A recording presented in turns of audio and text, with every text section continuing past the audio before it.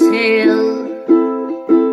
Well, there's a place I've come to know well, led by a man named Sty. He's full of stories, he is quite a guy. Sit around the campfire and hear him tell his tale.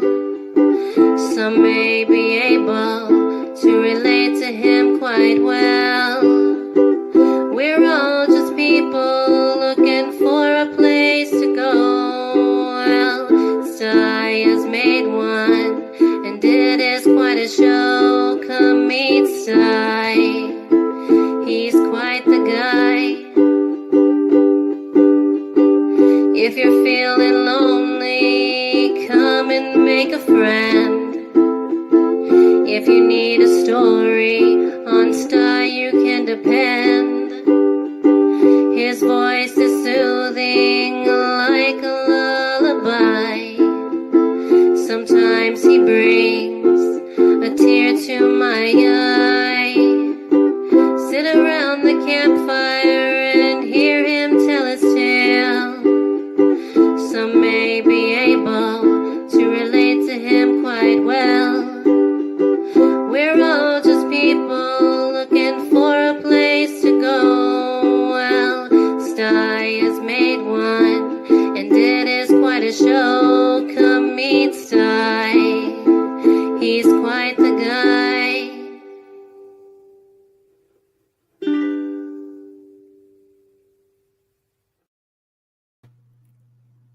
There you are. Hey, it's great to see you all on this Sunday, on this Labor Day weekend here in the U.S. We'll probably talk about that a little too. I'm going to shout out the few folks we got out in the chat. Metal Music jumped in real early. He says, I have some leftover pizza and leftover burgers. Guess what I'm going to do? It ain't hard to guess. You guessed it. I'm adding the pizza to the burger and have me a good pizza burger lunch. I've done that in the past, pal. But what I do is I take that leftover burger and I measure it up on a slice of pizza and I cut out the round shape of the burger out of the toppings on the pizza. And then I scoop those toppings off and I put those on top of the burger with no crust. And then I throw it on the grill and let everything melt again. Throw it on the bun and have some fun. You bet. JCT jumped in there and says, hello, Sty. I'm making 7-layer dip. Oh, my gosh. Oh, that'd be good. I haven't had 7-layer dip in, oh, man, a couple of years, I bet. Oh, that sounds so good. And there's Alexander, old country homesteading, yelling, hey, folks, to all of us.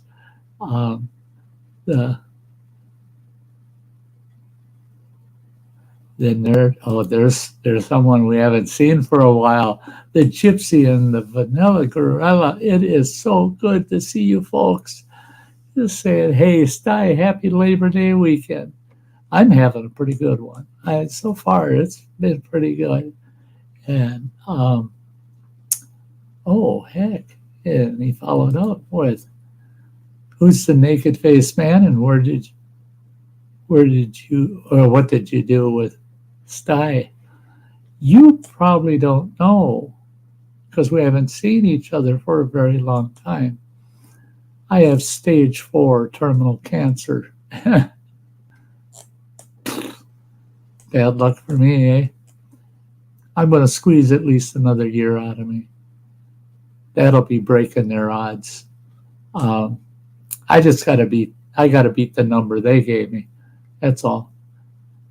Maybe I'll go further than that. We'll see. We'll see what the world has in store. Metal Music says, is that a 7-layer cheese dip? I'm up for that. Now, I went to a guy's barbecue where they made a dip and it had about 7 different layers of cheese. It had Monterey Jack, it had sharp cheddar, it had mozzarella, it had provolone, it had one layer just had Parmesan in it. Um, had all these different layers, and then this sauce that he had made up that he poured in between each layer with the cheese, and then he put that in the grill, let it all melt down, and then he popped it out. And man, we were dipping anything and everything. And oh, it was to die for. All those different cheeses. Oh, Gypsy and Vanilla Gorilla. Um, don't like hearing that, he says. Yeah, well, um, like I said, it is what it is. You this whole damn world, we got to live with whatever comes our way, right? And I still smile. Yeah, yeah. I lose my wind a little bit, and my voice is getting a little ragged, but I'm going to stream right up till I can't. I am going to, yeah. This is my first love, coming here on YouTube with all you folks. That's my first love. Then I got Sty still got things he wants to do. I got a bucket list. And now I got a little bit of resources added to my bucket list. So a couple items will get filled in. Yeah. Yeah. Well, it's a good opportunity. Hey, share this out. Subscribe if you haven't. Ring the notification bell. I ain't going nowhere. Ain't going nowhere. I'm hoping to have some content here in October because I'm going to be making myself a trip. I was going to do it this month, but the dang doctors had their way with me. I got so many appointments this month, I can't squeeze it in. So I'm going early in October, and then early in November, I'm making my second trip. Those are 2 trips on my bucket list. That's to see my sister and her husband, my brother-in-law, and to see my daughter and her 11 kids and their 1, 2, 3, their 3 little ones. So, yeah. Oh. Metal music. Wouldn't that be a treat? Wouldn't that be a treat? We just need Morgan Freeman to narrate you. Oh my gosh. Yeah, I'm not going to throw that in my bucket list because that one I don't think will come true. What I'd really love is to pull Morgan Freeman up here on the panel and have a chat with him. He's one of those sensible, common sense, wonderful people in the world. So I could spend hours chatting with that man. So without ado, I'm going to pull this sweetheart of mine out of the basement. There she is. Hey, everybody.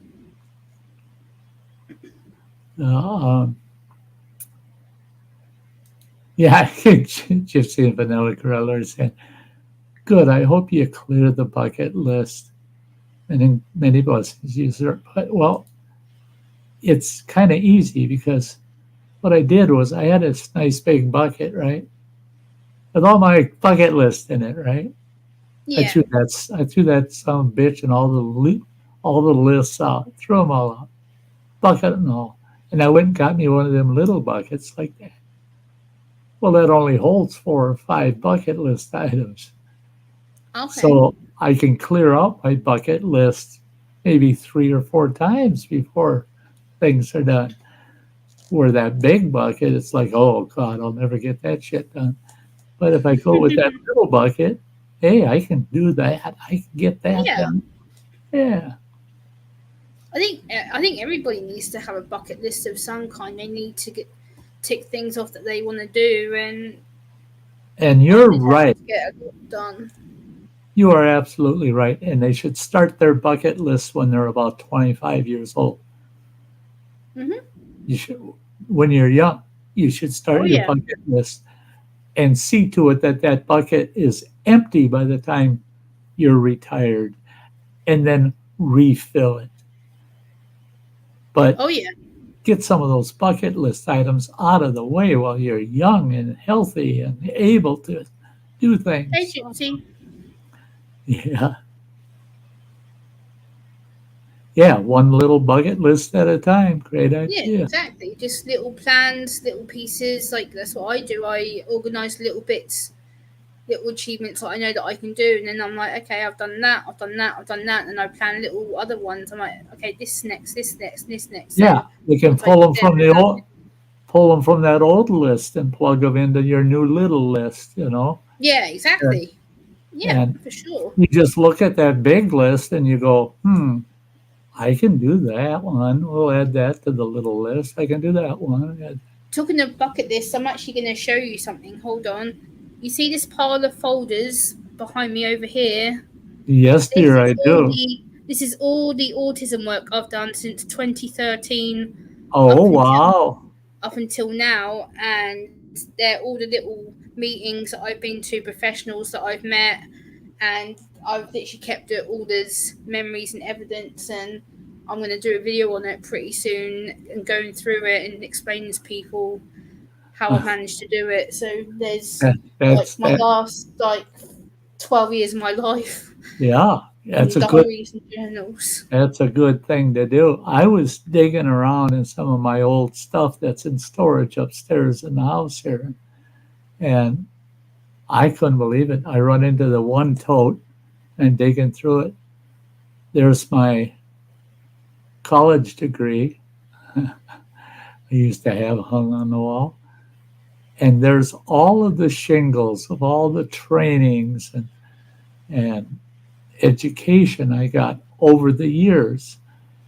Yeah, There's a big stack of that shit, and I'm going through. I go, oh, that's right. Yeah, oh yeah, it bringing it all back. And then I asked myself, now wait a minute. During my career, I had those on the wall. You come in my office at work, and you saw all my shingles up there, everything I accomplished. What did I do? I retired, stuffed it all in a tote, and I should have hung all that shit back on the wall at home, you know, because it reminds you of the things you've accomplished in life. Not that what others have done, but what you have done, things that you have the right to give yourself that little pat on the back and yeah, say, absolutely. Yeah. look at what I got done. Look at the things I got done in life. Well, good afternoon there, Justin. Hi, Justin. I just pulled my last, it's a big chunk too, a big chunk of that Macatoon sausage out of the freezer yesterday. It was thawed out this morning. First thing I did was cut a slab off of it and walk around here eating Aww. that sausage and talking to my oldest daughter for 2 hours. I mean, she called me at, what the heck was it? Yeah, at 10:30 this morning. And, well, at first she didn't call me. She texted me, and I heard the text. So I grabbed the phone, and I'm laying in bed. I got that nice hospital bed now. It's like sleeping in a deluxe recliner, man. My hospital bed don't have the side rails and that kind of shit on it. It looks like a Yeah, normal ours bed. do. Looks like a normal bed, but I can make it go into any position I want. I love it. So I'm looking at the text, and she goes, I hope I didn't wake you up. Is this a good time to call? I want to talk to you before you did your stream today. So I texted her back, and I said, call if you want. Well, she called, and 2 hours later, finally, I said, that's it. Goodbye. Man, oh man, chatting with you for 2 hours. And the she's got her hands full too. She's got a couple of special needs kids, and Yeah.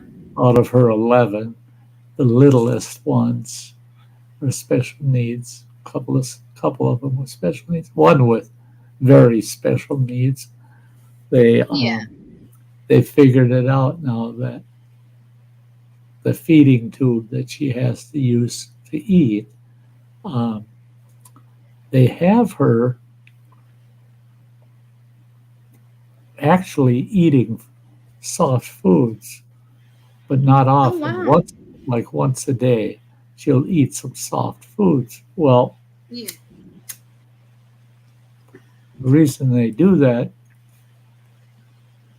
is to keep the natural muscle rhythm of the esophagus healthy so it can swallow.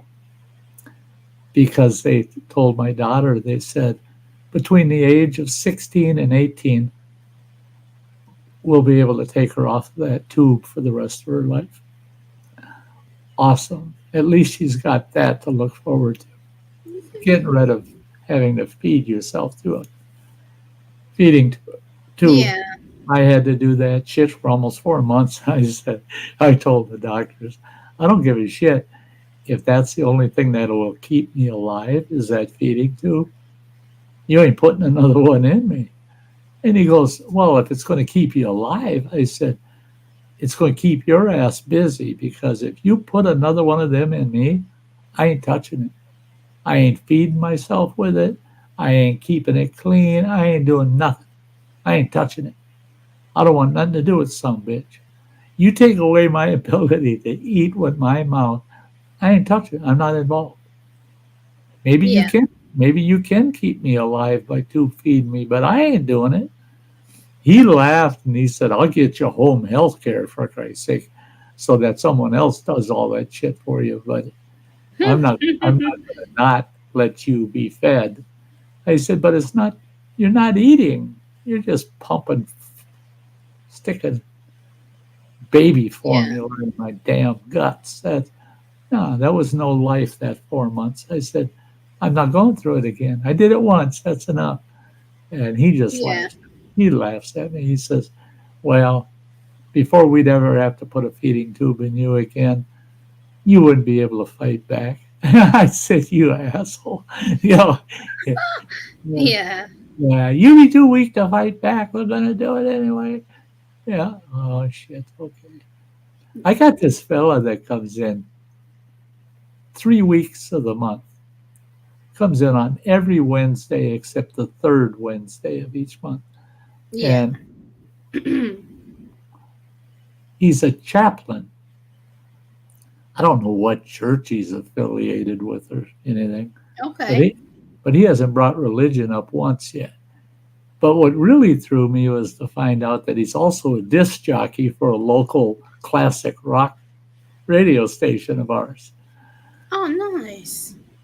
And when he comes, he says, every time I walk in your house, you got Spotify on and you're playing all your lifetime favorites. I said, yeah, it's a long playlist. He says, I know, I've been here up to 3 hours and we never got through your playlist. He said, someday I want to hear your whole playlist. I said, well, it's 4 hours and 50 minutes. So if you got 5 hours, yeah, I don't care. You can sit around and listen to it. I'll take a nap while you do that. But, but that goofy bugger, I got Running Water bought this awesome locker. It's like a school locker, Yeah. but it's modern. It's kind of steampunkish. It's cool. It's a cool locker. But it Yeah. has to be put together into some bitch is heavier than hell. God, that thing is heavy. But we need it put together and put downstairs here. So I got something to keep my clothes in. Right now they're on 2 chairs, all my clothes. Because I got no dresser, I got no Yeah. closet, nothing down here. There was a bedroom, but that's been converted into an office, and I'll say it's half office, half storage. Um, so this chaplain, his name's Matt, he goes, so what do you got for plans between now and next Wednesday when I come to visit? I said, well, I'm going to get the lawn mowed. I'm going to do this. I got tree trimming to do. I got to do this and this. And I said, and I got that locker in that 6 foot tall box sitting in the studio over there. And he come in here and looked at the box, tried to move it. And he comes back in. He goes, don't touch it. And I go, you ain't telling me what to do. He goes, oh, yes, I am. Don't you touch it. He says, that thing is so heavy. And I said, yeah, well, I figure I got it standing up. And if I cut the box open, I can take pieces out one at a time, get them all laid out in the living room, and then assemble it. And then all I got to do is stand it up against the wall. He goes, no, you don't. You don't touch it. Don't touch it. He says, when I come back next Wednesday, we'll put it together. He says, you supervise and I'll wrench. And I'm going, oh, Jesus. Here we go again. Somebody, I know I can do it. It's going to take me 3 times as long as anybody else. But here he goes, taking that away from me. I want to say, look at that locker I put together. Yeah. I don't want to say, oh, look at the locker that Matt put together for me, because I'm an old fart and I'm dying. I can't do it. Bullshit. I know. I want to do it. Yeah, I it's wanna kind of put it- taking your independence away, not letting you Yeah. do it. I keep telling people, I love the help as long as all you're doing is helping. You're not just doing it for me. Yeah, you just have to know the boundaries of when you can and can't do things. If you keep being Right. told you can't do things, and then it makes you less mobile. When you're less mobile, you feel more rubbish because you're not being active. it. Right. And that's a big problem with me. I haven't been out with that all-terrain walker I've got. I haven't been out using it for 2 weeks. I should be. Yeah. I should be out there every damn day. But I made myself so busy with other things that I feel exhausted. Well, I don't want to push the thing 50 feet, sit down for 10 minutes, push it for 50 feet, sit down for 10 minutes. I don't want to do that shit. I want to say, well, I want to walk that mile and back and take 4 breaks during that, two breaks per mile. Yeah. Everybody tells me, oh, no, you should take shorter. I said, no, I've already walked that. I know that 2 breaks per mile gets me there and gets me home. That's a 2-mile round trip walk. But I got to have the sense sometimes to say, don't do anything now between now and this evening and then go out for that walk. That otherwise my legs are just rubber. I mean, and people go, yeah, he needs a walker. Look at that bugger. He's not very stable on his feet. But they don't realize I spent all day on my feet. I'm just shot, But yeah, there's certain things about the death process that I didn't even realize. I never thought of it, I guess I could say. I just never even thought to it. There's certain things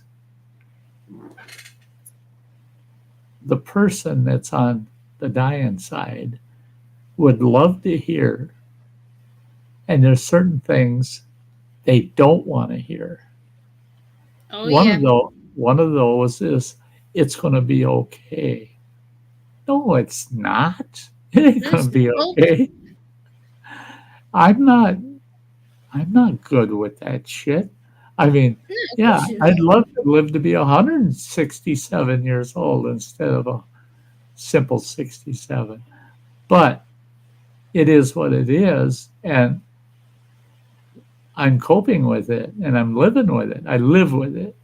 And another thing is, never say to someone that's terminal, I know how you feel.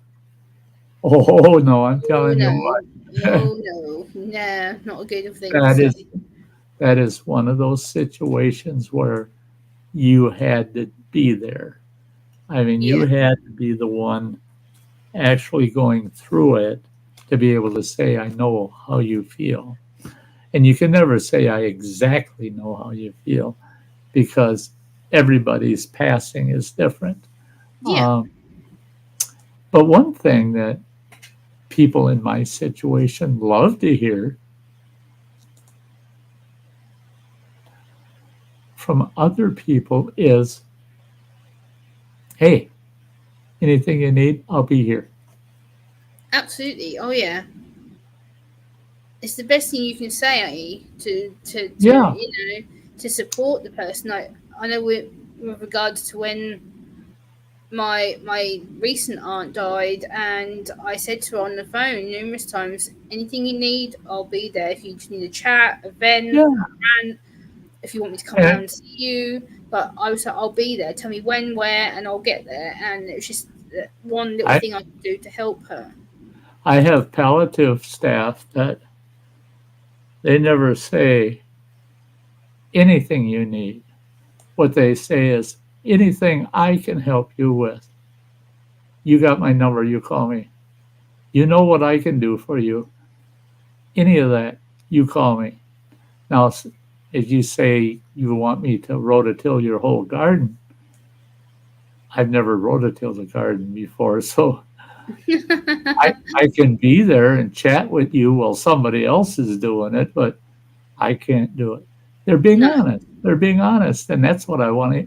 What I want to hear is someone saying, "Hey, I'll give you a call," or "I'll stop in." You know, that's what I want to hear. Is your true friends in life. You might not see them all the time, but when you really need them, boom, they're right there. And they might be nothing more than a sounding board for you that you get to say what you want to them, and their only response to that is, cool, thanks for sharing. Because Yeah. they're going to give you, in a sense, the right to control the whole thing. If you want input back from them, you'll ask for it. Otherwise, Yeah. maybe all you need is to bounce some things off of people. I have a good example this last week. I've been trying for months to apply to have Medicare pick up part of my medical costs. Well, everybody I worked with said, "Oh, here's a phone number, and it's so and so you want to talk to. They'll walk you through it." In this situation, 5 different people, and not one of them helped me understand the damn thing about it. That's So awful. this chaplain, when he come and visited Wednesday, he says, "Are you running into any difficulties or anything getting some things done or whatever?" I said, "Well, right now, the only thing that's irritating me is I bit the bullet and had to humble myself, and I asked for help. Well, the person I asked put me onto the person that can help me, just to find out they can't. So they put me onto the person they believe could help me. And they couldn't. So they put me onto Yeah. the next person. And they did that 5 times. And then I didn't hear from them for over a month. Didn't hear nothing. I said, and so I'm at that point where I'm taking it out of my bucket list. And a lot of money in there, but there's enough. And I'm just going to pay those extra medical bills because I'm done with it. I'm done. The stress of it, the confusion, Yeah. the lack of response. You start to feel, well, these people with this agency don't give a flying effer if I die or not. They don't care. They don't care. Otherwise, they'd say, "Hey, let's get together and we'll get this done." No, I haven't heard any of that. Well, the day after he was here on Thursday, I get 3 phone calls. The one gal, I meet with her on Tuesday, and Oh, nice. she said, I can't. She says, heck, we'll do it on right on my computer at the office. Pull everything up that you need to do. I'll even dial the speakerphone for you, but you have to do it. I'm not allowed to do it for you under law, federal law. She says, it has to be done by you. I said, but you're going to show me how to get to that point, right? She goes, oh, yeah. And she says, I want to see you at 2 o'clock on Tuesday and plan on 2 hours. I said, really? She says, yeah, I got a couple other things you can apply for too. Where the hell did she come from? Yeah, right? Then I have this fella call me, and he tells me he'll come to the house and do the same thing that she was going to do. And I told him, I said, if she doesn't work out, expect a return call from me. Then we'll set up a day for you to come over. But I said, all of a sudden, I've got 3 people, the chaplain, this gal at this agency, aging agency, Yeah. and this guy that's from a hospice team. He's actually works for hospice, but all he does is supportive programs and helps people fund or finance things. And Yeah. hey, bacon stuffed donut, didn't mean to ignore you there. Hi, Great to Timothy. see you. There's Timothy Parker. Awesome. Awesome. But all of a sudden, I got these people coming out of the woodwork that literally sound like they want to give me a hand in that. And so I called Matt and I said, hey, good news. I got these people all trying to help me. Thank you for you being Yeah. concerned. And he says to me, he said, oh no, I called them guys. I go, you did? And he goes, well, yeah, I found out who these 2 were and got a hold of them and chewed them out. He says, you got one more call. He says, you got one more call coming, and that's from that agency. The gal that you first talked to, I found out that is her job, is to walk you right through that whole process, not give you a phone number to call, to have you come in and walk through the whole process. He said, and I spoke to her and she guaranteed me she'd call you. Well, that evening she did. She called me. And yeah, it's been a long time, Timothy. But that's where I told Matt, I said, I'm too damn proud. And some people say I'm humble. I'm not that humble because I don't want people doing things for me. I just don't take it Okay. well.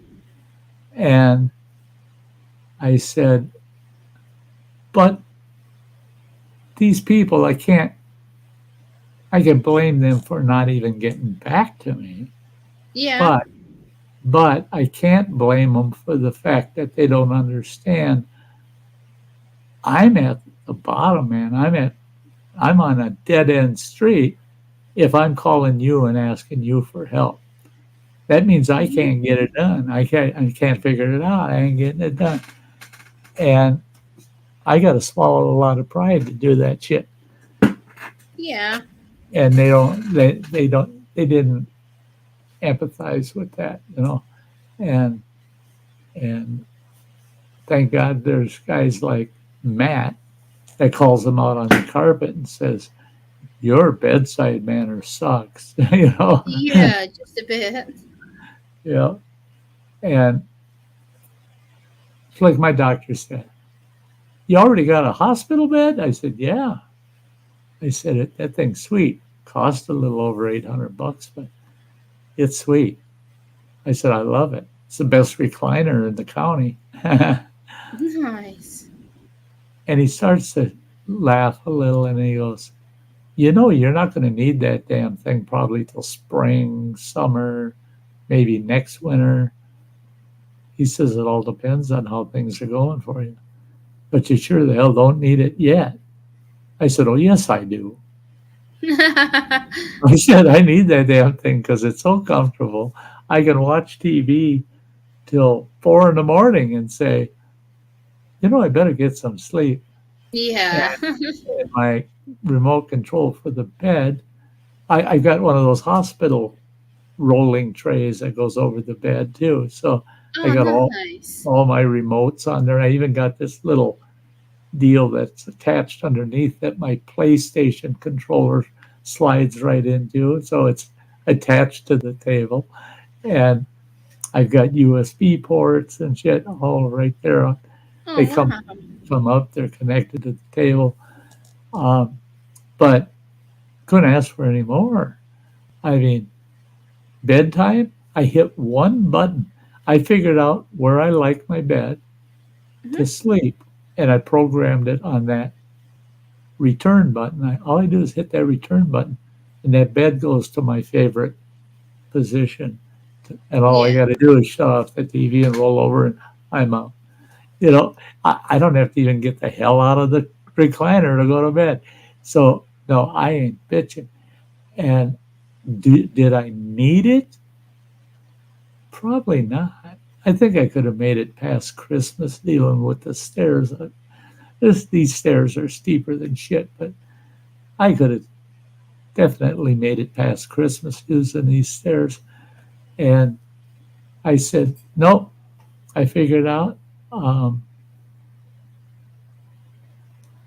that I just don't want to do the stairs. No, you didn't need to. And I had the resources. Running water helped out a lot. He kicked in a good chunk of money too.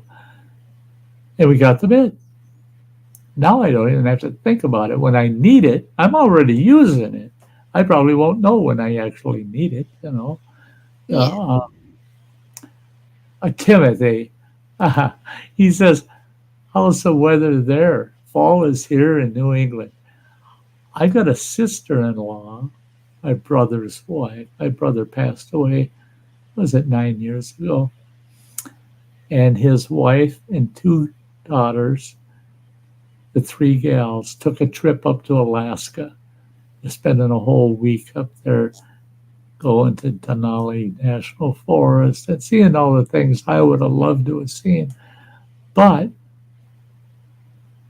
she's doing bucket list items because she's now retired and she has the resources to do that.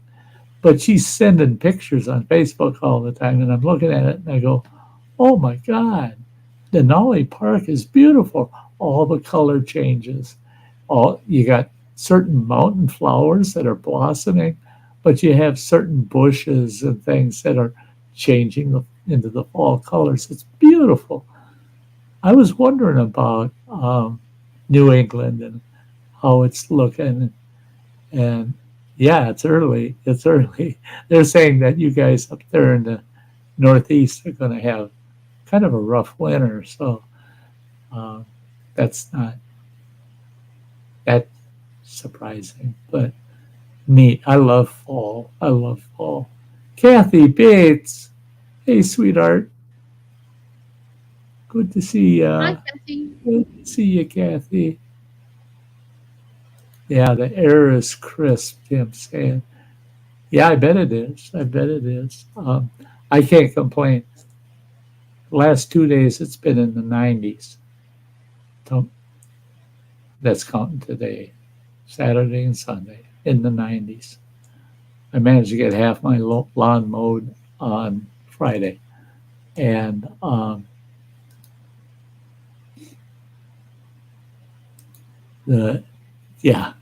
indicators of a hard winter there, Tim.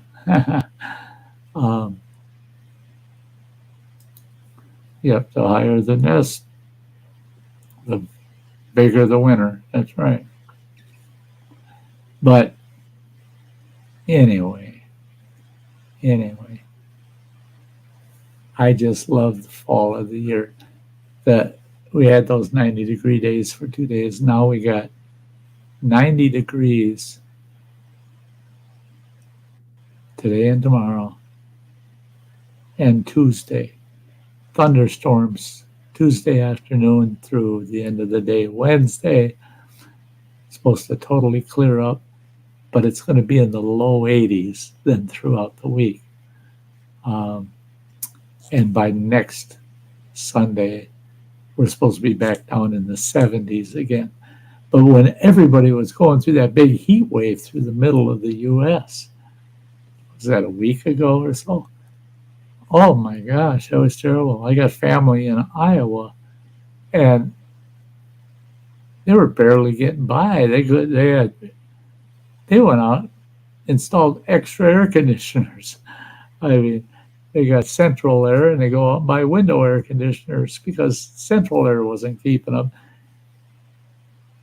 When it says it's 98 degrees, and then the heat index says that it feels like 105. Yeah, it's getting pretty hot. Yeah.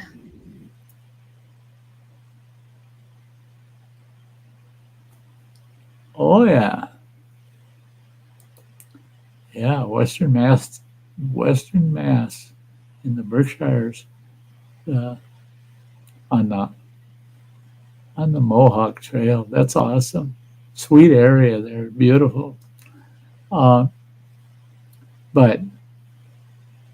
these people are cooking. I mean, I got family messaging me and saying, "Oh, we don't know how we're going to get through this. It's terrible." And blah blah blah.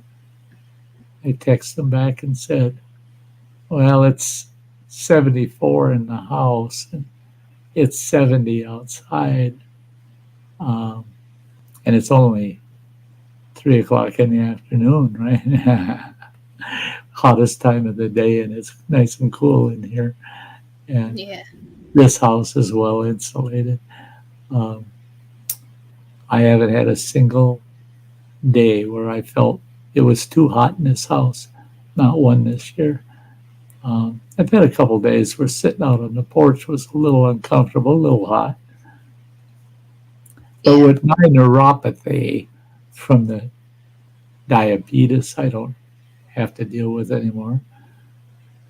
And the chemotherapy is at that point where temperature is insane. Taking something out of the freezer, I got to use an oven mitt to take something out of the freezer because I can't touch something that's frozen.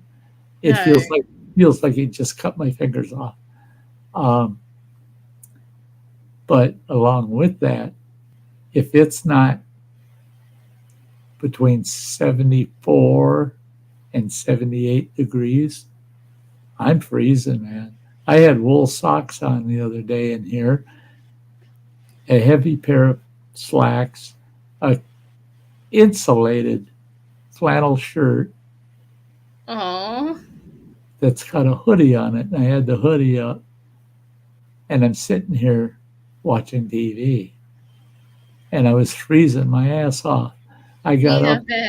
I was going to go turn the thermostat up, and I looked, and I go, "Oh, Jesus, it's 76 degrees in the house." Yeah. Everybody else that came and visited that day saw me, and they're just like, "Are you nuts dressing that way?" I said, "You're the one that's nuts. You're wearing a T-shirt and shorts." They said, "It's hot in here." Oh, bullshit, it's hot in here. Yeah, I'm freezing my ass off. And so I keep my hands off of that thermostat now that I understand it. I just got to dress for it because there just ain't enough of me to have a lot. I don't have enough body mass to have enough body heat to stay warm. And I had a guy the other day tell me, he goes, "Jesus, Sty, I've never seen you so thin in my life, and I've known you for 30 years. I said, yep. And this fella's a chubby fella. He's a really chubby fella. And I go, how much for about, say, 50 pounds of that crap you got around your waist? Oh God. He laughed and he goes, if it wouldn't hurt, I would donate. He said, I would donate it to you if it wouldn't hurt. He says, but I know that would hurt. I said, yeah, Oh. yeah, I wouldn't put you through it, but boy, it's tempting. Get a little Yeah. closer. I got a nice sharp knife. I'll fillet you right out, wear you as a coat. Nice chubby fella like you. You be as skinny as me, and I'll be wearing your skin as a coat. Yeah. Uh, yeah, that's one thing too. Is I have people telling me all the time, "I'm glad to hear you laughing. I love that. Love your laugh." The It's the best way, for me, it's the best way that I cope because yes, if yes, you're not going to help someone by being sad. I have to be careful how I phrase this, but exactly. you can't be sad for the person, even though they're sad and going through the most difficult time in their life. Because if you're sad, it's going to make them feel worse. You need to be there to uplift the person Yeah, and be there to, yeah, be supportive. And I found it hard this last time because I'm only still getting my head around it, but I have to be, life is for living. If I keep being exactly. negative or being sad, that person's gone in vain, and I don't want that. Yeah, right. And the thing is life is for living. So live your life. Absolutely, yeah, yeah. Death, death sucks. For Death does everybody. suck. Oh yeah, I'm aware of that. For everybody, death sucks. So why dwell on what sucks? I'd You want to rather. I focus on the living memories. You want to focus on Yeah, now, because this is the thing I've learned. You need to take time to be with your loved ones. Don't get me wrong. If you know you've got loved ones who don't have much time left, or you know that they are isolated. ill or isolated, go and see them. Go and Yeah, spend time with them, because I've regretted not spending enough time with my relatives, and I've paid the price for it. You and need to that's make the time. you're hitting the nail right on the head. And I wish I would have had a much better understanding of that when I was young. That if you have questions of somebody that's going to be passing rather soon, you better ask Oh yeah, absolutely. because Oh yeah. There's no who harm in asking. That's what I've learned. Even and, if you and, ask the and most silly question, you don't know until you ask. exactly, and who are you going to ask when that person's gone? You can't. You can't ask them that question after they're gone. So, or if you want to share something with them, an experience, let's go to the park, let's go to dinner, let's whatever. Do it. Don't think about it. Just do it, Oh yeah. because once that person's gone, you'll never be able to do it. So, hey, Native Kutza, Hey, Grammy. hey, sweetheart. I saw you.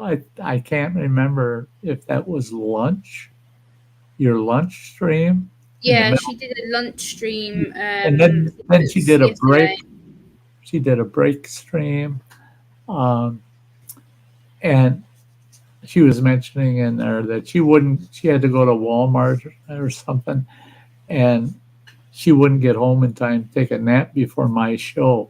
She's talking about me, and I'm just happened to be able. Oh, there she is, and I pulled her up, and she was Hey, rattling honey. on about me, and I didn't get to watch both of her streams all the way through. For me, it was a rough sleep wise. Yesterday was a rough one. 29 hours I went without sleeping, and Ouch. and then but I Wow. slept You, I slept like a stone this morning. Boy, that felt good. as I That say, I felt bet good. your body must have needed it. Hi, Bunny. Good to see you. Hey, sweetheart, Mystic Oh, you did Bunny. take a nap, Grammy. Good. That's good. Yeah, she squeezed in a nap. I took a little nap, she says. I got a total of 4 hours of sleep. So Ouch. I went to That's bed still at nowhere 6. near enough.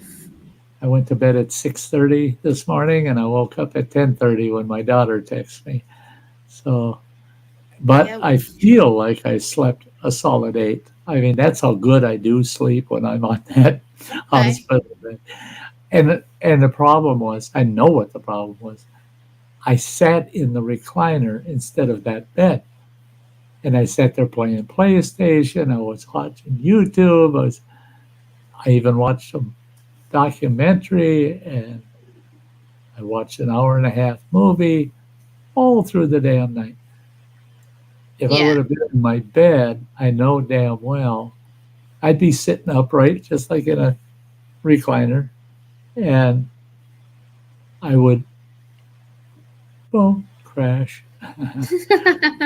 Yeah. One thing I got used to is I saved this one YouTube video that it's black screen. Your screen goes completely black, and all it is the sound of rain and distant thunder. Oh, nice. I start that, and guess what? That thing is 23 and a half hours. Well, I ain't going to sleep no damn 23 hours. So I turn that thing on, and boy, that knocks me right out. And if I wake up to reposition or something, I hear that thunder and the raindrops. Boom, I'm back to sleep. I love it. I love it. Because Yeah, I listen to a lot of things like that to help me sleep. It helps to self-regulate me from yeah, struggling in my sleep. it calms you so much. Yeah, I love absolutely. it. I love it. Mystic Bunny just got done swimming in the lake. That They're sounds fun. Yeah, they're camping. They're camping this weekend. And is that Minnesota you're in, girl? Oh, Um, nice.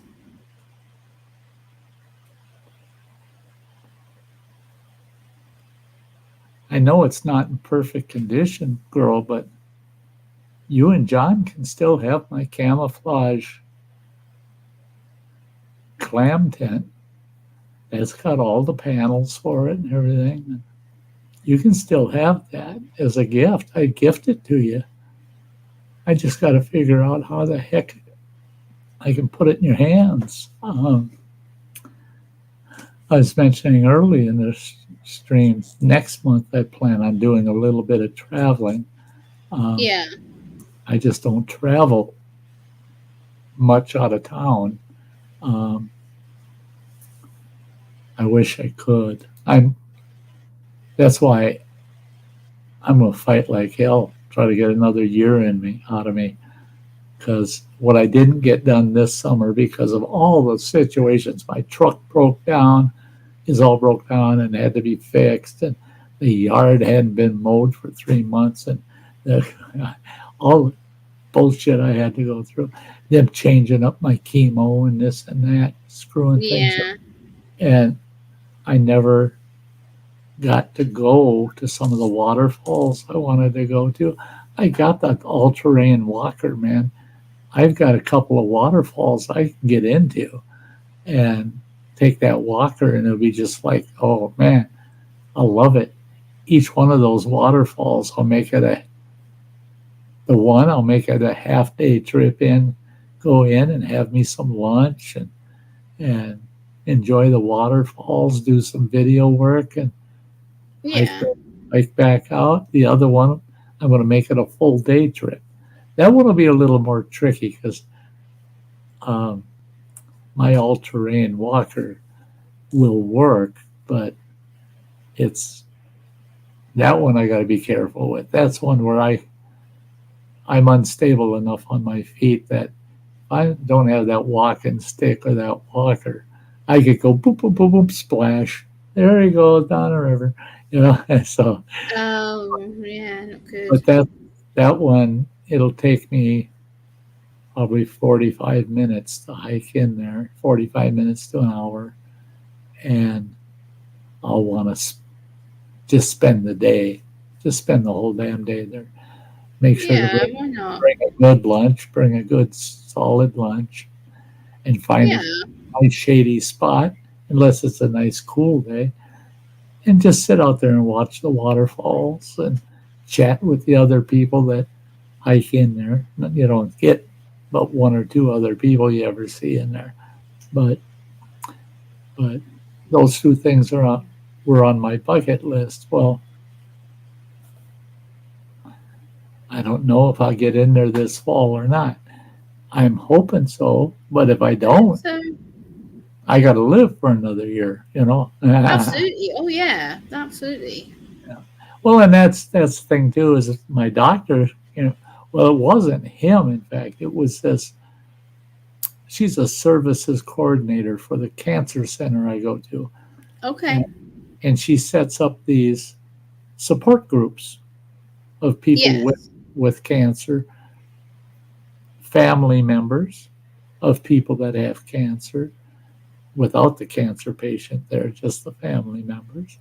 And then she Yeah. does group workshops with everybody involved. And she keeps asking me to come and talk to these folks. I told them, you don't want me talking to them. Because I'll tell even the ones, especially the ones that are just sitting there moping and they gave up. I'm going to tell them flat out, forget that you got cancer. Forget it. There ain't nothing you personally are going to do to change that. You're hopeful that the doctors will give you good advice and you take certain advice they give you and that'll be better. But going through it, just forget that you even got it and just accept that you're not as mobile as you used to be, but there's still things you can do. So get out there and goddamn do it. Plan on living again tomorrow. Make plans out for the week, for your week. And when you get to the end of the week, make plans out for that next week. Don't be planning a month down the road, 6 months down the road, a year down the road.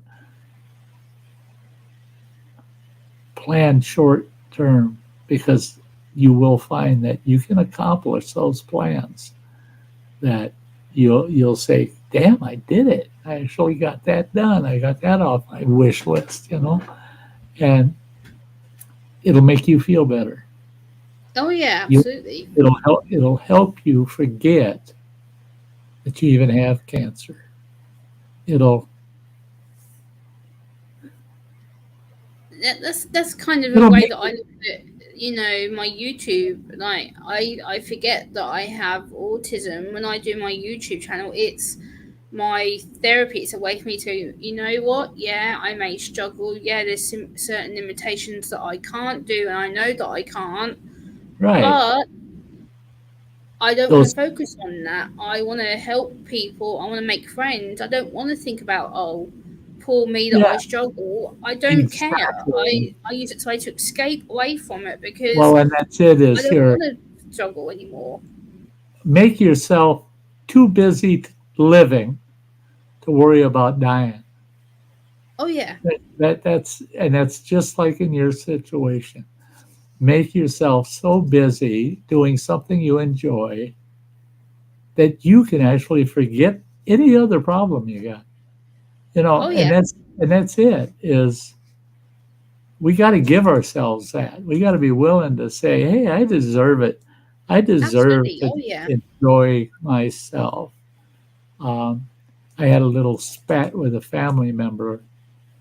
Um, what's it been now? 2 weeks ago, and these are reoccurring spats with this individual.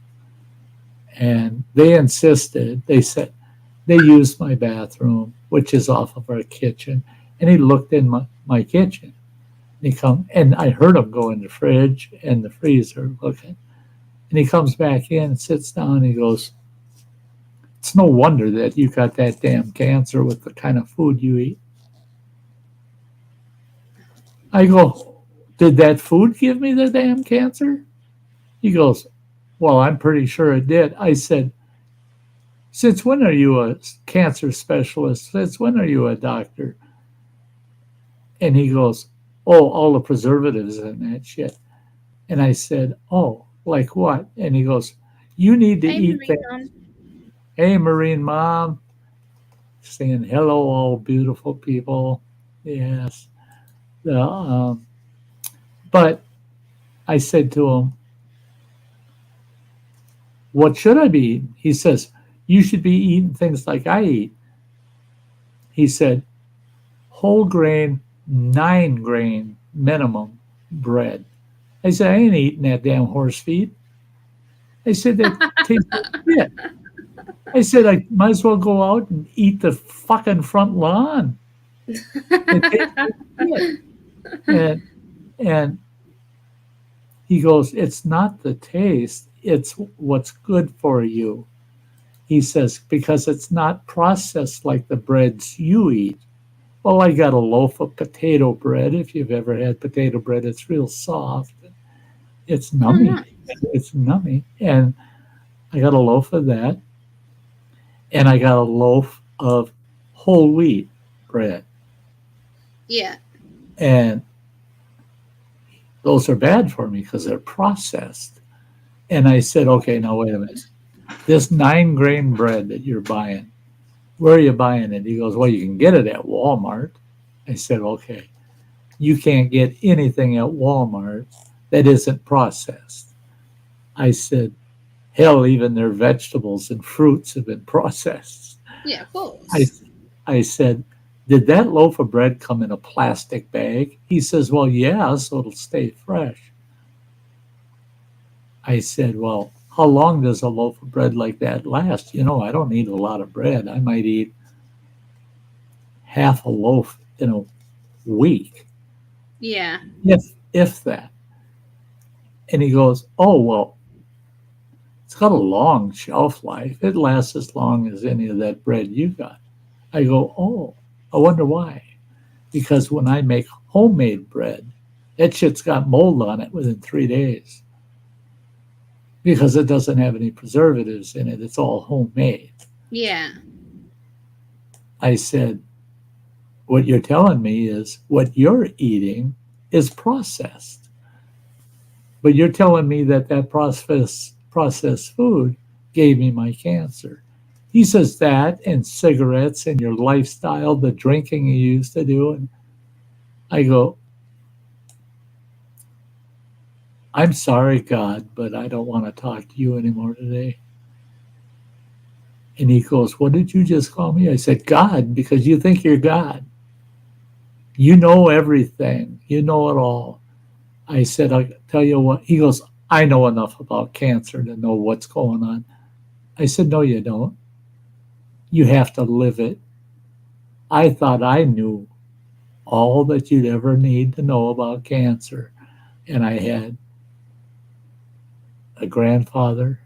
I had my mother with cancer. I had 2 of my siblings die of cancer. I had Yeah. five, I've had five two of my, aunts and a granddad who've all yeah, died of cancer.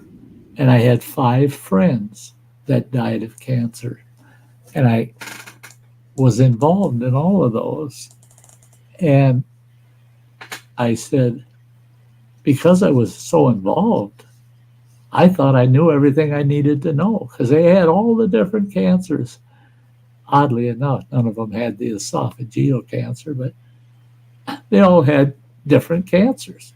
Lung Yeah. cancer in one, pancreatic cancer in another, melanoma in 2 of them, all these different cancers. Oh, 2 of them had liver cancer. One had cancer of the bone. One had um, cancer of the lymph nodes.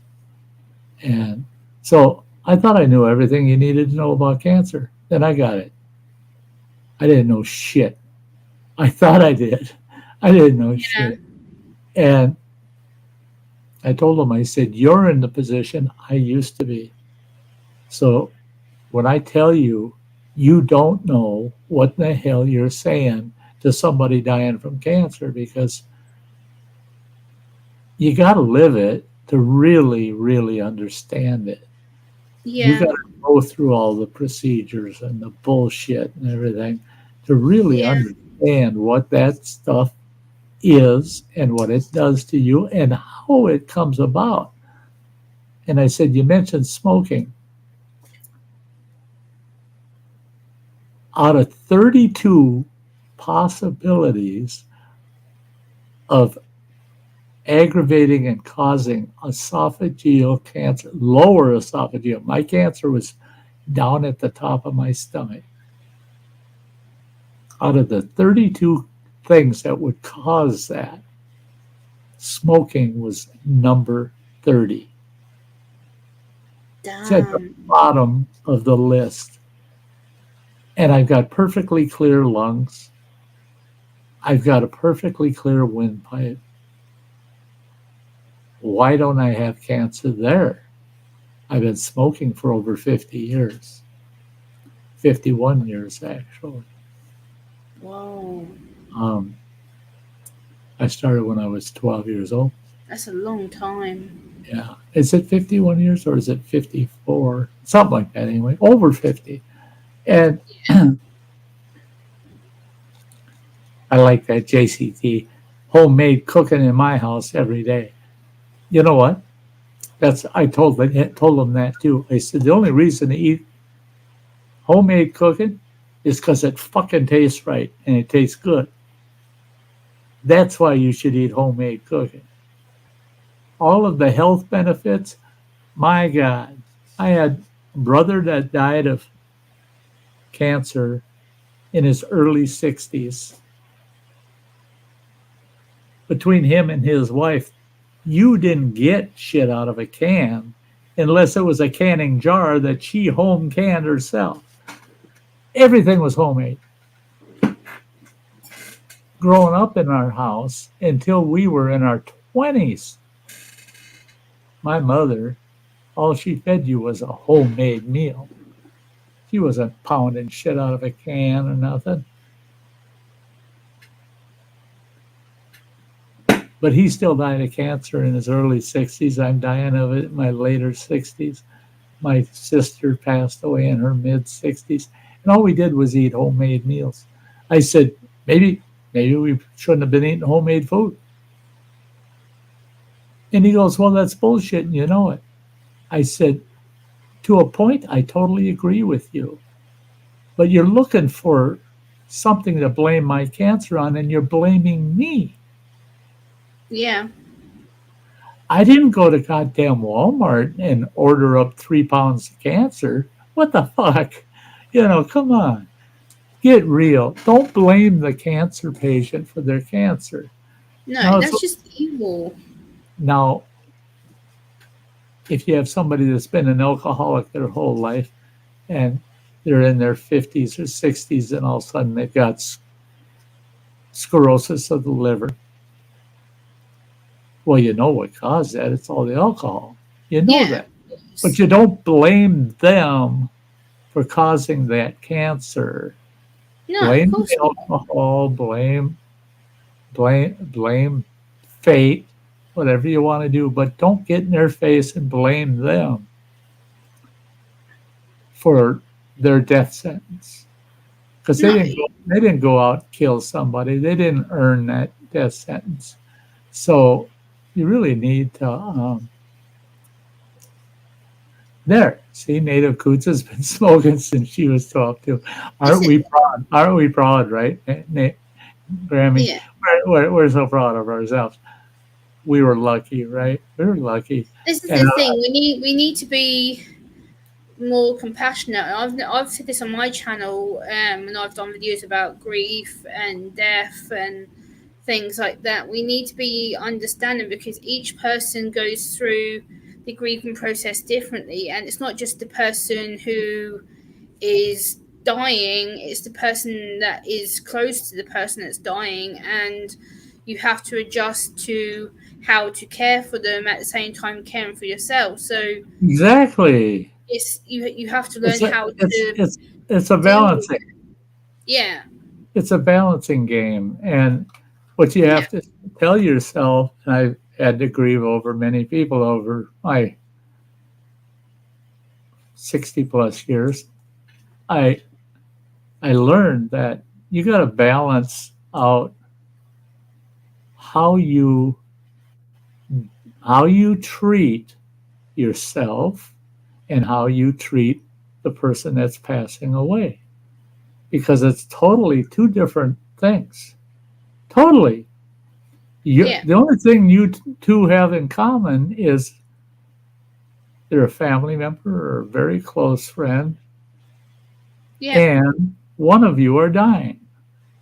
That's the only thing you have in common on the whole issue. yeah, So, what I need is going to be so much different than what you need. And if you're trying to make it easier for me, but at the cost of hurting yourself, now you haven't balanced things well. You have no obligation not to say to the person dying how much it hurts you. yeah, A dying person does not mind. It hurts them too, of course it does. Yeah, but they don't mind hearing what you're feeling, you yeah, it's know? just about the way that you say it and the way that you progress the conversation. It's I've been through so many deaths in my family in the last little while that since I've been on YouTube, I've lost 5 family members in the space of 9 years, and I'm Yeah. like, how am I dealing with this again? How am I going through grief again? How am I And you, going through tears, pain? And I've and, dealt with it. You and, have to. and Gemma, maybe you would agree with me on this.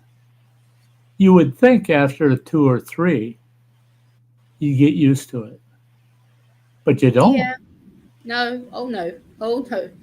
Oh no.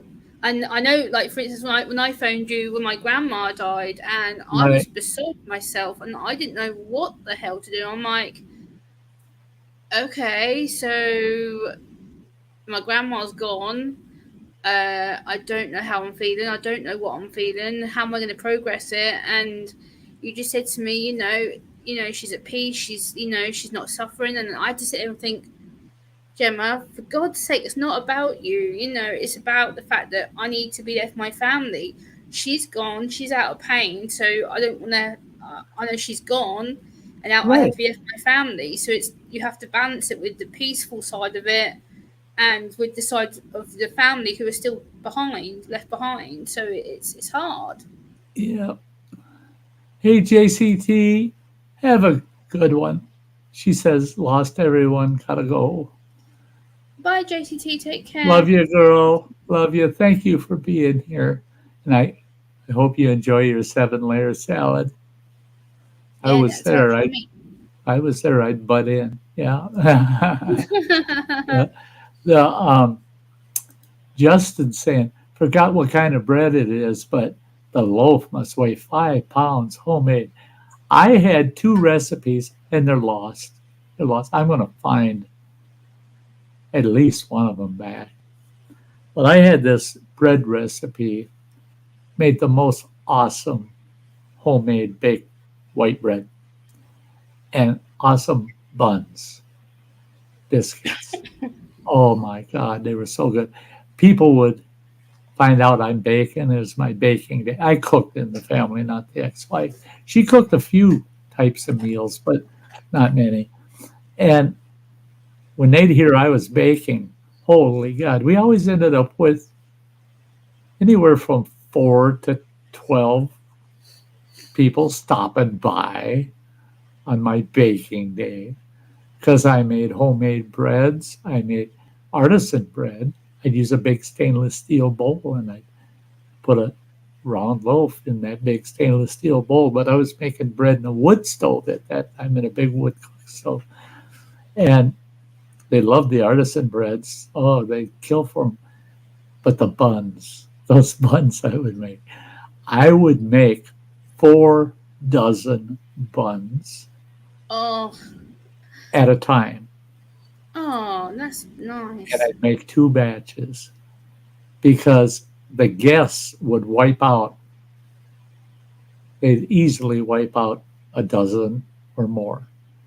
Yeah, My kids and the wife and I, we'd wipe out the other 3 dozen within a week. I baked once a week. We'd wipe out 36 of those buns in a week. Well, same with the loaves of bread. We might have a fourth of a loaf when the week was over and I'm making bread. So that we got bread. And the thing is I had a recipe that made the fluffiest white bread you ever ate. It was so delicious. I also had a recipe for a molasses bread, ooh, and it was very mild molasses flavor, very mild. But that loaf would turn out heavier than hell. Though I didn't make buns with that; it was too heavy. But I made loaves of that, and oh my God! I mean, the kids, they'd slice half a loaf. There's 4 kids. They'd slice, and those were the big long loaves. They'd slice half a loaf, and they just grab a handful of that bread and they take off. They don't put butter on it or not, and there they are just chowing down that bread. And but it was so heavy and dense and moist. I loved that bread. I put it in the toaster, and it was so unique because it would crisp up the outside, but the inside was of the toast was nice and yeah, soft, and you throw some homemade jam on it, some butter and jam, and oh, it was to die for. The Good to see you back there, Alexander. Um, oh, Marine Mom. I don't care what anybody says. Right now, today, even though I only use the stove and oven maybe 3 times a week, 3, 4 times, otherwise I'm eating out of packages or making fresh sandwiches, shit like that. But she says, oh my gosh, the best in a wood stove, yummy. I don't care what anybody says. Food tastes better off of a wood cook stove. Our wood cook stove had 4 of the big round multi-ring burners on the side where the firebox was, where you loaded the yeah, wood. The whole rest of that big stove across the top was a giant single piece iron skillet. And I could fix a whole meal for 6 people. I loved it because breakfasts were awesome. I could get hash browns going. I could get sausage or bacon going. And when it's time for the eggs, I throw the eggs on there. And everybody was having 2 to 4 eggs. And yeah, I'd have all those eggs on there. I'd load up the 6 dishes, take them into the dining room, and they never looked to see which one looks better because they were identical. That stove cooked everything exactly the same. And it just had such an old kind of, it made you think of the old days, that yeah, things were just so better and wholesome. yeah. My late grandmother used to cook her homemade bread in a big cast iron. Dutch oven. Yeah, and Oh, the bread was amazing. Like every time I used to go there, like the first thing you'd smell is the smell of the bread. It's like you'd walk in, it's like woof. it literally would hit you in the face. I miss that. It's one of the things I miss about her, because every time I used to go there, the bread used to be so fresh and bouncy. Like, I literally would press my hand on top of the bread, and it literally would go down, and then boom, it'd spring back up again. It was just like bouncy. It was really weird. But yeah, I loved Yeah. her homemade bread. It was one of my favourite things to go there, is to get homemade bread and bring it home. No kidding. Marine Mom, love my beans off my wood stove in the winter. And Daddy Sty, right? Everything is better off a wood stove or wood fire. Absolutely. I love making stuffed green peppers in a Dutch oven over a campfire. Oh man, they taste so good. And my stuffed onions with beef and cheese and everything. It's stuffed inside an onion, and got to be over a campfire. But on the wood cook stove for cooking everyday meals was so perfect. And in the winter, same thing. I get myself a batch of cowboy beans going. We call them cowboy beans. I get all my navy beans soaking the day before. They'd soak 24 hours. Then I'd throw them on that wood cook stove and add my molasses and everything. And then I'd throw a big chunk of salt pork all diced up in with it. And I'd let it sit there and slow cook all day long. Then I would add, at that time, without it, hamburger. But Nice. usually it was ground venison or elk that I would put in it. And a bunch of I fry up a bunch of bacon on the skillet side of the stove, Yeah. chop it up and throw that in with it. And call them cowboy beans because they're a meal, They're Yeah. a dang meal. Oh, my kids went nuts over it. Justin said it. Homemade donuts. You're damn right. Oh. When I go camping, hiking up in the backcountry in Montana, I always took bannock, all the powdered stuff for bannock in Ziploc bags, so I could make one big bannock in a hiking frying pan, for one of my daily meals. Yeah. And all I got to do is add water, mix the bag, and then all I do is pull that bannock out, pat it into the pan, and fry it up with a bunch of butter. Oh, it's awesome. But the kids were saying, it's not fair, we don't get to have pastries or anything like that. Well, we're living way the hell off the grid up in the backcountry. And I thought, oh, them poor kids, they just ain't, man, I get it. They grew up getting donuts and stuff like that.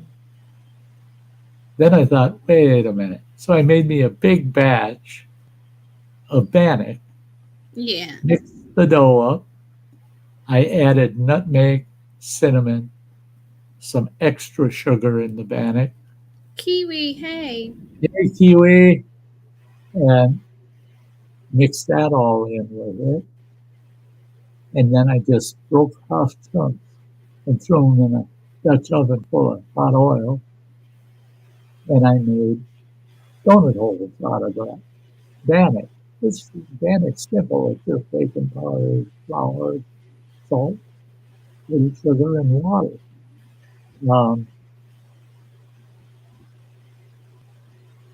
So I cooked the whole double batch up, and I had this big ass paper bag over half full, and I just poured a bunch of sugar in there and a bunch of cinnamon, shook the shit out of it. I dumped a bunch out on a big plate, set them on the table. I said, hey, kids, there you go. I made you donuts. They asked me, over 30 years later now, they asked me, God, we wish you would make some of those Rocky Mountain donuts. They titled them that. Rocky Mountain. Oh, that's nice.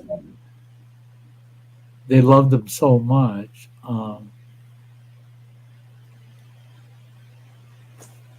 Oh yeah, I mean Alexander's saying that he used to throw cranberries in his breads. Now, I love that too. Depends on the season. Cranberries, blueberries, straw. I've done strawberries. It puts a different twist to the bread. Um, Now, raisins. There's nothing I like more than cinnamon raisin bread for toasting. You don't have to put near as much jam on them. Oh God, that's so good. Oh yeah, I'm wanting some now. I'm wanting some. Take care, Kiwi. Don't overdo it. Yeah, you have. Yeah, you make sure to take care of yourself. He's got a mini digger coming today. Yeah, he's got some excavation work to do. You be damn careful, bud. You be damn careful. Yeah. Oh, huckleberries out in northwestern Montana. We just about lived on them. Just about lived on them. And the huckleberries of the east are nothing compared. I mean, they're not the same as what's in that northwest corner of the United States and the southwest corner of Canada. Those huckleberries, oh my God, they're so damn juicy. Oh, Jesus. But we made pancakes, muffins, breads, everything. I mean, you take the huckleberries and you make a syrup out of them for pancake syrup. You make preserves out of them. Huckleberry jam. I've got huckleberry jam, huckleberry pancake syrup. What else I got? I got 3 or 4 different huckleberry products up in the pantry.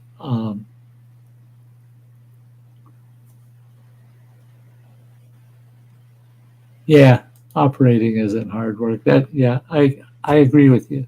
It's like me mowing the lawn. People tell me, "Oh, it's Sty, you shouldn't be doing that shit anymore." Come on, I'm just driving a lawn tractor around the damn yard. There's really no effort. I told my boy the other day that it takes more effort for me to get on and off the damn thing than it does to run it for 3 hours.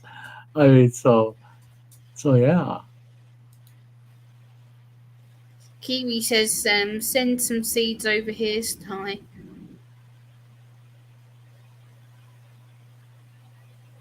Huckleberry seeds. I don't think that I don't know. I'd have to be there through a full season to let you know if they would even grow there. I don't know. They grow in the high country, northwestern Montana, on a bush that never gets over 3 feet tall. And boy, when those bushes get loaded with berries, they're almost laying on the ground.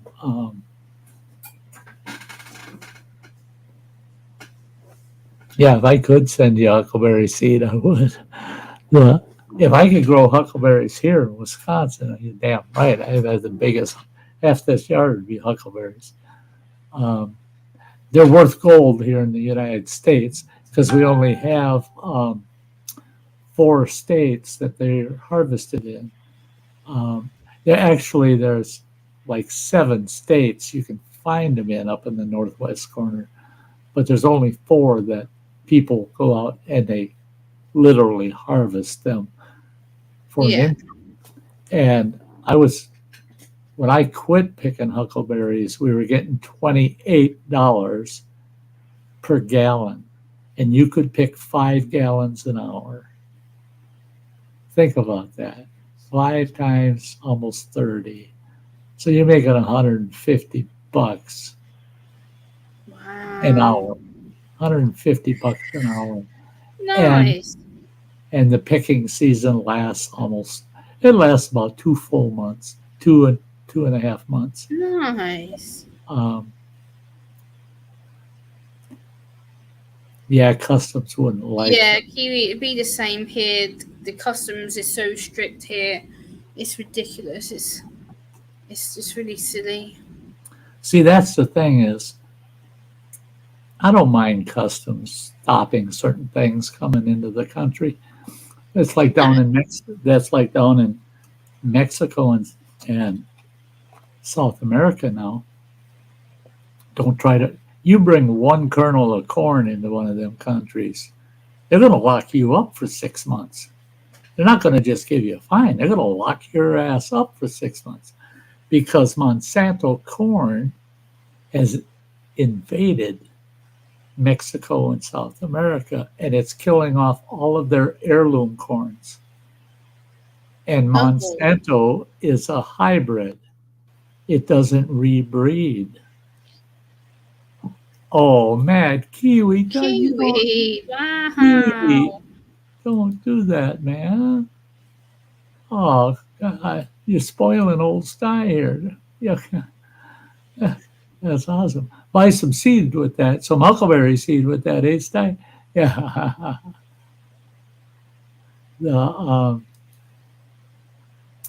Yeah, customs. It all depends on what country you're in. God, years ago when I used to go down to Mexico, we crossed from Juarez into El Paso, and I'll never forget. I come out of Juarez. I had a guitar I bought, awesome acoustic guitar, beautiful guitar, and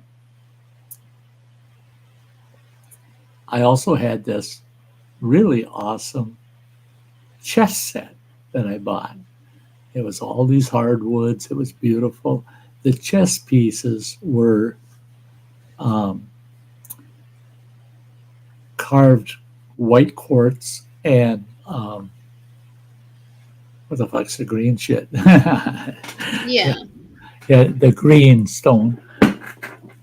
That same chess set in the United States costs $130. I got it for $7 down in Juarez, Mexico. I got that guitar, which sold in the United States, for almost $400. Wow. I got it for $20 in Juarez, Mexico. Damn. So here I am. I get to the border. I got my new guitar. I got my chess set. And I got 2 quart bottles of some really good, true Mexican tequila. Well, that's when I found out that no, I wasn't allowed to bring 2 quarts in. I could bring 1. So they kept a quart. And then they asked what I paid for each of those items. I told them. Because I got to pay a duty on it, right? To get back into the U.S. Yeah. 12 cents. 12 pennies. That's it. Wow. For all that shit. I come strutting across that border with that shit, just happier than hell. You go down there now, you go into Juarez. You'll be lucky if you manage to get back in the U.S. Somebody's going to shoot your ass. Yeah. Oh, there you go. That Kiwi just bought himself a new acoustic. See, I electrified mine too when I got home. I put a bar on it. Yeah.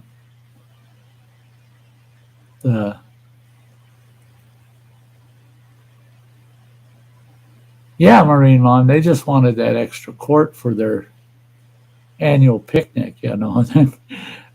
Canada's that way. There were 3 of us. We're going to go fishing in Canada. We're going to be gone for at least a week. Yeah. I smoke like a chimney, so I'm going to take 3 cartons of cigarettes with, just in case. Well, my buddy, he decides, yeah, he's going to bring 3 cartons. The other guy didn't smoke. But boy, the other guy really drank. So we got 4 bottles of whiskey. We got 4 bottles of vodka and 4 bottles of tequila. And we've got 6 cases of beer. All of that is hid up in the front, the bow of the boat, underneath the bow, all tarped over and hidden real good. And See we that, get Kiwi? see a kiwi. So we get to the border, and the stinking border patrol says we're going to search your vehicle.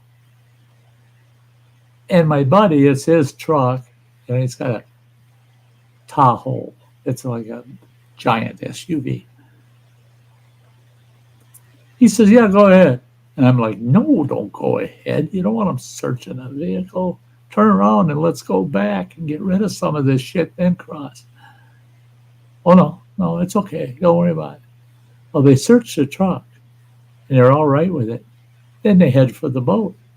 And he goes, well, I thought you said vehicle. And they said, no, that boat and trailer is a vehicle. It's attached to that one. We searched both of them.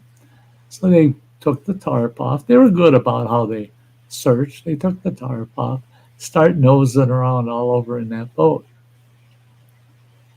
Then they found our stash of smokes and booze up in the bow. Each of us got to take 1 carton of smokes. Me and my buddy got to take one of our 3 cartons of smokes. You can have up to 200 cigarettes, and that's exactly what's in a U.S. carton. Okay. So they keep the other 2 cartons. They find the booze. And because we violated the alcohol, they took all of the booze. They didn't leave us any. They took it all. They took every bottle. The beer, the hard liquor, took it all. Yeah. And then they fine each of us $600. Ouch. The problem is the third guy that I mentioned that he don't drink. Yeah. He doesn't think either. He don't drink and he don't think. Maybe if he drank, he'd think better. They want all of our papers, our IDs. Me and my buddy hand him our licenses. The other guy is digging in his wallet. He pulls out his driver's license, hands it to the Border Patrol. Border Patrol didn't even make it to his little shack there. And he turns right around. He walks right up to Peter and he goes, "Where are you from?" Peter says, "Oh, I live in Delaware." And he goes, "This isn't a Delaware driver's license." And Pete goes, "Oh, I gave you the wrong license." Well, you don't say that. Pete's got this super strong Dutch accent, right? A lot of people can't even understand him. They can understand him if he's speaking Dutch. Yeah. His English really sucked. And this guy goes, Yeah. "This driver's license is from Denmark." And Peter goes, "Well, I live in Denmark too." And Border Patrol goes, "Okay. Now looking at these other 2 guys, this guy lives in such a town in Minnesota. This guy lives in Wisconsin. And you're from Denmark. How the hell did the 3 of you come together?" Now we got to explain ourselves.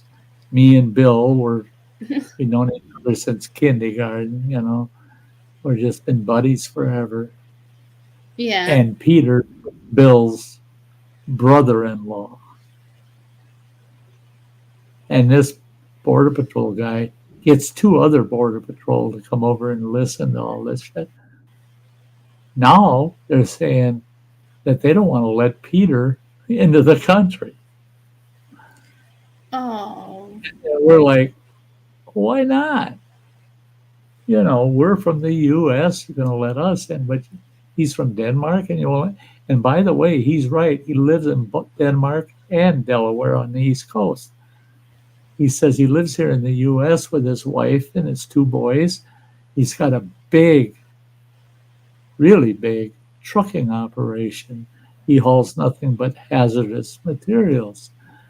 He's got, at that time, I think he had 12 trucks hauling hazmat materials.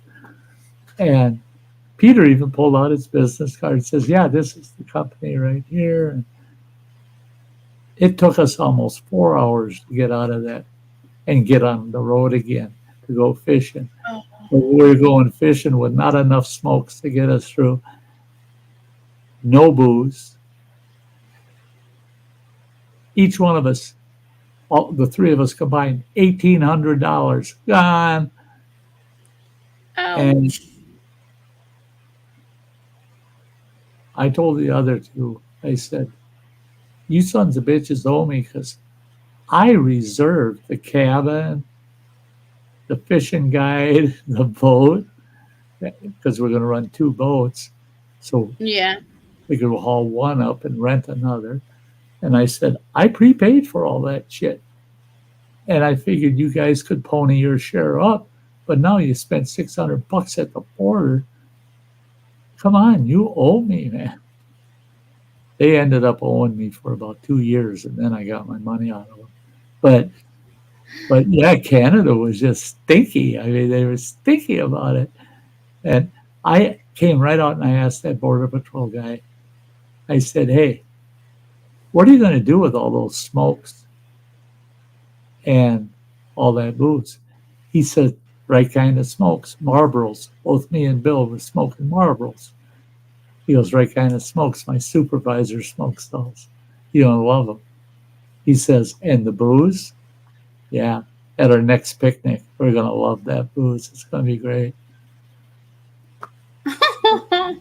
You stole that shit from us, you know, because they wouldn't let us turn around. Hey, Strappin. Hey, wrapping together.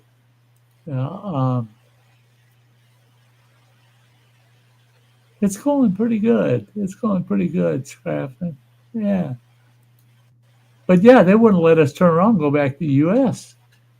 I said, it's only 50 feet away. They said, yeah, you could have stopped on that side. But you didn't. You came here. You are now in Canada. And we're not going to let you go back to the U.S. until all your fines are paid and we confiscate the contraband. We were screwed. Damn, that sucks. And then, make it just add to the misery, Bill, my buddy, had just been clipped because him and his wife didn't want kids anymore, but she didn't want to go through the surgery. She had him do it. Well, when we were out on the boat, I was in the second boat, and they're out in the first boat, Bill and Peter, and Bill was driving the boat. He was doing anything he could to not stand up because he hurt so much down there, because he had the surgery done the day before we headed up there. And he turned around in that driver's seat of the boat, and his legs are kind of spread because it hurt to have them closed. And Peter's already drunk as a skunk, and it's about 10:30, 11 o'clock in the morning. Peter's walking from the back of the boat to the front where Bill's operating the boat, and he trips, and he goes head first. His forehead hit Bill right between the legs. Oh. And he had just had that surgery done. Oh. Well, Bill's jewels swelled up like 2 baseballs. It was, I can imagine. No. and I can guarantee you, I could have been 2 miles down that lake, around the van somewhere, and heard him plain as day when he started screaming. Oh my God, was he screaming like a banshee. He said, nothing in my whole life has ever hurt so much. Well, when they swelled up on him the next day, he walking so bow-legged. I mean, his feet were almost 3 feet apart. Ouch. You couldn't. It hurt so much, and so the fishing was for him was kind of spoiled. Hmm.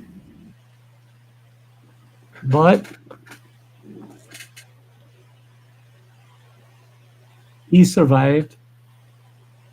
Peter managed to get into Canada, get out. I survived. Cost me a lot of money, but I survived. And all three of us look back on it as we really paid for that memory. Oh yeah. Yeah, it's ours. We paid for it. Damn right. Damn right. Some memories in life you just got to pay for. Oh yeah. I've heard a lot of people say, "Oh, I'd never do that again with what I had to go through afterwards. Oh my gosh, I'd never do that again." Well, of course not. No, of course you would. Hey, Dr. Smith. Dr. Smith, great to see ya. The but all of those people say that is a memory that I can't forget because it was Yeah. so I suffered so much pain from it. I just can't give it up. I'll just never forget that. And I've had my crashes and falls and breaks, and I don't forget them because yeah, if you get punished enough, you don't forget. Uh, um, everybody saying hi to Dr. Smith and him kicking it right back. Awesome, love it, love it. You Yeah, got Dr. Smith's great. He sends me some animal pictures on Instagram. They're really cute. He sends me some little animal meme pictures. They're really cool. uh-huh, yeah, ain't that awesome? Yeah, he's a good guy. You would have never known him if you weren't a YouTuber. Nope. I love it. I love it. I I, love YouTube. It's become my way of making friends, and it's a way of I get to forget my struggles for a little while. I get to oh relax yes, and switch off, I guess. that's it for me. I've got my haters out there. Oh yeah, of course I have too. I, Oh god, don't be I, wrong. I've got a pretty good blocked list, but they're easy to weed out. Oh yeah. And the people that are left are the best people you could get. Oh And yeah. never, only a handful of my YouTube followers have I met in person, just a small handful of them. Um, Nicholas Green, Jan and John with Adventures in the Heartland, um, Travis. Hi Scum TV. Yeah, it's not that many. Scum TV. Yeah, yeah, it is. I mean, you're so right, Dr. Smith. Um,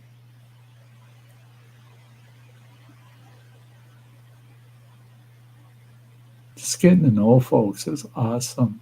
Scrapping.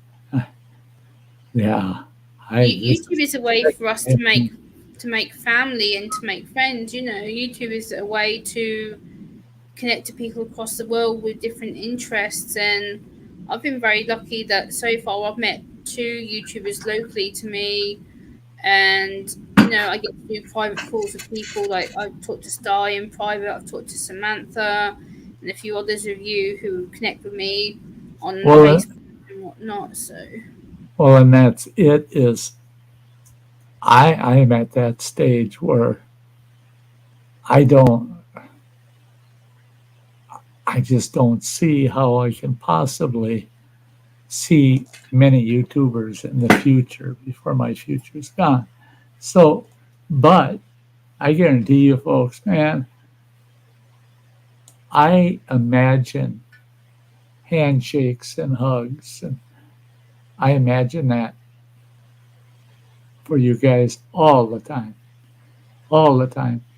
I sit and think, and I I tell myself, man, if I could sit around a campfire for 4, 5, 6 hours with this person or that person off of YouTube, but they live 1,000, 2,000, 6,000 miles away from me. You know it's not going to happen. But boy, I treat myself by using my imagination and picturing, Yeah. just like Roland, NBA. Yeah, I love him. Yeah, he's a great guy.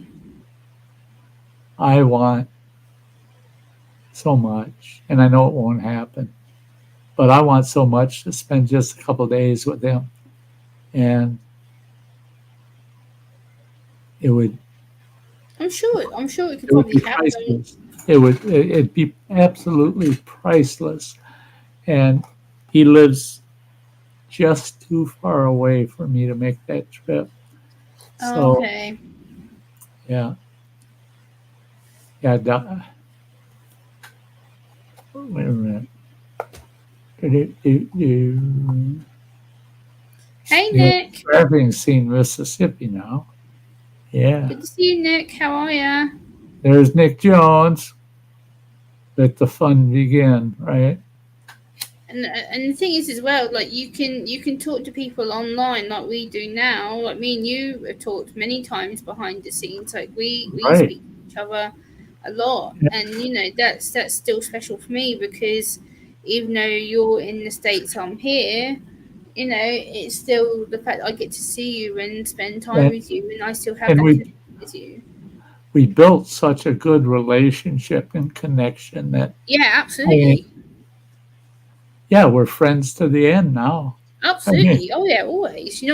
This little gem I ain't going anywhere. Nope. yeah, I'm not going nowhere. This little gem cares about you. I class you as my uncle. That's why I call you my uncle every time I see you because I'm not. I, you're my I family I to me. I think about that so often that the I only have 3 people that call me uncle on YouTube, and where it's consistent, they just call me uncle. That's it. And Yeah, but it all started with you.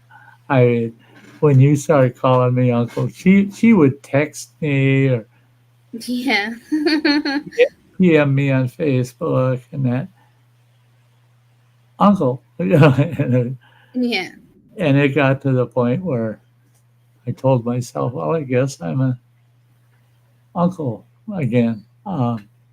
yeah. Uh, It was just a natural thing between me and you because it was kind of yeah, you'd said to me you're like, oh Gemma, I consider myself your uncle, and I was just like, right, okay, and it kind of just stuck for me. I was like, oh, that means that I've got an American uncle. Cool, I'm good with yeah. that, and it just stuck. And I, oddly enough, that's like with Samantha Lee. She's been there for me too, like Gemma, Oh so yeah, much. Samantha's And amazing lady. and and it got to the point where I had to tell myself my attachment to Samantha just wasn't working. Our relationship just wasn't working. What's going on? And I just told her one day, I said, yeah, just consider me dad number 2, because I've got a daughter that's Samantha's age, and so I got room. I only got 4 kids. I got room to slide another one in there, and that's the way we started treating each other. She would confide in me, and then I'd try to give her the best advice a father could give her, Yeah, and it's worked so well for both of us. And um,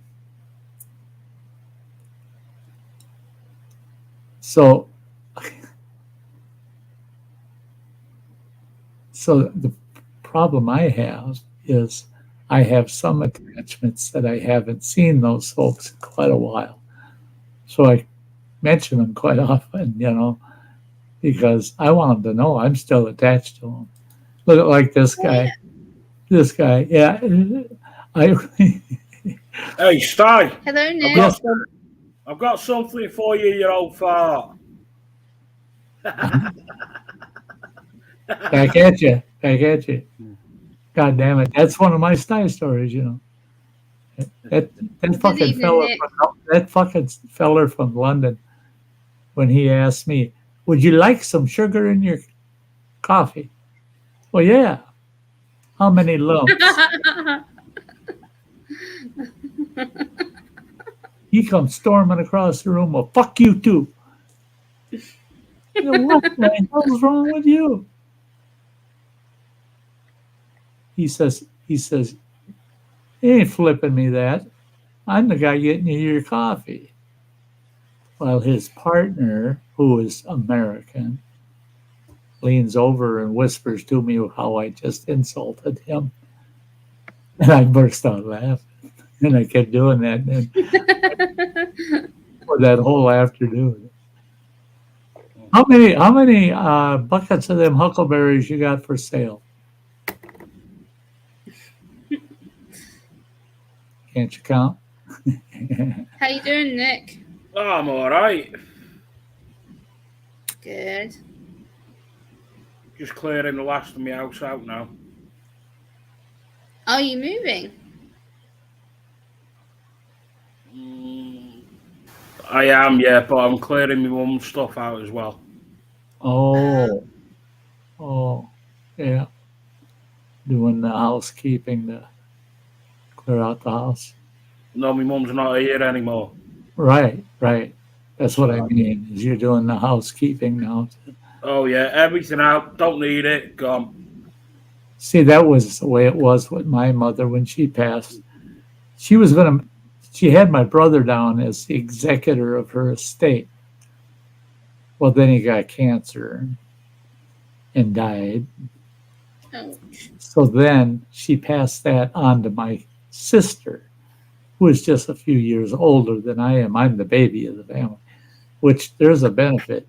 They usually don't make the baby of the family the executor of the estate, So my sister got stuck with it. And she called me and she goes, I just don't know what to do. I said, what you do is you contact the family. Just let me know, let the sister-in-law know, and then the brother-in-law, my sister's husband, and my brother. Gemma dropped off, yeah.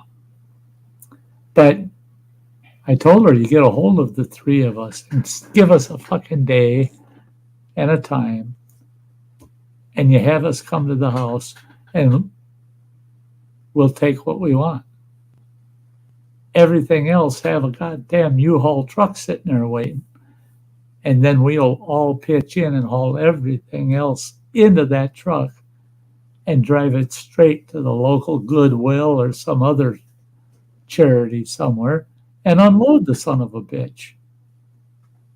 And she goes, but it's all the mom's things and this, that.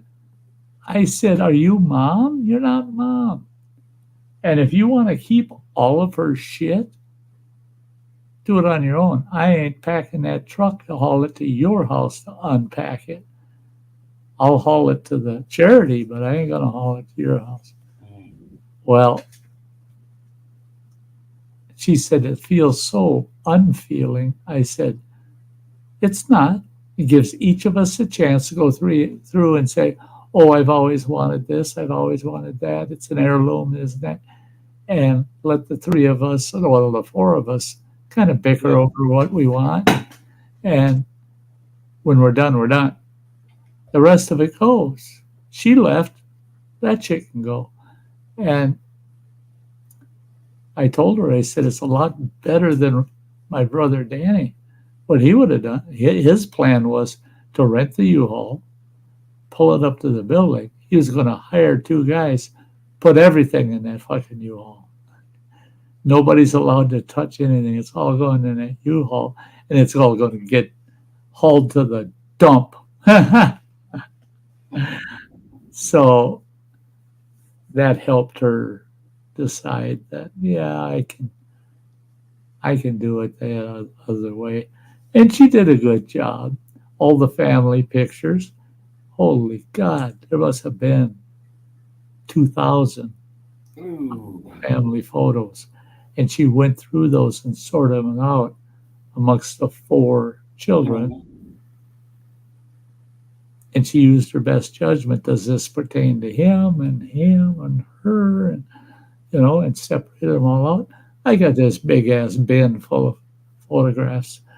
There's got to be 500 freaking photographs in there or more.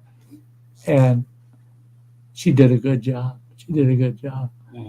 So,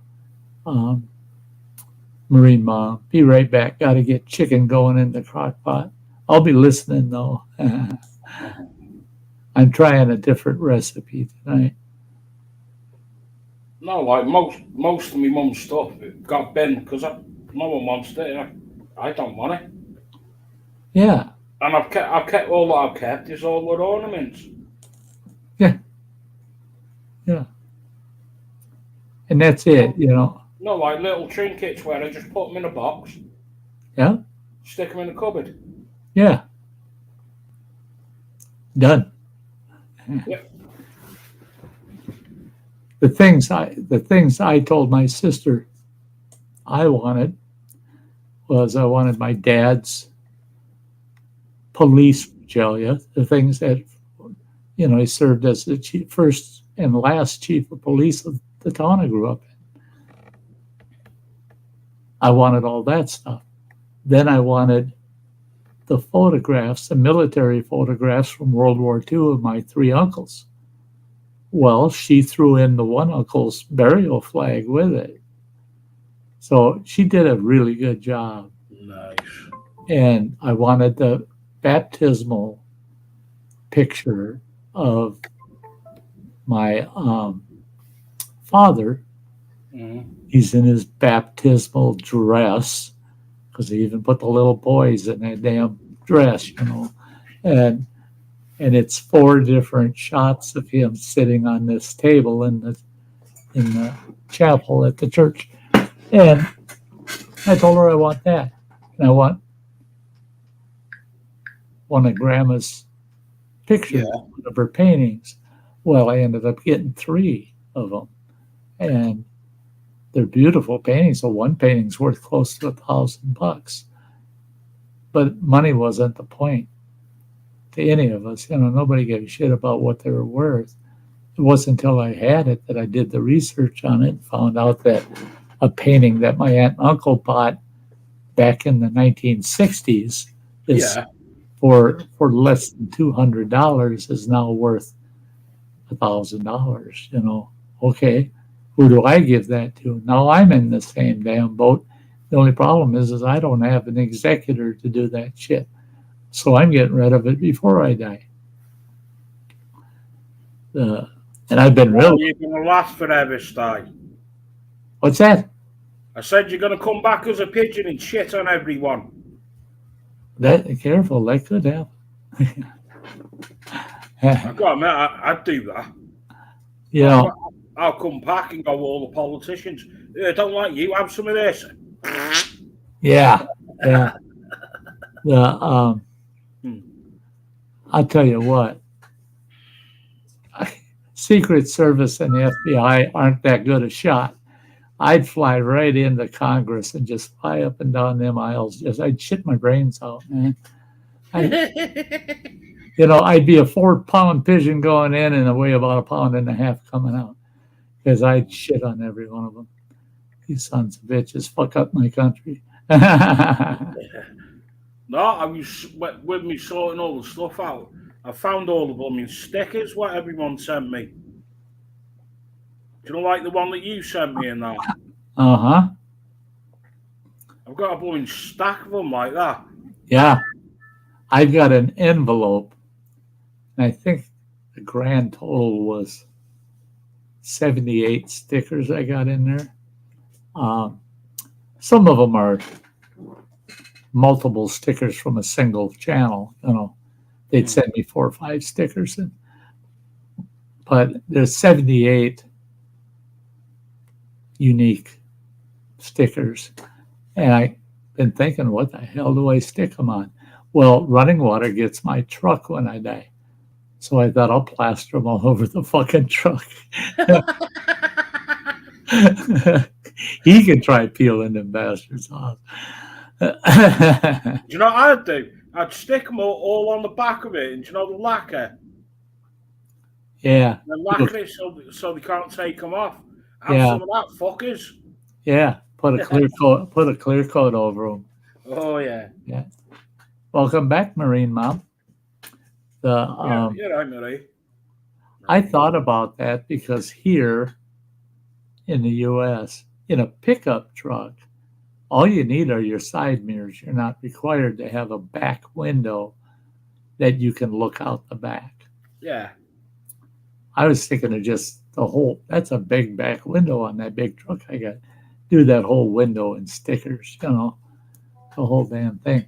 Running Water said take a sheet of plexiglass, put them on that, and then we'll figure out a way to attach that plexiglass from the inside. That way they don't even get the weather on them. They'll last forever, And I said, it's going to be your fucking truck. Where do you want them? I'll put them on the headlights, for Christ's sakes. I don't care. Cops might pull you over, but... and that's the thing, too, is when you get in a situation like I got myself into, I'm kind of enjoying that stage of the game where I can tell people, they'll say, well, I'm this, or this. And I'll go, why are you telling me? Well, I just think you're thinking wrong because I don't give a fuck what you are. Well, that's what I've been like, people. I've got a right hard-faced bastard now. Yeah. Right, and suddenly, all my friends, so-called friends, they don't like it. Help them out loads of times, and then when they actually ask them for help, no one here. Yeah. And they all scatter, and I'm like, oh, but fuck you, lot. Hey, sweetie. Hi. Hi, how's it going? Hi, how are you? Good. It's going pretty good for 4 hours of sleep in about the last 36 hours. Oh, geez. But like I said, I got 4 hours of sleep, but I slept like a goddamn stone. I mean, that hospital bed. And then tonight, this afternoon, after I shut the stream down, that's when oh God, I got a chore. I got to take the bedding all off of that son of a bitch in hospital bed because I got a nice 2-inch memory foam mattress that fits that bed. That's going on. Where's Mom? That's going on. Marine Mom, I love seeing her here. That's one of those deals, somebody of your past. She was just a young girl when I knew her, still in high school. She was a sweetheart. And then Running Water and her were really close. And Running Water warned me. He says, you're going to see somebody pop up you won't recognize. And her handle is Marine Mom. And he said, it won't take long for you to figure out who it is. Well, it's been damn near 30 years, I'm sure. Oh my God. The very first stream she showed up on, I knew who she was. And I loved it. I respected her father very much. And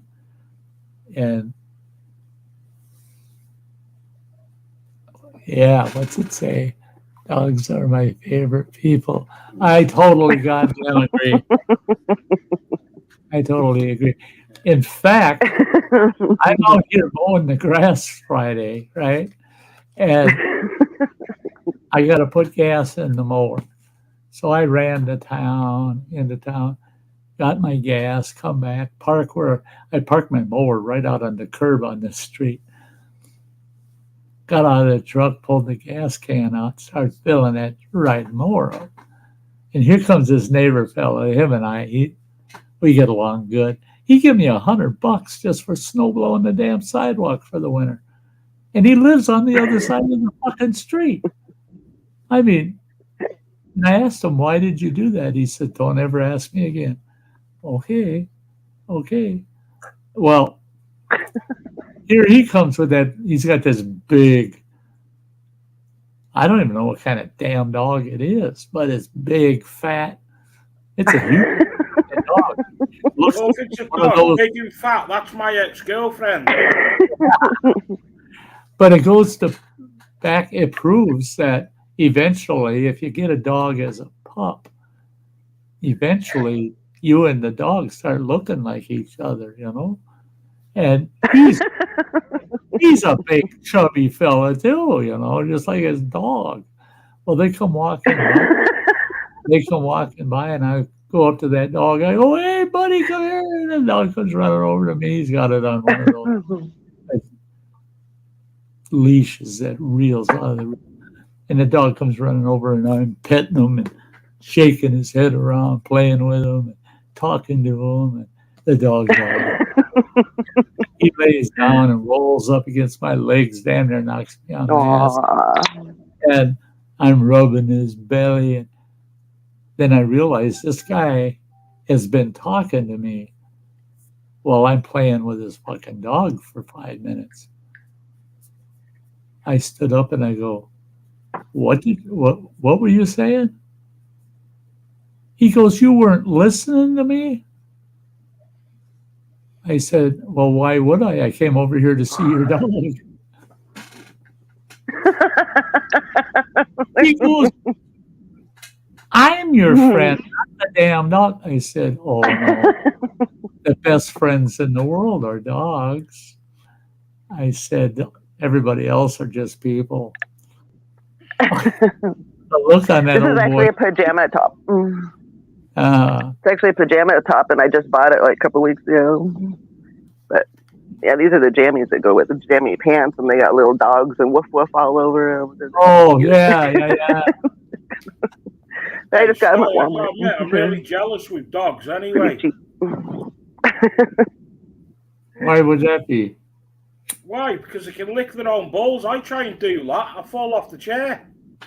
Oh, that makes me think of these two fellas that were walking down the street, and they heard this slurping sound. They looked down the alley, and there's a great big goddamn Doberman pitcher back there, and he's licking his balls. And the one guy says to the other guy, God, don't you wish you could do that? And the guy says, oh, no kidding. I'd love to do that, but I think he'd bite me. Maybe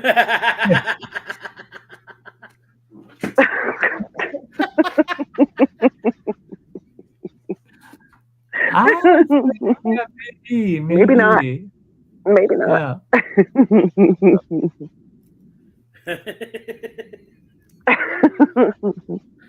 I'm just trying to think of a crude joke. Of a clean one? Well, me, clean joke off me? Are you fucking joking? I was gonna say, since when did you start doing laundry? I don't do fucking clean.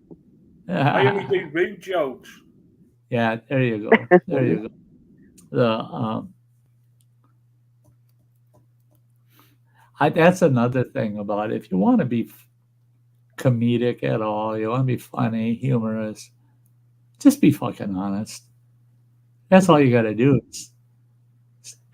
Just be honest about what the hell you're saying. And you don't like me, fuck off. Well, I really like this, so I have to wear it normally instead of just jammies. Yeah. Oh, hey, what the hell? I mean, can you tell it's a jammy top? You went into Walmart with your pajama pants and that shirt on. You'd probably get lost in the crowd. Nobody noticed you. Well, Because yeah, I've worn everybody- jammies to the store before. I've worn jammies to work before. I did that. Stopping in at work on my night off, I'll still wear my jammies. I did that about, oh shit. Well, it was in January, the end of January, after I got my diagnosis. You know, it ain't going to be around for but a couple of years. But so I had I just got to do something that shows that I don't give a fuck about the world. So I'm wearing them right now. My Green Bay Packers jammy pants. Oh yeah, yeah. I've worn all my jammies to the store before. Yeah. So yeah, There's some I won't wear though. There's some see-through things you might not want or might not wear. Yeah, some jammies, shouldn't leave the house. But and the thing is, those kind of jammies are the least worn jammies anyway. You might wear them 5 days, but they're not on very long, you know. But yep. But so I had to Walmart with my goddamn Green Bay Packer jammy pants on, and a baggy T-shirt, and I'm pissed. I was just told a couple of days ago I'm going to die. That pissed me off. Well, I get into Walmart, and I had someone say to me, "That's ridiculous." And I go, "What's ridiculous?" They said, "You, at your age, coming in the store wearing pajama pants." I said, "Would you have preferred if I wasn't wearing pajama pants in Walmart?" Now, this is older person. So their response was quick. They said, "Yeah, I would have much preferred you came in here without those pajama pants." So I took them off. Take them off. I was wearing boxers, for Christ's sake. And or nothing. So I took them off. And I flipped them over my shoulder. And I go, "I hope that makes your day a little better." You know, I got down by the bottled water. And got on, but yeah, I'd say about maybe a fourth of the store got to see me strutting through in my boxers. I don't get wear pajama pants. Fine, I'll take the fuckers off. No, I think I remember once, Sty, I was going to my mates. Right, Marine Mom. and I asked, "What do I wear at the night? What do I wear when I cook?" "Just wear what you normally wear at the night time." So I just come in. Are you out of water? Down, and the house was absolutely. Are you out of water, baby? Watch out! Watch out! Let me look. You got water. And I got told to take my dressing gown off. I didn't have fuck all on. You know, what happened to the good old clean, dirty jokes and tricks that we used to Baby, come up here and say hi to everybody. Come on. And everybody would laugh. Come here. My dad, now you got to picture this. My dad was only about 5'4". He's the chief of police. He's only about 5'4", but he weighed 270 pounds. So he was as big around as he was tall, you know. That boy never fell over. He just rolled over and hopefully land back on his feet, you know. Well, we're on vacation one summer, and the resort is packed with people. And him and the owner of the resort, who was even older than my pop at the time. And of course, my pop took the squad car on vacation. So that's parked out front of our cabin.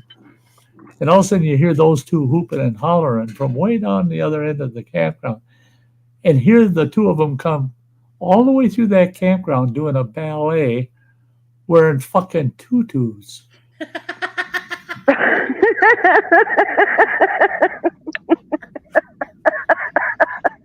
Everybody in that campground They did every man, woman, child, animal, the trees, I think, were laughing at us. To see these two fat, not chubby, fat, the owner of the resort was a farmer that had, oh my God, he had the biggest bear belly I think I ever seen. And here they are in tutus trying to do a ballet through a 1/4-mile long resort. The whole place went ballistic, just laughed, not a single fucking complaint. Now, if I walked out on the street dressed that way at my age, my current age, they're going to lock my ass up. But if I go out there and I'm 25 or 30 and I dress that way, they'll let me do it every fucking day, 24/7, and say, but he has the right to dress that way. Well, why didn't I? Because you're old and you know. That's what it's all about. None of those people want to grow up. You know, I mean, I wish the hell my parents, we lived in a fairly, flush, I would say flush household. We were not quite upper middle class. We were middle class. My dad owned a squad car. He owned a station wagon. He owned a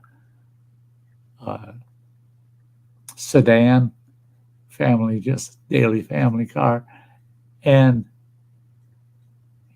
a boat and trailer, nice big boat and trailer. And we lived in a quaint house, but a brand new big ass 2-car garage with a work area in it. And we had 2 cottages on the property,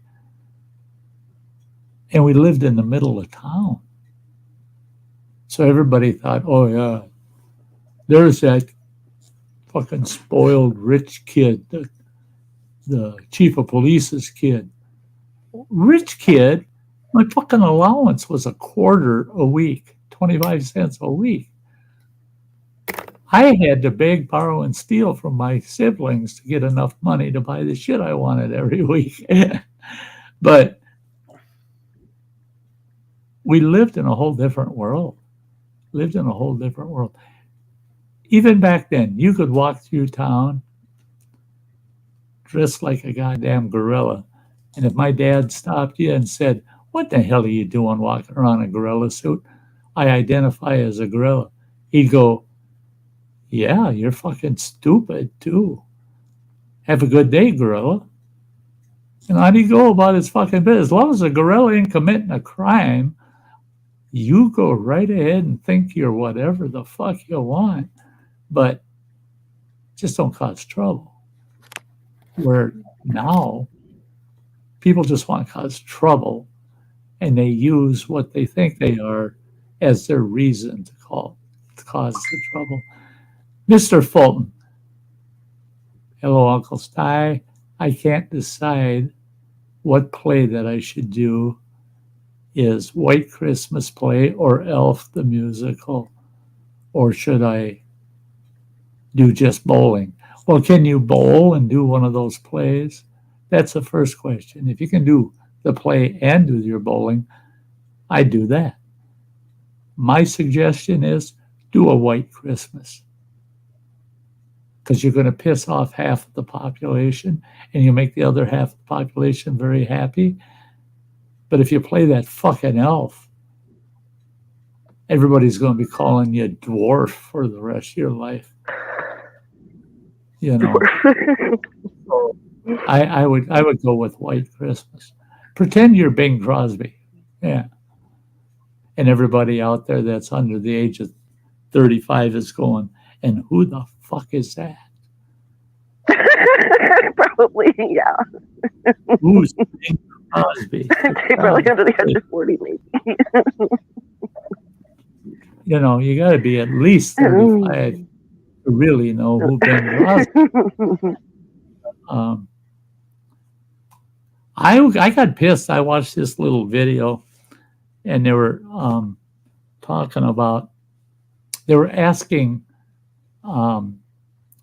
current enlisted men certain questions. And don't ever get me wrong. I support everybody that's willing to enlist to protect our freedoms. But one of the questions they were asking these guys was, who was Bob Hope and what did he do for the military? He asked about 15 different guys, and only one of them knew who the fuck Bob Hope was and what he did with the military. I mean, he did his comedy routine for the USO during World War II all over Europe. And he was a fucking screaming star at that time in comedy. Why aren't they teaching our enlisted men who the hell Bob Hope is, for God's sakes? Right.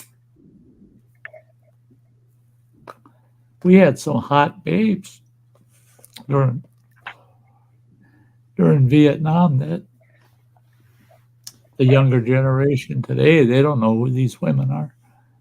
Oh God, were they hot back then? I seen pictures of women back in, I wasn't even fucking born yet. So if I come back, I want to come back. I want to come back during the war with a limp, so they don't enlist me. So I can hang out here in the U.S. with some of them hot babes from the 40s, man. Oh my God, they're just sweet. They were sweet. My mother, for God's sake, she was a dish.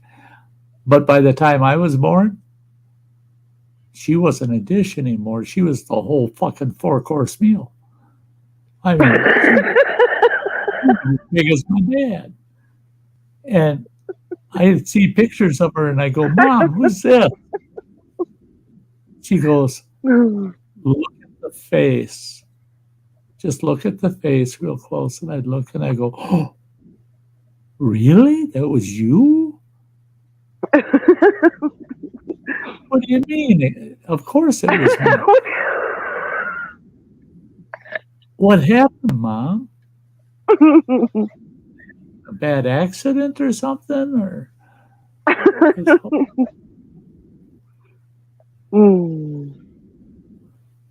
you want the moon, just say the word. There you go. I'm only about 5 pounds heavier now than when my daughter was born.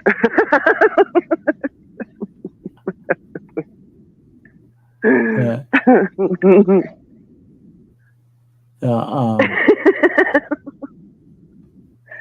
Auntie. Yeah, Justin, that kicking that out there. You'll want the moon, just say the word. Yeah. Buffalo gals, won't you come out tonight? Hey, Auntie, check this out.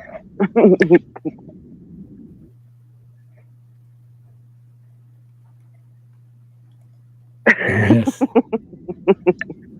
Come say hi, Bandit. Come here. Come here. Come say hi. Hi, Bandit. Hey, buddy. Hey, yeah. I get a kick out of it. He always looks at the camera sideways. Just a little bit and looks at an angle at the camera. Yeah. Well, he watches himself up there on the TV. He can see himself up there. And he watches the surveillance TV a lot. Justin, I've gained some weight since I was born. No shit. Well, I'm damn near down. A little bit. I'm damn near down to what I was when I was born. I hope so.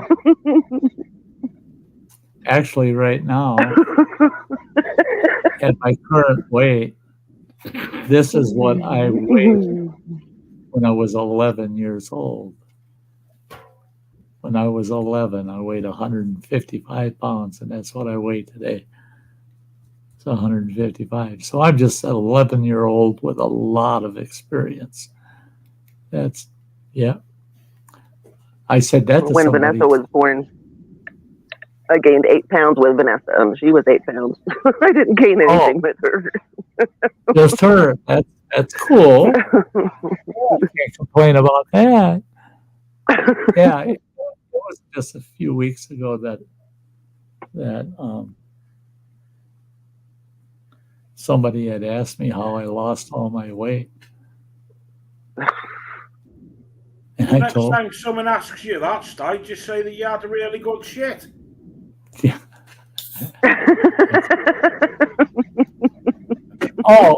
Here's a Met good someone one. keeps me exercising. Here's a good one. One of my friends on Facebook puts a meme up there that's got two fake boobs sitting in the hallway on the floor. There's a fan there blowing. And the caption I can't remember what the caption was on there.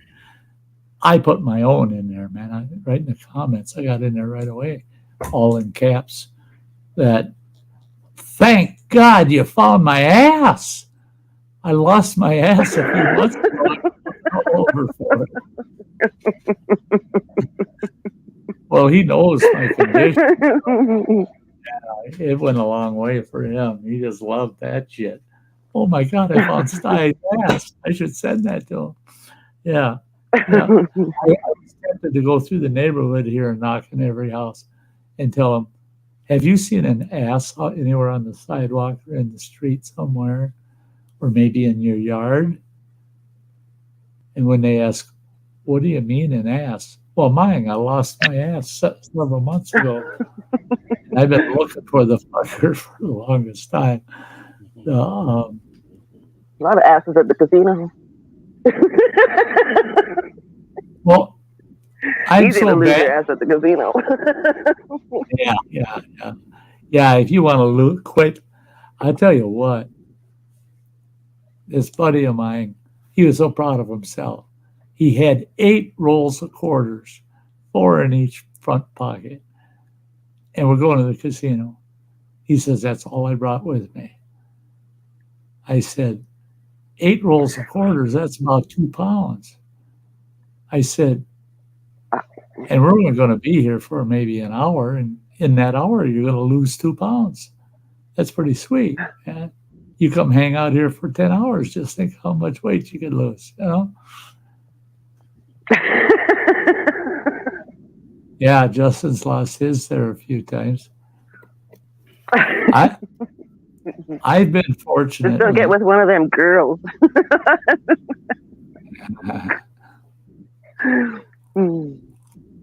I'm just trying to think of a crude joke for you, Sty. You ain't got one yet? Yeah. What's the difference between period blood and sand? Boy, you got me on that one. You can't gargle sand. Oh, blood.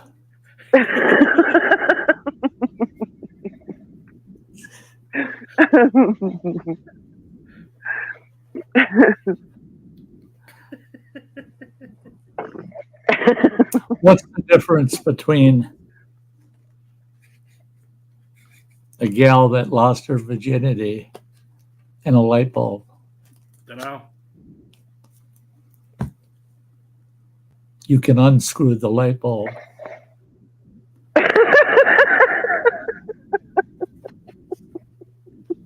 Oh, but I've heard a joke like that, but in a different way.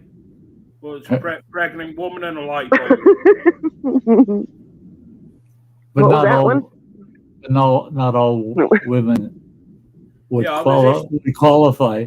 I know a couple that are in their 60s that haven't had a piece yet. Well, send them my way then. No, I won't, because that would mean I'd have to get close to them. And I had this one old gal tell me when I lived in that senior place, that big tower apartment building, I had one of them old gals say, boy, oh boy, Sty, I'd love to have you pop my cherry. And I go, well, Jesus Christ, at this stage of the game, if I was packing a sledgehammer or a jackhammer, I'd pop your watermelon.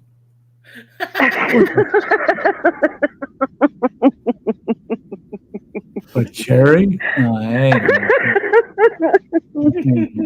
I just washed the truck. I ain't driving it.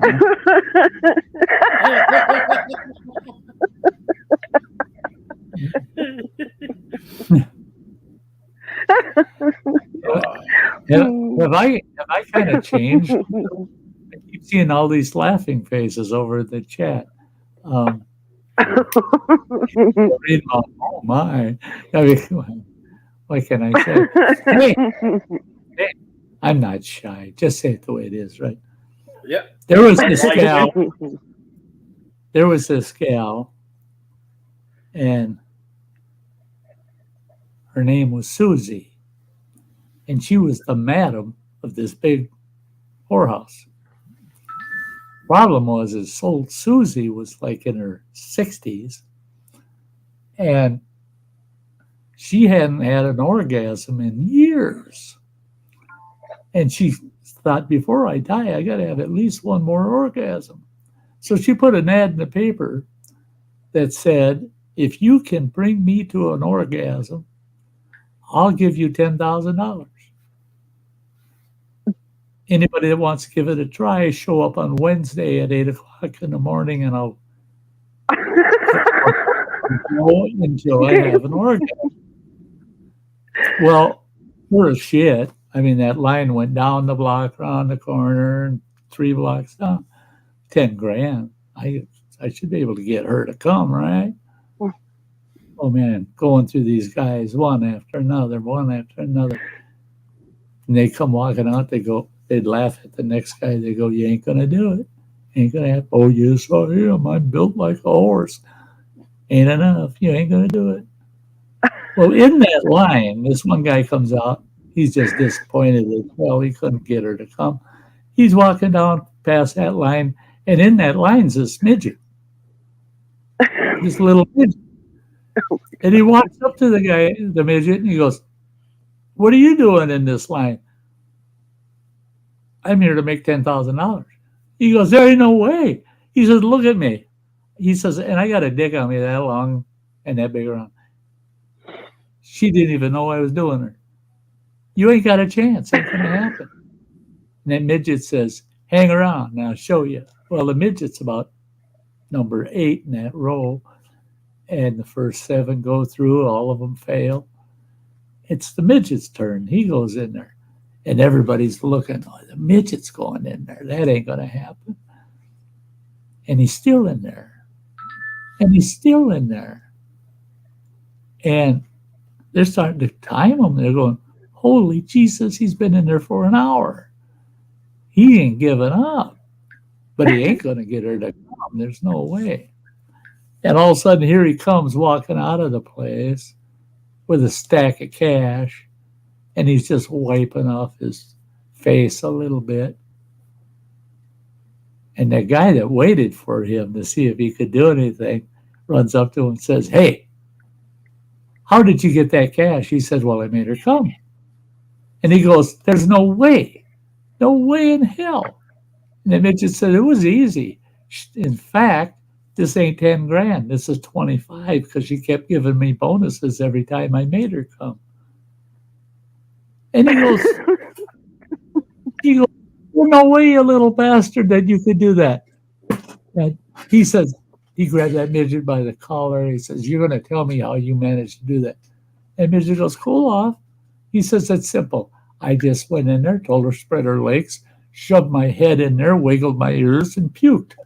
Oh, she came just like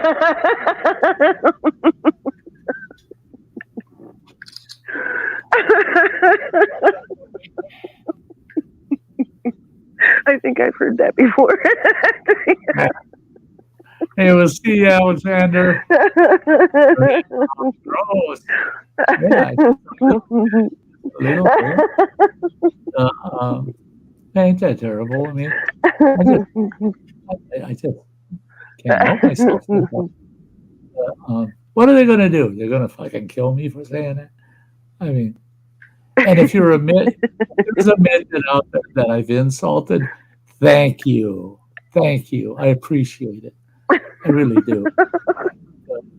Because I don't mind someone taking humor as an insult, because that just tells me you're a fucking moron. You don't like life. You don't enjoy life. I mean, come on, you got to enjoy life. And the funniest shit in the world You gotta is laugh. shit Quit being offended, man. you know,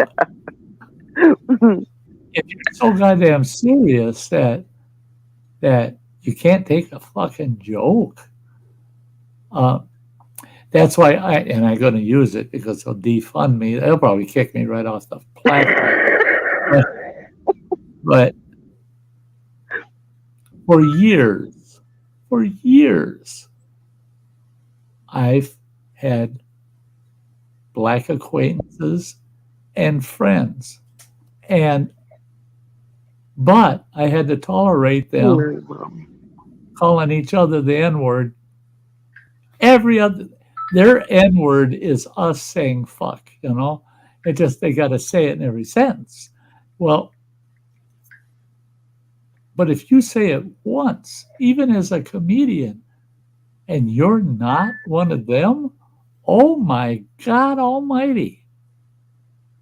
Okay, I am so anti-word ban. Don't ban any words, you motherfucking midget. I mean, hey, man.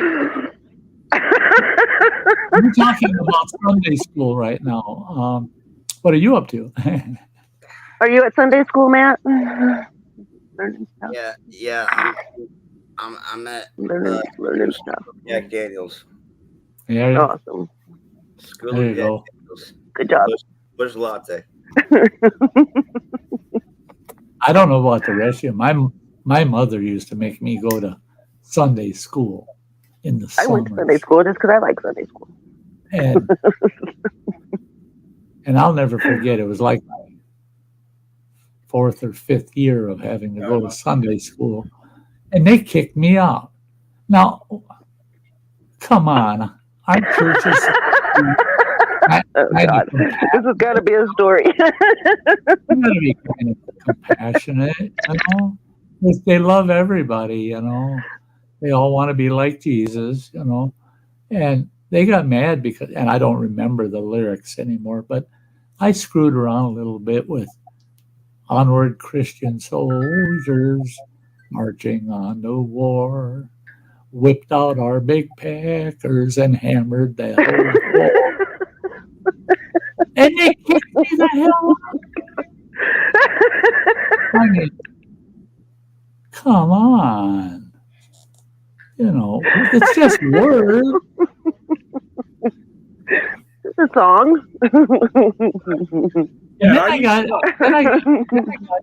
in trouble in Sunday school because I told our Sunday school teacher, she's reading about the crucifixion of Christ and the cock crowed 3 times. I said, I can't wait till I'm old enough that my cock will crow 3 times. She slapped me. Slapped me right in my face just for being honest. I couldn't wait till, oh my God, when my cock was ready to crow, I wanted to crow 3 times too, man. Damn right. I want to know what was going on with that cock in that story, you know. And then, who's this guy walking around with half a face? Because Samson, he defeated a whole fucking army with the jaw of an ass. If I walked out here and a gang decided they're going to jump me, I'll find the nearest ass and I grab him by the face and rip his jaw out and beat the hell out of all the rest of them. Are they going to write a Bible about me?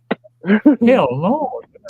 That rotten bastard. He ripped the guy's jawbone out. Well, yeah, just like Samson. No. He took the jawbone of a donkey. That's not what it said in the Bible. The Bible said jawbone of an ass. I read it. Just like the cock crowed 3 times. It's Tell me it Yeah, ain't. you shouldn't get in trouble for that, man. What the heck?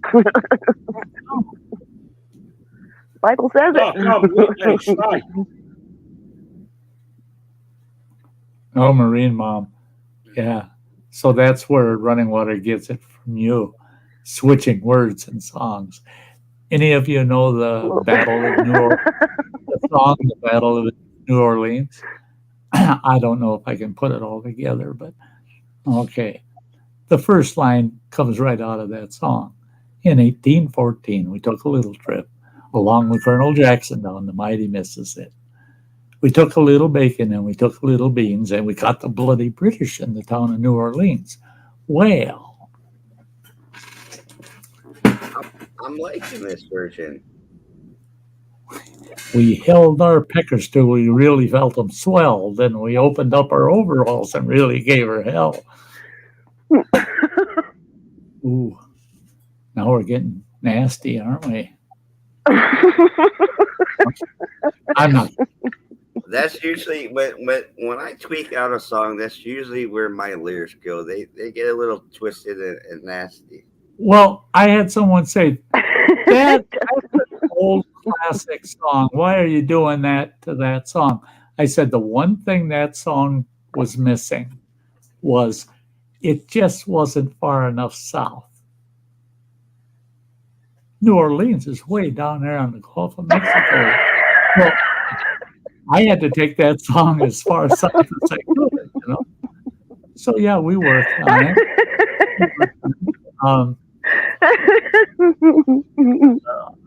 Yeah, pulled our peckers till our rubbers melted down. So we grabbed some inner tubes and pulled another round. Well, okay, yeah, trying to bring it into the new era and take it far enough south that you know it's got to do with the Battle of New Orleans, you know. Hey, Sty. Yes, sir. Have you heard the one where there's a teenage girl goes running up the garden, runs in the house, and she's screaming and she goes, "Dad, there's two fairies down the bottom of the garden playing." And she goes, "Oh, the fairies playing at the garden. What are they doing, love?" "Oh, they're sucking each other's cock."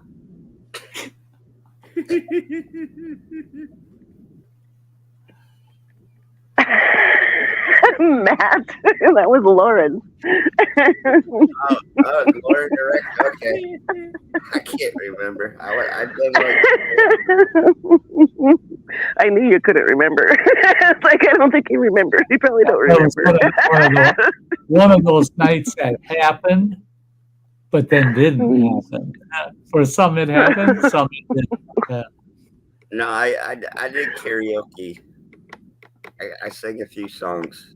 I just couldn't remember. And I was doing one of my lunch streams, and I was on her channel. We kept showing each other on our channels. You know?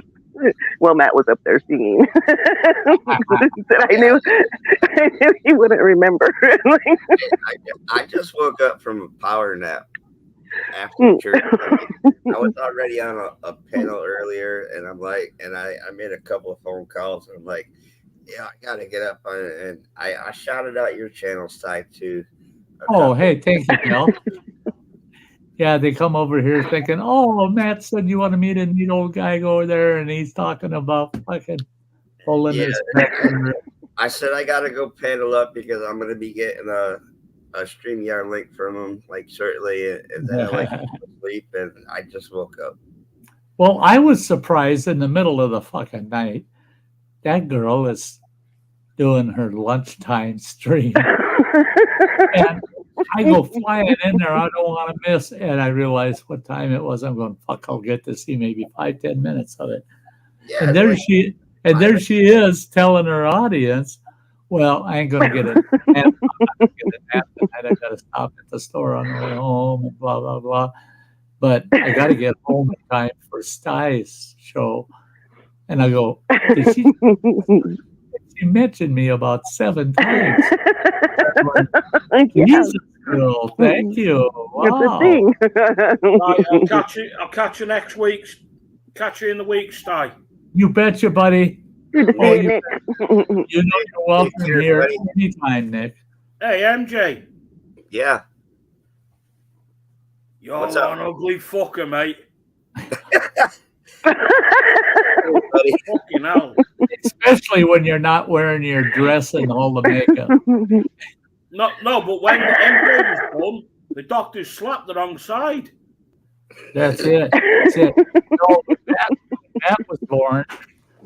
Doctor standing there ready to catch that baby, and it popped out. And he says to Matt's mother, So long. It's like he football. goes, "Congratulations. You just gave birth to a boom, boom, boom, bouncing boy."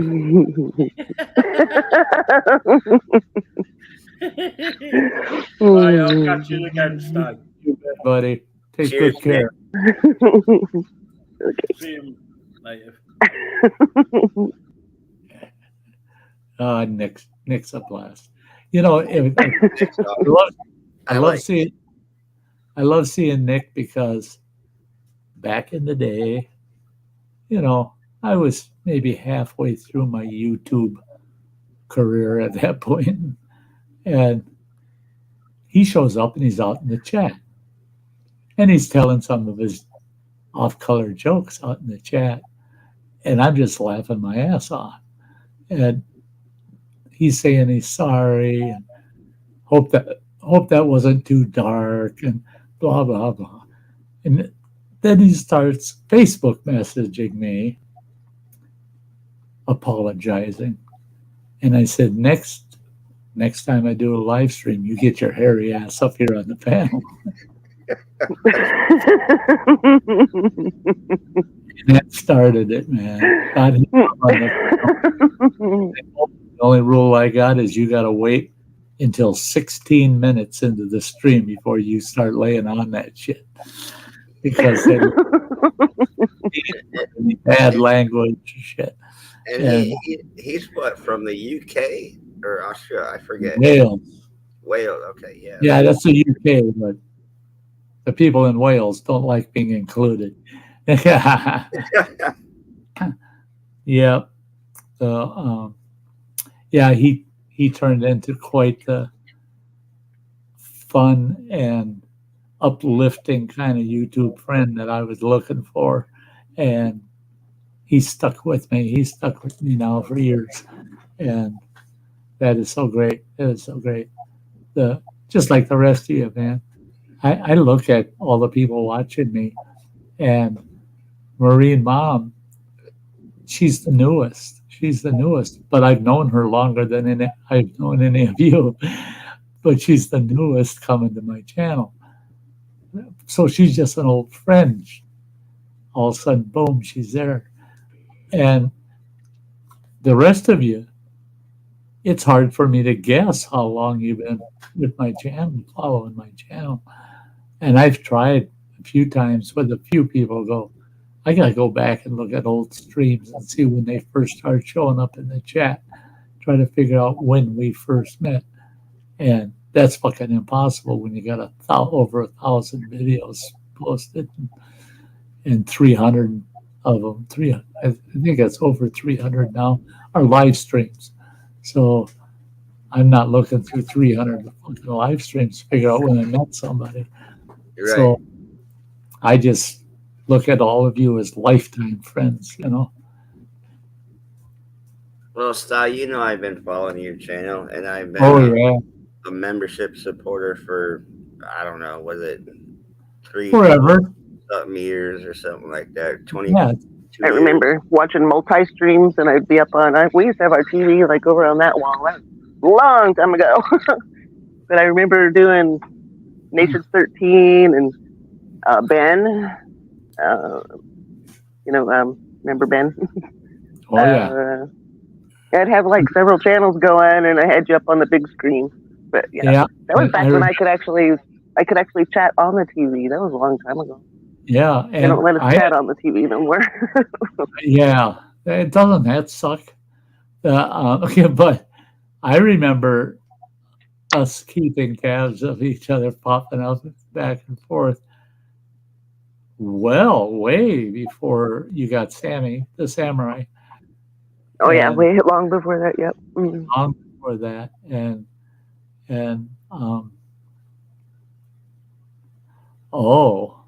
Marine Mom says, "I'm munching on some apples and honey peanut butter. Guess what I got? I got more Kipper snacks today. Oh, I got tons of Kipper snacks. I'll get some more tomorrow when I go shopping."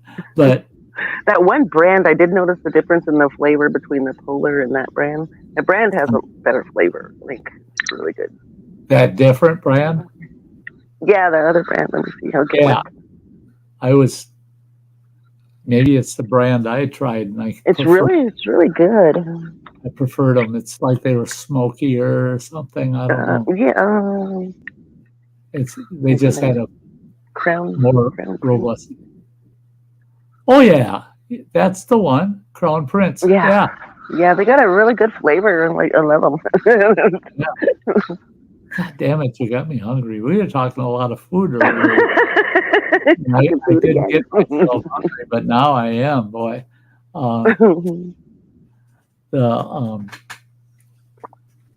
yeah, I can't. Oh, today, what I got in the mail, I loved it.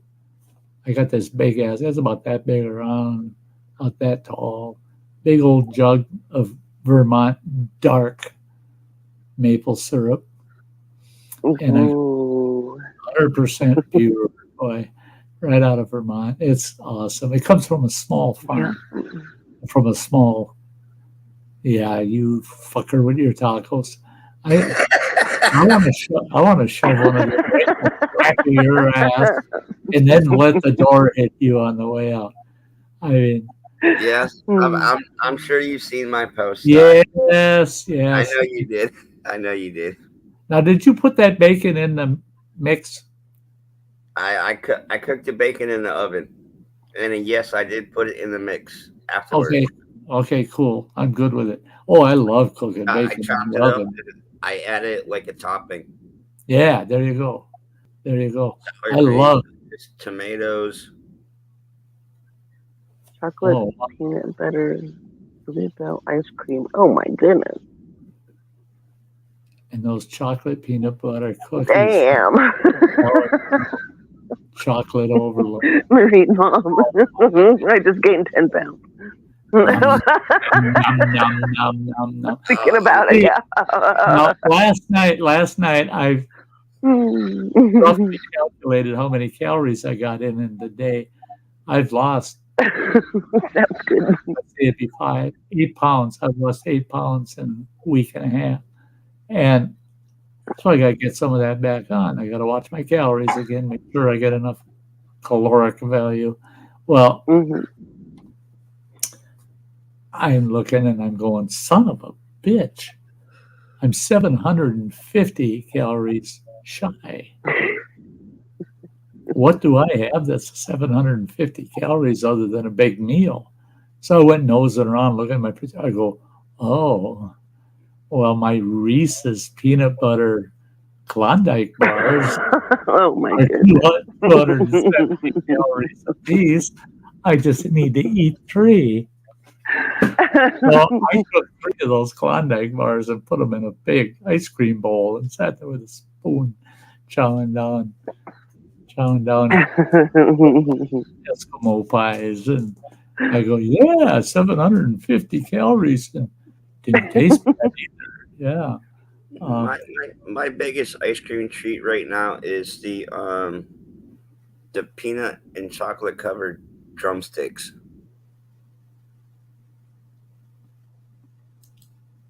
Oh, I love drumsticks. Yeah, I buy the mini ones, the small ones. I gotta get ready to barbecue some chicken wings. I did that I was doing that for months. I had to switch back to the big ones now. Yeah, because I found out with the mini ones, a box of 8 only lasts 2 days. Exactly. Because I eat 4 each time. I want a 5th one, but Justin's calling them crunch cones. Yeah, crunch cones. I always have loved waffle cones. Mm-hmm. period, man, waffle cones. But if I go to Dairy Queen, I want the old-fashioned regular cone, because I love to get that large cone. Nick. Get out of that thing. By the time I get out of the cone, it's kind of mushy. And I eat the rim off of it. Then I shove the rest of it, the whole thing, in my mouth. And it tastes so fucking good. Oh, yeah. Nick Jones, that's funny.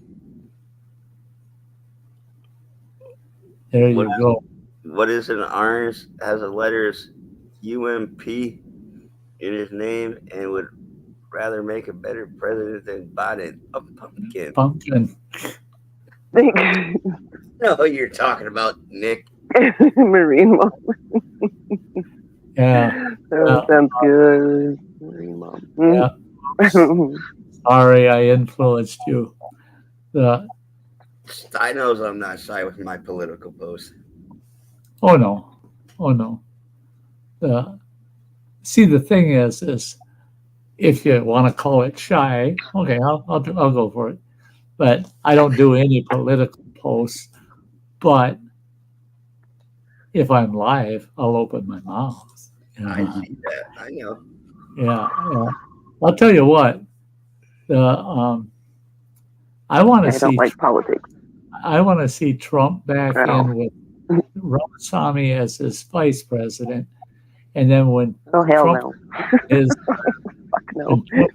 his term, then hell no, but fuck no. He's sanctimonious needs to jump in and run for president and pick a different. The only reason I want Ramaswamy, that goofball, as Trump's vice is Trump can put him on these stupid little projects and just say, go for it, Ramaswamy. You can't hurt none. Just go for it. And that boy will stay busy. And then when they're together, you got that young guy stand next to the old guy, and people are going to net their age. They're going to say, oh, it's like having a 50-year-old in there. See where I'm going? Yeah. Yeah, I know where you're going. I'm thinking about what I want to say without saying it right now, because I don't want to hurt somebody's Trump feet. can kiss my ass. What's that? Because Trump can kiss my ass. I don't like politics at all. At all. The only interest I have had in politics over the years is how both parties do things. Now, my line of work was to get Native American tribes all the money I could get them to do special projects, build housing projects, build water towers, that type of shit. Well, that meant, they thought I was nuts the first election at the first tribe I worked for, because I got all these Republican, vote for this Republican, that Republican, all in the front yard. I live on the reservation. And they're, holy shit, they're showing up to tribal council meetings. And you see what that crazy white man's putting in his fucking yard and everything. And I just let them wonder, And Clinton came along, and I put all these Clinton signs out there. And they're like, but you were voting Republican just cycle back. And I go, because there was so much money in the Treasury that the Democrats put there, but they regulated it so much that we couldn't get our paws on it. We couldn't touch it. The tribe couldn't meet those regulations. So the Republicans come in, and it looks good if they push all that money out of the Treasury. So they deregulate it all, and we can get our paws on it. So we scoop up all the money the Republicans just turned loose. And when the money starts disappearing, we got to get a Democrat back in there, because he can fill that pot back up. And once he's got that My tribe is self-sufficient. My tribe is self-sufficient. Yeah. Well, this is back in the day where you only had about a half a dozen tribes with, I mean, They LCO. depended on lumber. LCO wasn't even close to doing well back in those days. It was bad because LCO, Fond du Lac was taking over everything. You know, they were just Fond du Lac. yeah. And then they started to collapse because they had a lot of internal control weaknesses, and they lost a lot of money. Well, then LCO, it ended up being LCO and Red Cliff being the top two tribes in the northern tier, and Red Cliff sat around a thumb up their ass, and LCO built their new casino. And yeah, Red Cliff just wasn't. And then Red Cliff had an almost $2 million embezzlement. So, why don't we steal all the money from our own people? Don't do that shit, you know. So it took 5 years to clean that up, and now Red Cliff is just stagnant. They're just stagnant. They're not growing. They're not falling behind, but they're not growing. Red Cliff is a gold mine, and they don't see it. I mean, they're right on Chequamegon Bay. They already have a big marina that all it needs is to be renovated and maintained. And they got a big, huge campground. They own some of the most perfect land to put a full 18-hole golf course in. They own enough land to put a private airport in. All of it could have been funded. We had the investors lined up, and new members on the tribal council said, too many white men involved. I said, they're the fuckers with the money. We want their fucking money because we're sovereign. And if things fail, they can't get their fucking money back. So come on, you got to work smart, not hard, you know. And they just wouldn't do it. I feel bad for them. I feel bad for the people of the tribe because they could have had so much. They could have had so much. The services that would have been provided. They even turned down Loma Linda putting in a full medical facility on the reservation, providing full medical services, not through Indian Health Service, right from Loma Linda, at no charge to the tribal members, as long as they were allowed to do research on the frequency of amputations caused by diabetes. And they would provide surgeries and everything for those people and treat their diabetes. And the tribe turned them down. Said, they're going to do it. It's nuts. Yeah. I'll give up Starbucks pumpkin spice. Right. Biden is in Florida. I can't do that. No, I'm trying to see if we can get it. Biden is in Florida, and he's blaming the hurricane on climate change. Wipe my ass off. Yeah. I mean it. Yeah. I mean, yeah. That whole blame game's got to end from anybody out there. That comes from a Facebook friend of mine in Florida. Yeah, the Scum TV, Mad It's Live, no Speedo.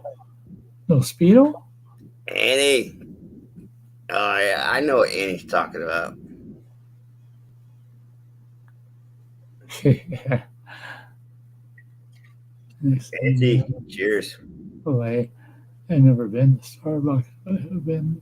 Happy Labor Day week. I've never had. There you go. Cheers. I've never had Chick-fil-A. I've never had it. And I love Chick-fil-A. Starbucks. I went into Starbucks and I go, my ass. My coffee what I wanted was going to cost me $8. $8 for a large coffee.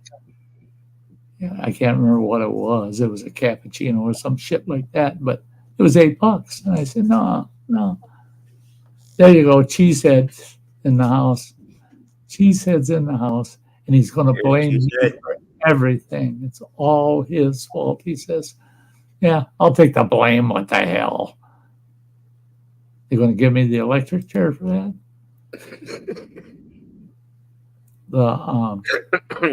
Just remember, I run the power switch and it's not getting turned on. You'll just tickle me with it, right? Zoom, zoom, zoom, zoom, like a jump start, you know. Zoom, zoom. Enough to make your toes twitch. Won't take much with this neuropathy. I got on my left foot. I don't know how the fuck I did it. Out there Friday dragging brush and mowing the lawn and shit. But on my left foot, at the back of my big toe and underneath and up onto the ball of my foot, I've got a big ass bruise. I had some bitch about that big. I never felt nothing. I never felt bumping that some bitch or nothing. It's not gout, right? No. It's just a bruise. But the worst part is I got a scrubber out, soak that foot, start scrubbing the shit out of it to get whatever that black fucking dirt is off my foot. I took about 3 layers of skin, and when it started to sting a little bit, I realized, no, that color is under the skin. It ain't on top of the skin. Quit scrubbing. Yeah. Marine Mom, yes, I get chicken nuggets and waffle fries, but the sandwiches are good too. I get that for Jay's. Chicken nuggets and waffle fries, man. Yeah, I could do that. I could do that the rest of the day. Okay. Chicken nuggets and waffles that's a heck of a mix right there. Yeah. You know, I've seen. Cheesehead's asking a question. He gave me some venison. Hey, Sty, did you ever try that canned venison? Not yet. Oh, man, I've been drooling over those jars of canned venison you give me. Just drooling over it. I'm just like, oh, my God. And it looks so much like the canned venison we used to do where we'd stuff all the meat and everything, the peppers and stuff together, stuff it all in there as tight as we could, and then we'd pour barbecue sauce almost up to the rim, and then pressure can them, and you could just pop the lid, dump that shit into a big bowl, and stir it, and you got instant venison barbecue. Yum. And it was to frickin' die for. I got that recipe. I got that recipe from my cardio therapist after I had my heart surgery, and I had known her husband for almost 20 years, and we got to talking, and she says, oh, this is what I do. And she does it in pint jars because her damn kids would grab a quart jar and they'd eat the whole thing, you know. And so she'd make up dozens and dozens. They do four whole deer, every scrap of meat on those 4 deer, all ground. Well, it's not even ground, it's cubed and stuffed in the jars with some peppers and blah, blah, blah, and pour that barbecue sauce over the top and then pressure can it.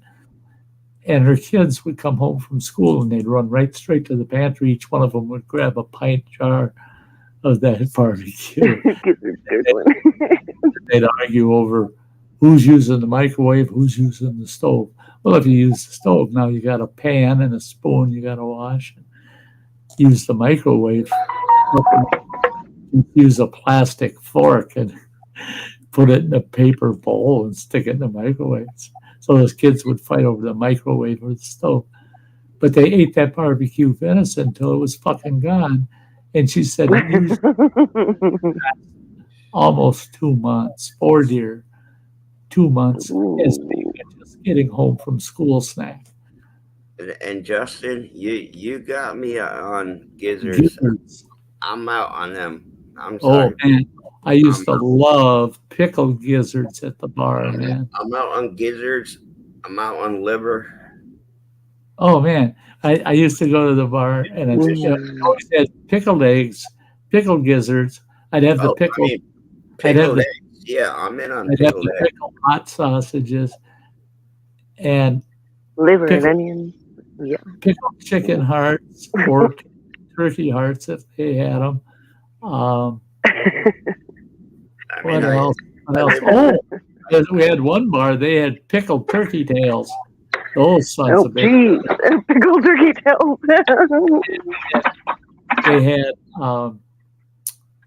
Justin, I'll eat a beef in a heartbeat. They had pickled pig's feet, pickled pork ox, and wait, that didn't come out right. Yeah, Sty, if you read Justin's comment, beaver tail. Yeah, I'll eat a beaver tail in a heartbeat. Mm. Yeah, beaver tails and tacos. When I was out in Montana, I decided I'm going to become a beaver trapper, right? While we were living way up in the country. I'm going to start trapping beaver. Well, I was trapping ermines, they're a little white weasel. That's all they are. And I was trapping ermine and bobcat. And I decided, well, it's cold, it's wet, but I'm going to try for beaver this year. Well, one season was enough. If I need a beaver pelt, I'll fucking buy one. I ain't going to go on. Because I tell you what, and you can tell your trapping buddies this, but don't do it with their wives in the room. When it comes to trapping a beaver, you finally get a hold of a good beaver. The beaver tail's great, but there's nothing worse than skinning a beaver. And after you get that son of a bitch skin, you have to flesh that thing. And I thought fleshing beaver was supposed to be fun. I found out the hard way it ain't so fun. That was the hardest fleshing I ever did on a beaver. And they're well lubed up when they're done, but fleshing them is really tough.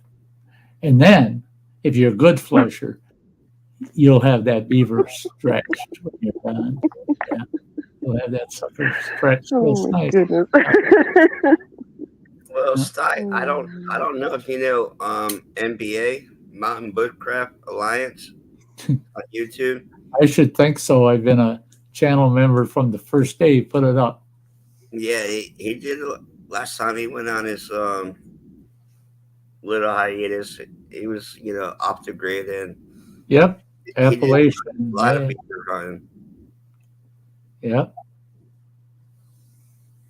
And yes, by the way, in the background, I'm watching on the YouTube on my TV the Darlington race right now. We got in-car cam from Denny Hamlin.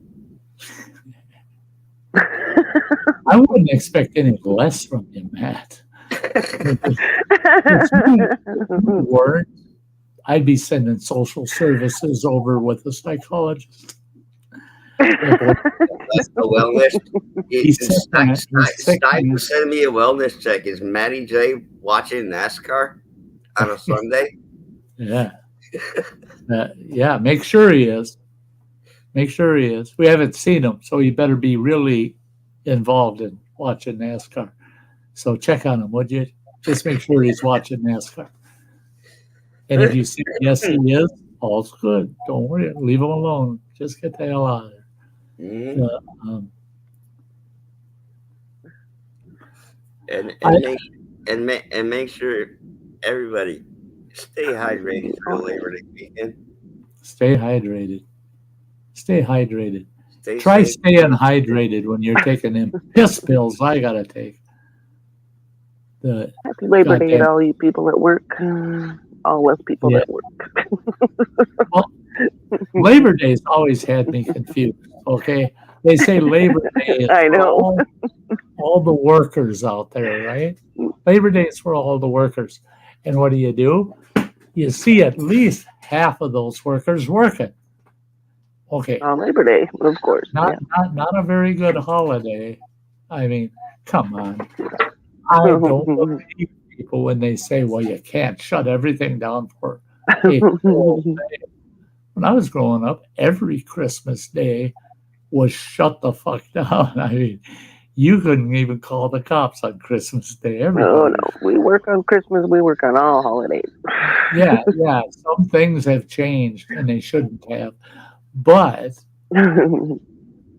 then I got to thinking, and I got in trouble, of course, for thinking. I asked my mom, I said, do I have this all wrong, that Labor Day is about all the people that work? And she goes, well, no, you don't have that wrong. And I go, oh, because I got to thinking, so many of those people are working on a day that celebrates them working. So that don't make sense. They should have the day off.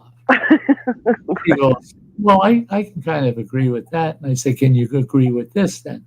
Being that they can't properly celebrate that day, why isn't Labor Day when, and I see that Labor Day weekend, Matt says many women are in the hospital having babies. It's Labor Day. I mean, celebrate labor. Because that's a hard fucking job. I don't give a shit what any guy says. I love it when guys say, That's all. I love it when guys say, I've heard so many guys say that too. I could give birth to a baby if I had the right equipment. I could do it. It'd be a breeze. It's just a dark joke. Nah, you couldn't. And, No, you and couldn't. I told him, I said, I want proof of that you could handle it. So you come on over to me. I'm going to shove a basketball that's got a rope attached to it that's deflated. I'm going to put that up your ass. I'm going to fill it until it's about that big around. And then I'm going to take that rope, hook it up to my pickup truck, and give it a good yank. And then tell me how well you took it. He shut right the fuck up. He didn't have much. I said, you ever been in the labor room when woman's giving birth? Girl. It ain't fun, man. It's nasty. My wife, I had bruises for 3 weeks after she gave birth to my last daughter. I mean, she wasn't just crushing arms. She's crushing them. She's fucking punching me, slapping me. And I told her, take it out on the doctor. She says, he's too fucking short. I can't reach him. She was right. He's a little Filipino guy that he stood at the end of that fucking table. And he couldn't even see over her belly till she had the kid. I mean, the best part was he decides, oh, she's dilated enough and her water hasn't broke. I'm going to break her water. He should have been wearing one of them plastic shields, man. He's right at eye level. He's right at eye level. And he goes in there, and I heard the snip and just whoosh, and his fucking hair stuck straight back. And it just soaked all of him. And he's wearing a waterproof protective cover, but that don't cover the collar or your head. And he got hit square in the face. That shit went right down his chest, his collar, right inside everything, right down to his fucking pants. When he took his gear off after the baby was born, it looked like he pissed himself. It was so funny. And after he got sprayed in the face, he put it better. He says, "Now you get fixed. Now you get fixed." What's that little bastard say it? I said, he's gonna tie the knot for you. No more baby. He talked her into it. Yeah. I was willing at the time.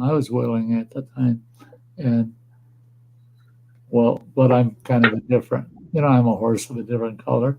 When I married her, I said, I will never leave you until you tell me to leave. When you tell me sign on this bottom line and get the fuck out of my life, I'll do it, because I'm here as your husband, and one of my duties is to make you feel safe and happy. So if you want rid of me and that makes you happy, I'm the fuck out of here. And she blames me that we stayed married for 38 years. I gave her an open door, for God's sakes.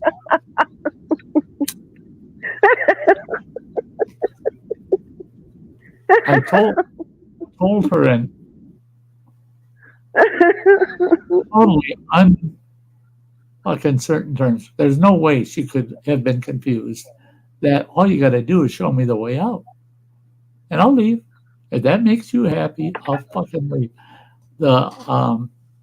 When you quit fucking behind my back with other guys, that made me happy, because you only quit doing that once I was back in the big money again. And now I could make you happy again. The guy didn't fare as well. He didn't get the sweet deal out of it. But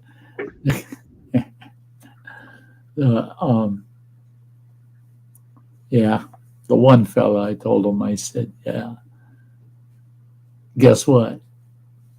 Because he had a nickname, and I can't remember what the fuck it was. It was some dumb nickname. And I said, and we were about 35, 40 feet away from each other, and we're yelling back and forth. And I said, get my hands on you, boy. You ain't going to like it. Messing around with my wife. He's trying to act all tough and all that shit. And I said, tell you what, I will get my hands on you before the day is done. And your nickname's going to change. And he goes, it is? And I said, well, absolutely. I said, oops, dropped my keyboard. I've done that a time or two. Yeah. I don't know. I've done that with my entire laptop. I did that twice with my laptop. But keyboards, I buy a new one about every 2 years, year and a half maybe. But I told him, I said, your new nickname's going to be Dipstick. And he goes, oh, I thought it was going to be something nasty.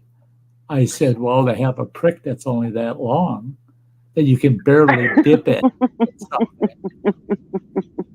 I should make a YouTube channel named Dipstick. There you go. I mean, I already have one called Jack Shit. But all right, Justin. I'm going to get brave and say it. But hey, Justin, take it off. Yeah, okay. Enjoy your dinner. But there. Oh, yes. Num num num. But I've got a second channel.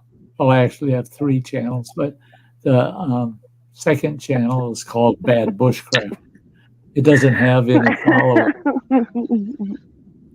It only has one follower, and that's Sty North. But I've been using it for about 4 years now, 5 years maybe. I go to people that are full of shit, and they think they're outdoorsmen, and I get on there and I educate them, let's say. I get on there and educate, and some of them, the minute they see Bad Bushcrafter pop up, they block me again. and then I don't show up, don't try to contact or nothing, they'll unblock me. There you go. There's Then I'm one of my other channels. I don't have yeah, any jack content shits. on that page. See, don't I have any content I have on no that page, but I have no content on Bad Bushcrafter either, and they keep the channel up because I interact with other channels. As long as you're interacting, they consider you active, so they don't lock that channel up. But if you let it sit more than 24 months and haven't done a thing with it, they'll lock it up. They say you're not using it, so they lock it up. I mean, I have a gaming channel, but I haven't done like any like live stream gaming and crap like Yeah. that through my Xbox. But I do have another name that I use. I was going to start a gaming. I was going to start a PS4 gaming channel, playing PS4 games, until Crazy Ann. They don't call her Crazy Ann for nothing. Yeah, She invites me to play Rocket League with her, right?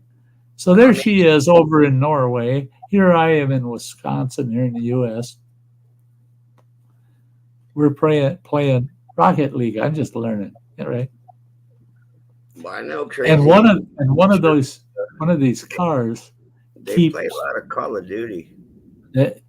One of these cars keeps rear-ending all the time, and so I started calling whoever's in that car a pig fucker, an ass rammer, on and on, and Crazy Ann just louder laughing. And I'm thinking, she knows who that is. I don't know who that is. And I go, I love Crazy Ann. I kept saying, I'm going to hunt your ass down, and I'll show you getting rammed in the ass what that's all about. And then I noticed on the right hand of my screen, there's people chatting. It's fucking live. And I'm talking nastier than shit. You never heard me talk so nasty. Never. But Ann wouldn't quit laughing. And then right just before the last score, she goes, by the way, Sty, that's me that keeps slamming into you. I'm calling her a pig fucker, an ass fucker, everything. And I don't know it's her. I believe that. But her whole goddamn audience, all of a sudden is in that chat. Everybody's jumping in there, laughing their asses off. We all knew that was Ann's car, and on and on and on. Why'd you let me keep talking like that? You know we were live. How could you do it? She only kept it up long enough to then download it so it's recorded. She's got it, right? But yeah, she let me make the biggest nasty fool out of myself. Well, I remember when Crazy Ann. Did you see when she mowed her yard? Cindy and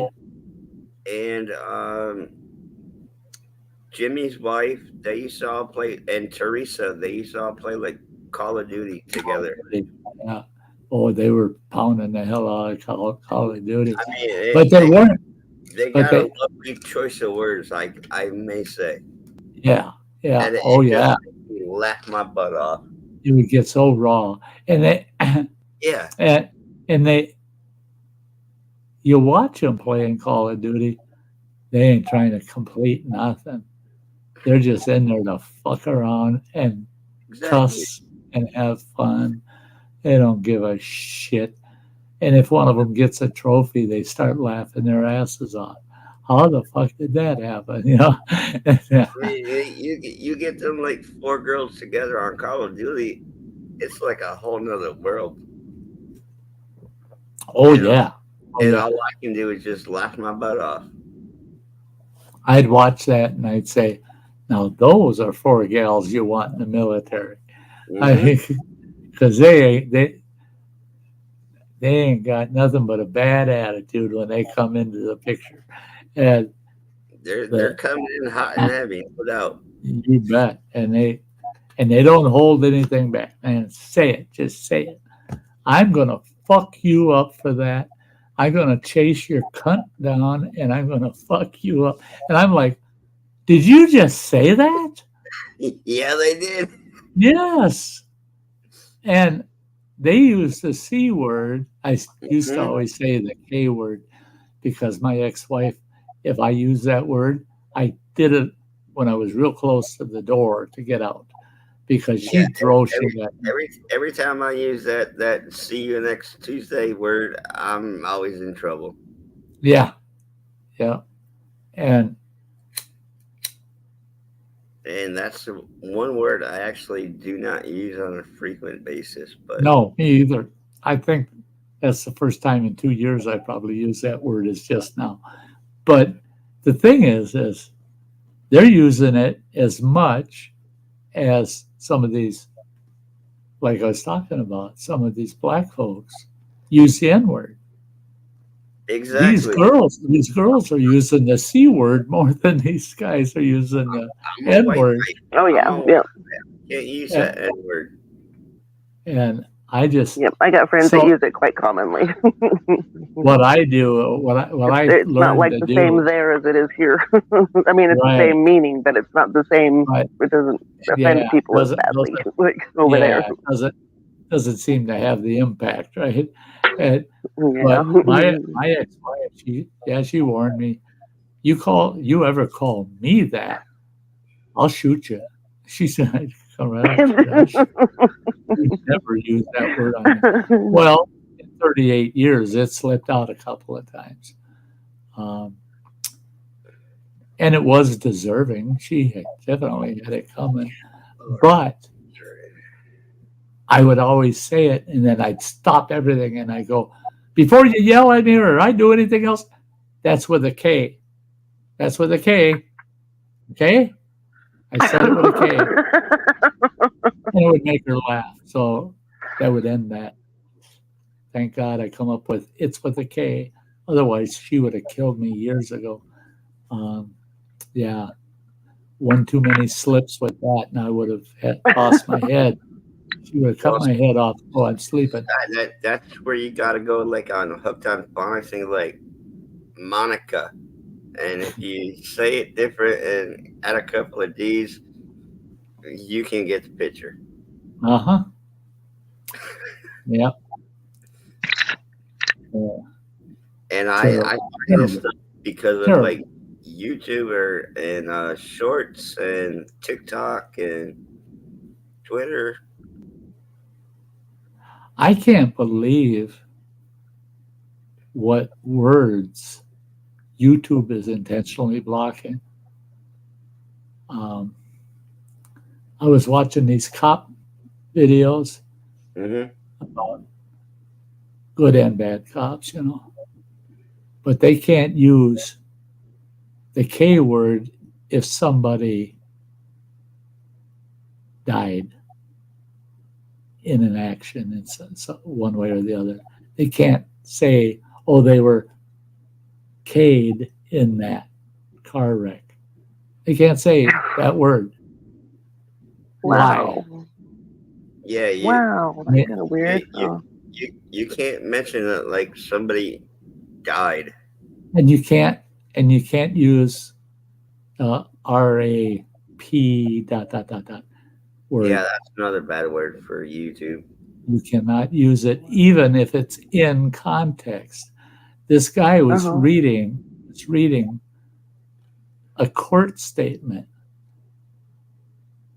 in court, and he's reading off of this document, and that word was used about maybe 10, 15 times because that's what the case was about. I had to quit watching the video because they used the word so much when witnesses were on the stand and that all I was hearing is, well, yeah, and she beep, beep, beep, beep, beep. And you can't listen. And if you put it on closed captions, they just delete the word completely. So you don't even see any word belong there to start with. And yeah, yeah, that's it, Marine Mom. They're playing it's a private platform. It's, I mean, it's corporate owned, and it's a private platform. They don't, if you own it, you don't have to allow free speech on it, just like your property. They can stand out on that sidewalk, say whatever they want. The minute they step in your yard and start saying it, then they can be trespassed off your property. Mm-hmm. So it's, and that's what YouTube's saying is that this platform is their property. You can only say what we let you say on it, or we're kicking you off or trespassing you from our property. And that's where they did not put enough thought into these platforms when they created them, that there be some kind You're of dealing with real people. You're dealing with real people here, right? I mean, Yeah, try that in a small town. try that in a small town, right?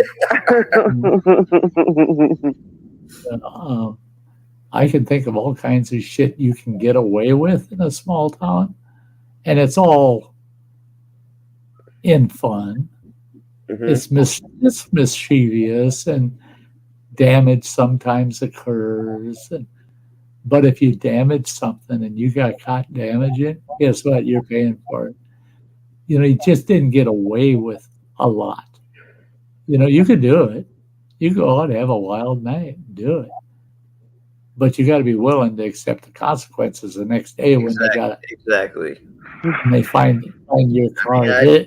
You I've been in trouble back in the days, but I mean, I'm a good person for the most part. Well, that's it. I have a great sense of humor, a lot of sarcasm. I don't think I ever told the story of it, and I'm not going to now. But Native knows I got a lot of sarcasm, and I bombarded the shit out of a squad car with a bunch of big spotlights. You know, the big spotlights.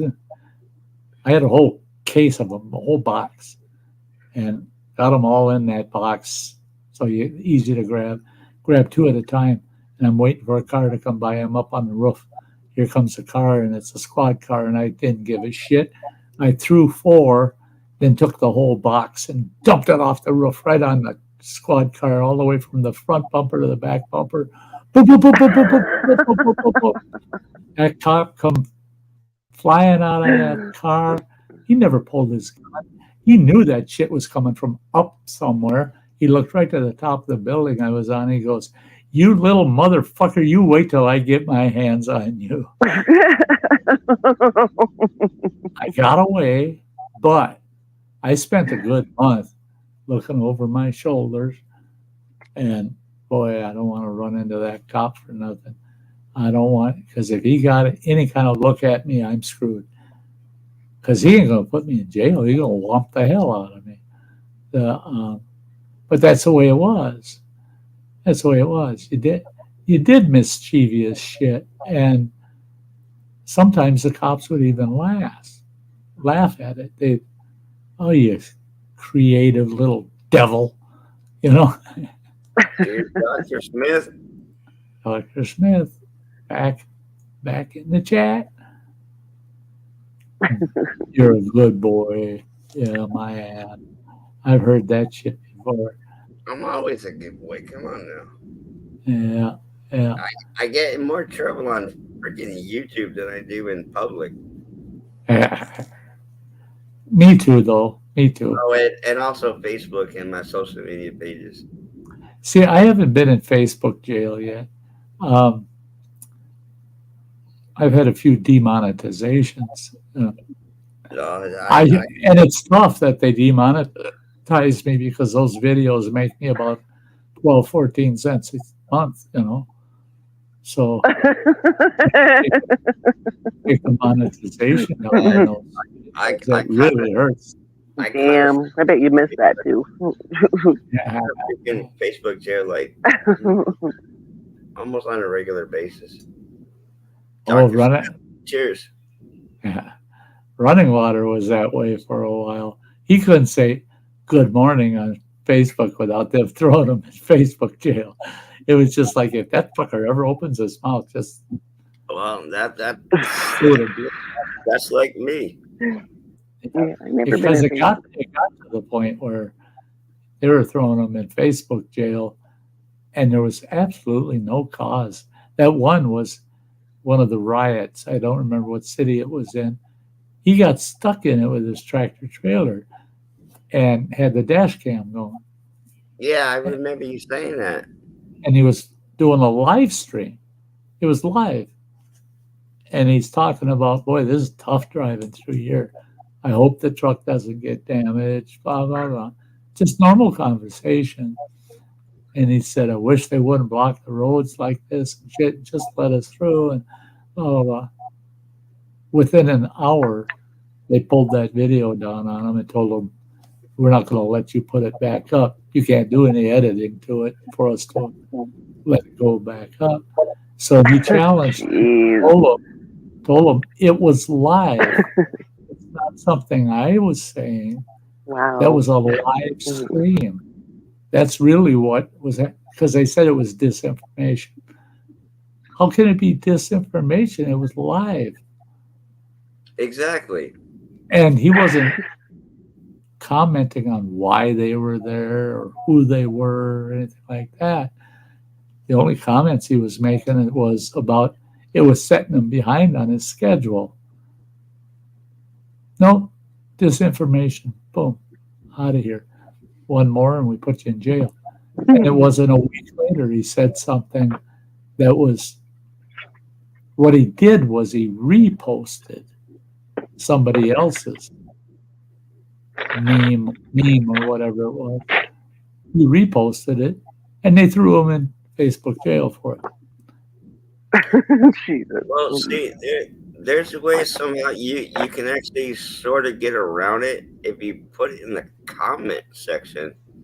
Sometimes you can get away with it, but yeah, if you post it as like your own meme, yeah, I get thrown in Facebook jail. Yeah. I mean, I just had like a 90-day restriction, and somehow I guess Facebook reversed it, and now it's all gone.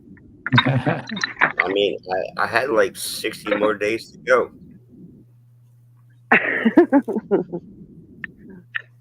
But somehow I don't know what they let you out of Facebook jail for, but I'm pretty sure it wasn't for good behavior. Pretty sure. And every time I don't post something on Facebook, then my mom calls me like, are you in Facebook jail? Yeah. Because she's not seeing the post. Because she knows I post some wild stuff. I mean, and then when she doesn't I hope for like a couple of days, she's like, are you all right? I hope you notice that I do react to anything I do see, because I don't see it all. I don't know why. I mean, I can get a Facebook. Well, Sty, if you comment, I will comment back. I interact. I see your reactions. You betcha. I do. I interact with my audience. I was having fun last night. You were posting in fuckers in the middle of the night, and there's two of them where I was the first one to get in there. I'm still about like 400 notifications behind. I got to get back to them.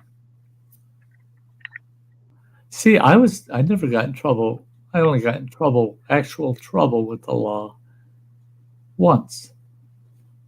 Did I do things where if they caught me, I'd be in trouble? Yes, many. But I've never been in trouble with the law except for once. And I did that as an adult.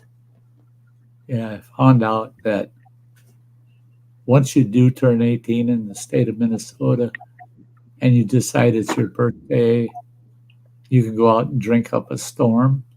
You really do need a designated driver. Yeah, because otherwise it ends up being a really long night. There's nothing worse than sitting in a cop shop just a half hour after the last call at the bar you were at. I mean, you can still taste that drink in your mouth, and they already got you. So what? I was doing 90 and a 30, but there was nobody else out on the road. There are no other vehicles anywhere out there. Well, you could have hit a pedestrian that's walking across the street. What the fuck are they doing out there at 2:30 in the morning? Walking across jaywalk. Usually at 2:30 in the morning. Nice trying to blame someone else. That's cool. Yeah. I mean, Usually at 2:30 in the morning, I'm on Hey, you got people that like, you know, are night people. yeah. Well, and that cop tried to assault. He charged me with resisting. Then he charged me with battery. Then he charged me with some other fucking assault charge. All three of them. Oh my gosh. I had 16 citations by the time he was done with me. And holy cow. I was wearing a Western style suit with a polo tie and a cowboy hat and all. And he reaches over and grabs me by the bolo, for Christ's sakes, lifts up and drags my head across the front seat of his car about halfway to him. And I thought, well, this will be fun. I grabbed his tie and give it a yank, and all of a sudden his face right there, right in front of mine, right up, almost touching noses. And I calmly said, why are you not wearing a safety breakaway tie?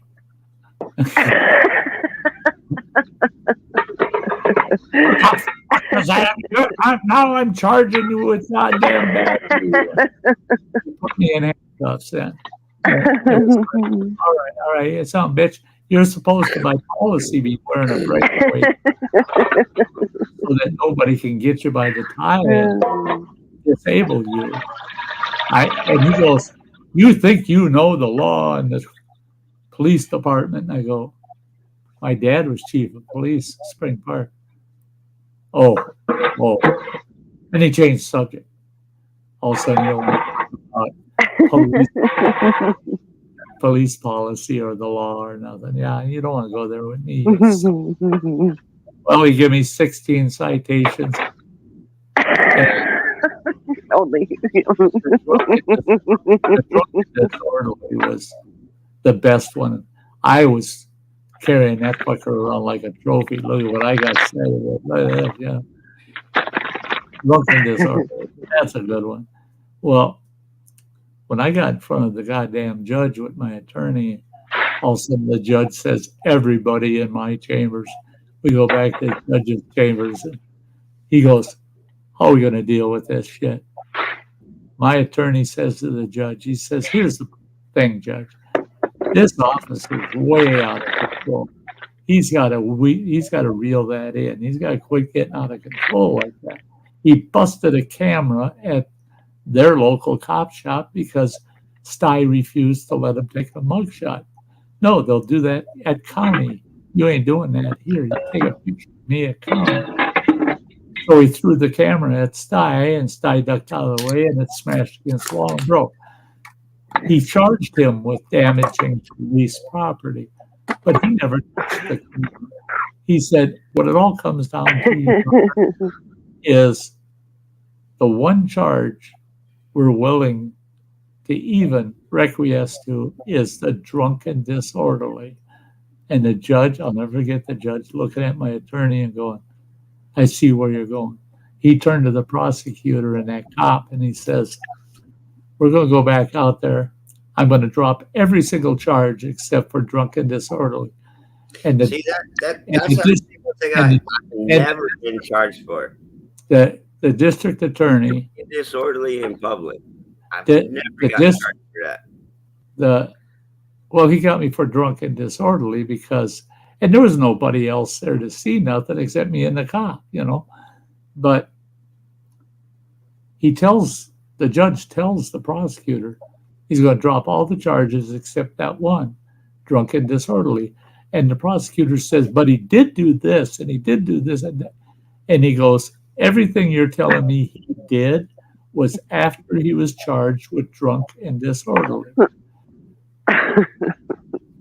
That's what a drunk and disorderly person does. Are those other things you wrote him citations for? Marine Mom, I worked the streets at like 4 a.m., not 2:30.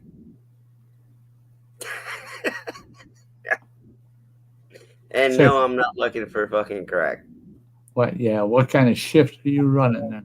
So the judge let me off the hook with the drunk and disorderly, and it was hilarious because he asked me how much did you post per bond.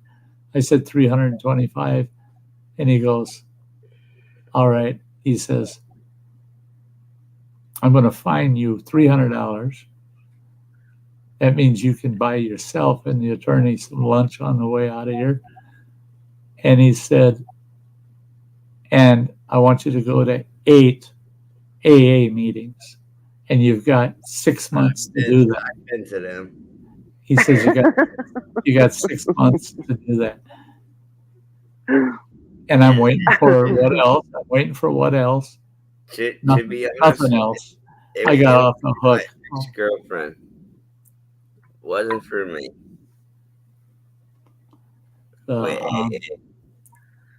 But that was the only time I got in trouble with the cops.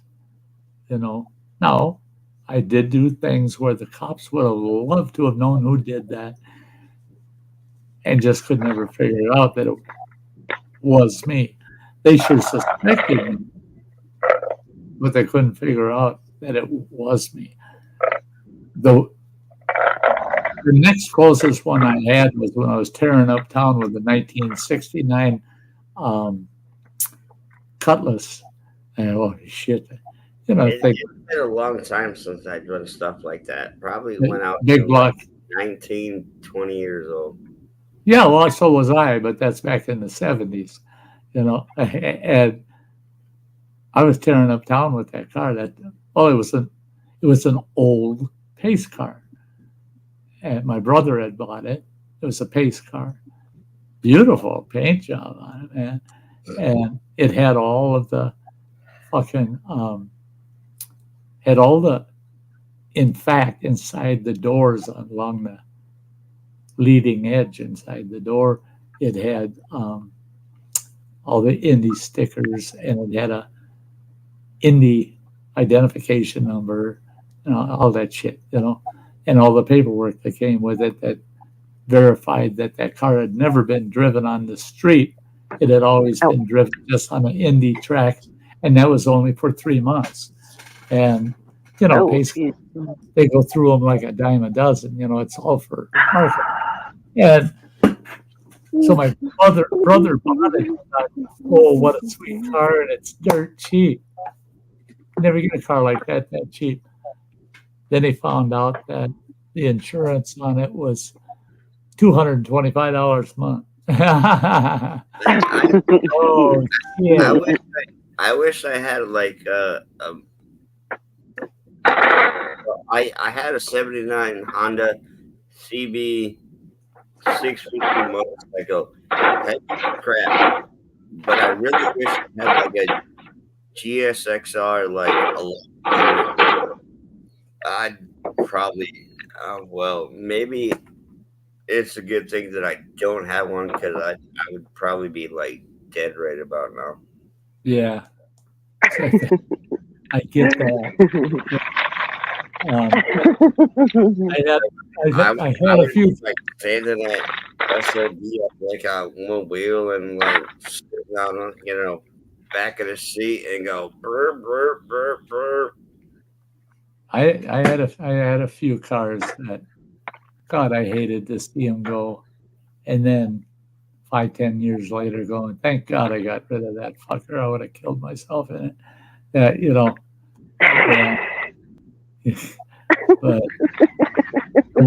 the only car I had The only car I had that I didn't want anything done to the engine, nothing tricked out, just right off the floor with options, factory options. And that was my 75 Cadillac Eldorado convertible. Yeah, Ooh. I had a 1980 Ford Fairmont two-tone blue, and I used to try to race Corvettes with it. I'd get them off the line, but eventually, yeah, they would win. But Get you on the stretch, but they're not going to get you off the line. right, I got them off the line, but long run they got me. Yeah. Ooh. I had Used to have a Ford Fairmont way back when. Yeah. Mm. I had a 1940 Ford 5-window deluxe coupe, and it was called the Iron Maiden. And I was running a big block Chevy engine in it. It had a modified rear end in it. Everything was modded on that fucking car. You get in that car, and all that's in that fucking car is the driver's seat. And it was a tin firewall, just a flat tin firewall with, like, I think I had 5 gauges in the firewall. That was it. No interior. It's all been torn off. And roll bars, full roll bars in it. NASCAR, you know. I was surprised because I had the same issue you're talking about. There went a car out of there that I didn't get a 4-car length jump on them coming off the line. I had a 4-car length jump on anybody. But at the bottom, then I had to get it. I can get them in like first or second gear. I'm barbecuing. I just got my barbecue going. They were gone. Chicken wings going. Chicken wings are on. You know, I sold that 40 Ford because I had it. It was considered street legal, so I had plates on it. And some rice. But I was going to kill myself. Oh, mine was like straight out, just like it was a normal, street legal car. Yeah, but I sold that 40 Ford. I sold that 40 Ford, which was really intended to be a dragster, but that thing had that fucking thing had a 485-pound clutch in it. The best vehicle I had was my Ford F-250 that had a 300 straight 6 horsepower. Yeah, well, that's a lasting truck. They don't die, man. They don't die. But I got rid of that 40 Ford. The guy that got it from me, he comes back to my place and he says, I need a transmission. And he's always building cars and shit. I said, what are you looking for? He says, I need about a 65 Glide 2-speed. I said, a 2-speed automatic? What the fuck, you building a dragster? He goes, sort of, kind of. Then I saw him at the track with my old car, the Iron Maiden, kicking the shit out of everybody at that time. But he's kicking the shit out of everybody. Well, yeah, that stupid 2-speed transmission, automatic transmission, every dragster was running them in them. And it got to the point where if you had one of them trannies, you get $5,000 for that son of a bitch. $5,000 just for that tranny. And it don't even, even if it's a rebuild, $5,000. Well, that's where, like I said, I come from an ex-wife who my ex-brother-in-law. I come from an ex-wife too. NASCAR, and I done some work on some stuff. Yeah. Oh, you've had your hands on shit. You betcha. Yeah. Oh, once a person gets to know you and talks to you, it's pretty clear. My ex-brother-in-law was like a 7 or 8 time champ in Stafford Motor Speedway, Connecticut. Awesome. And NASCAR tried to call him up, but he has some issues with his wife and da-da-da-da. I'm not going to get into it, but he's just saying like low-key and just races like quarter-mile tracks. Uh-huh. But I mean, I used to travel, New England with him when I lived up north. Yeah. We just ran that car in, how would you put it, unsanctioned street modified. So you weren't earning any points or nothing. You either got on the pedestal or you didn't. You got on the pedestal, you made a few bucks. But I'll tell you what, you blow an engine on that damn track, but you still rolled across the line first place, fastest speed. Don't matter. They ain't giving you enough fucking money to replace that engine.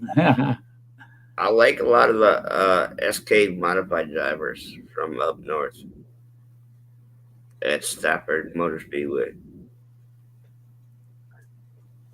Yeah. They're all talking about barbecuing over there, and Grammy, she watches it on her camp. I follow a lot of circuit there. Her surveillance cam. It's pretty good. I'm going to need to do that too. We got so much shit now. There's no place to put anything, and so I've got some equipment that's sitting outside, tarped, that a couple of hoodlums could pull in here and load it in a pickup truck and take off in less than 10 minutes. So I'm sitting in here, every noise I hear outside, I'm grabbing the 9mm and looking out the windows. I got to protect my shit, And I'd be grabbing like 45. That's just me, by the way. That's all. If I still had a 45, I don't like 45 ACPs. I don't like them. I got a lot of experience with them. I own 5 of them. I own the only one I liked playing with was the 1911. Yeah, that was the only one I really enjoyed. I enjoyed that gun. All the others, it's just, to me, it was such overkill. It was such overkill. It is. A 45 is a lot of overkill. You're correct with the 9. Like pow. Yeah. 2 or 3. Well, see, that's it. Is actually on an accuracy basis because of the recoil issues. Right. I can place 5 9mm in a tight pattern faster than I can place 4 in a loose pattern with a 45 ACP. So that's why I preferred the 8 or the 9. That's funny. Dr. Smith says Native has that Fortnite security. Fort Knox security. I got 8 cameras around the property, and then I got one in the house with a different setup, so I can see Bandit when I'm at work. There you go. I got a goddamn one of those doorbell cameras, and those are cool. I like watching the videos on those. Oh, they're funny. I don't have Ring because there's issues with Ring, but the one I bought, same price as a Ring, and it's a good one. I've been playing with it. I just got to mount this son of a bitch on the damn house. Lazy asshole. Get out there and mount that damn thing. I got my daughter a wireless system, like mine, only wireless, wired. Mine is wireless. The cameras I have, they're just like wireless and closed circuit. Yeah, what I like about them is you can have over my laptop. Mine has both two-way audio in it, and I love it. You let some clown come up to the door, and you just let them keep knocking, and then as they're leaving, you go, "Who's there?" And then fuckers will come back up the steps on the porch, and they stand there like they're waiting for you to open the door. Then they start knocking again. They knock, finally give up. And then they head out. They get halfway down the steps, and I go, "Well, what do you want?" Fuckers again. Well, knocking. I used to be like. It's funny when you don't even have to be at home to do it. You're on your phone. I used to be out and about somewhere, and every time my camera would go off, I'd get a cell phone notification. Right. And it was usually my dog. Uh-huh. And I had the two-way audio. I'm like, Harley, calm down. Yeah. I'm like, chill out. And I would start talking to my dog, and he would like find out where the voice was coming from. He would look at it, bro. And He was looking around for you. it was so cute, but also so funny. But yeah, he's like, who said that? I'm like, Harley, go lay down. Go lay down. Uh-huh. Yep. Yeah, I think to me, they're more fun than anything. Is that it? No, that ain't it. Where is it? That's like this son of a bitch. I have fun with this at Walmart. Oh, the pen cam? Yeah, it's a pen cam. And it'll do video, audio video, or just audio. And it's just how many times you push the plunger. And it does have a pen in it. You can use it as a pen. It weighs about the same as a pen. Right. And the fucker works better than I thought it would. Cost $40, but I was amazed at the quality of the picture. And I carry it in the truck with me almost all the time. And if I'm going in the store, I'll usually remember to stick it in my pocket, and give her the double click and let her record while I'm in the store, because it'll record up to 2 hours at a time. The memory stick in it, it's good for 8 hours. All you have to do is like go to Walmart and you'll get like major videos on Walmart. Oh man, you could one trip to Walmart, there's no reason you can't walk out with 25 shorts. I mean, Exactly. Yeah.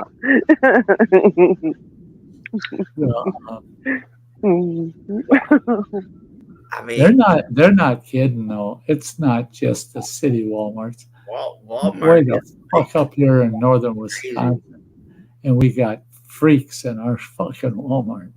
Man, we got them out here in North Carolina also. I mean, the outfits like some women wear are just like, wow. Insane. I twice now in the last month, and I didn't have that cam with me. And I'm going to have to cut that out. Make goddamn sure I got it with me, because twice I got to see Karens go ballistic in our store. And those get a lot of hits, Mm-hmm. You could do some shorts on some of these Karens. Yeah. There were 2 of them last month. One of the people that make GIFs out of the stuff, like content like that. Uh-huh. Yeah, Benny Loco wanted me to go through and do like when I work, put a hidden camera on me when I work, so you could see all the Karens that I deal with every night. Yeah. It's hilarious. This guy you'd be YouTube famous. Right? And I kick myself because I'm at that stage of the game where I don't have the cameras right on me all the time. I got my phone, but none of the other cameras. I used to always carry at least 1 or 2 with me. Now I just get involved, That one woman, she's just freaking out on this poor little gal. And this gal probably didn't weigh 95 pounds. It's lucky. And here's this woman that weighs about 450, just standing over like a bull elephant. I'm going to trash you. And I'm at the self-checkout, and they're just on the other side of the display counter. And this Karen's having this fit. So much stuff. I mean, it's like ridiculous. So many people were walking up and telling this Karen, you need to stop. Just go walk away. Just stop. They're trying to be so nice. Just stop it. And it's not. And she ain't listening to nobody until she heard my voice. Well, all of Walmart heard me yell at her, hey, fat ass, you need to shut the fuck up. She huffed and puffed. She huffed and puffed and stuffed her big old hippo feet and went and here waddling out the doors. I didn't have anything else to say when I said, hey, fat ass, shut the fuck up. And I had two guys tell me, you got guts, man. You're brave doing that shit. She could have come over here thrashing the hell out of you. I said, hopefully she's got some money because I'm going to sue her ass if she touches me. I said, all I did was use words. She wants to get pushy. Go ahead, bitch. I'll spend a couple nights in the hospital while you spend 120 days in county jail. Kirk. Hey, Kirk, Whipper, Voyager, Tim, it's been a while. Yeah, this is episode 54, guys. I should have mentioned it 2 weeks ago. I did this first. I did episode number 1. What was it? A week after I got my. Sty, to be honest, I think you're on episode 2000. Not this stream. Yeah, not this one, but I mean, the Sty Shack, the Sunday Sty Shack, has been 54 episodes. Episode 1 was about a week and a half after I got my diagnosis. I only got 2 years left. That's when I did the bad news one, And so it's been a year and 2 weeks.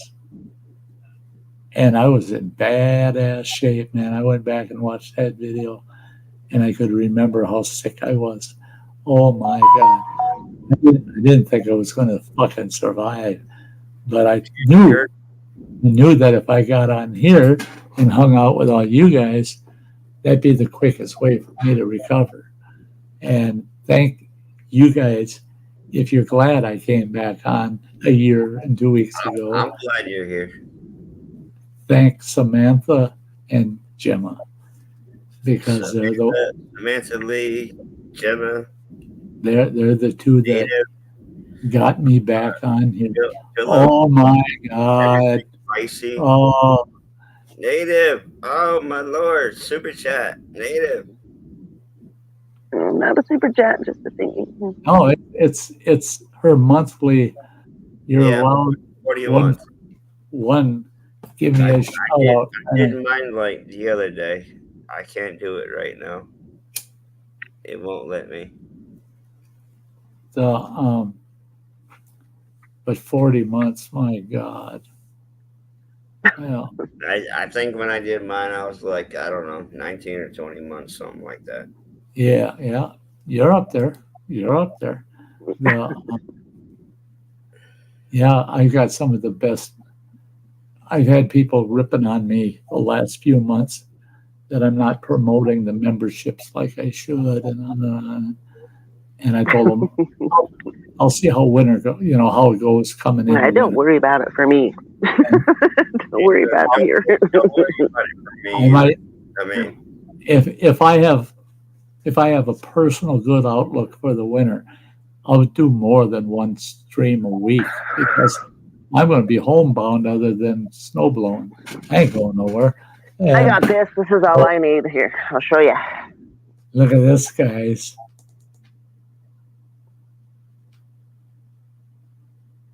Nice. And the back, of course. She's an outdoor lover, boy. Yeah. I just washed it. Yeah, it's right there in my laundry pile. Looks nice and clean. I don't have a Sty North shirt yet, though. This is a sweatshirt. Is that the sweatshirt or So I can layer it, put like three layers underneath it. is that the hoodie? Yeah, yep. Yeah. I still got Phil's Everything Spices, but I've got two of his. I bought one, which was, this is moronic. I bought one, and literally the same week he had a contest. I always put my name in. I never fucking won that. I won another one. And so I got two for the price of one. So,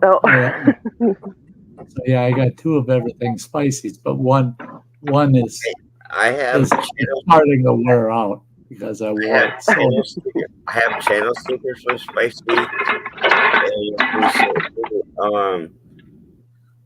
A nice, very dark, like a cocoa beer. But I have like channel stickers from like many YouTube channels. Yeah, me too. And of course, I have my own channel sticker also. Right. You betcha. I believe I got that sticker from you. Yeah, I mail out Christmas cards and stuff like that. Yeah. I don't mail out Christmas cards, but I do a Christmas Day stream. And now, the way I feel now, if I feel like this come December, we'll have a Christmas Day at the Sty Shack again. Yeah. I probably won't dress up as Santa because it'll look like a fucking elf stole the suit. I mean, and I don't have enough fucking pillows to stuff that fucking thing. I'll wear the hat, but not the whole outfit. But I got my Christmas shirt. Video guard dog. Now he's babysitting the chicken now. Well, he wants some chicken.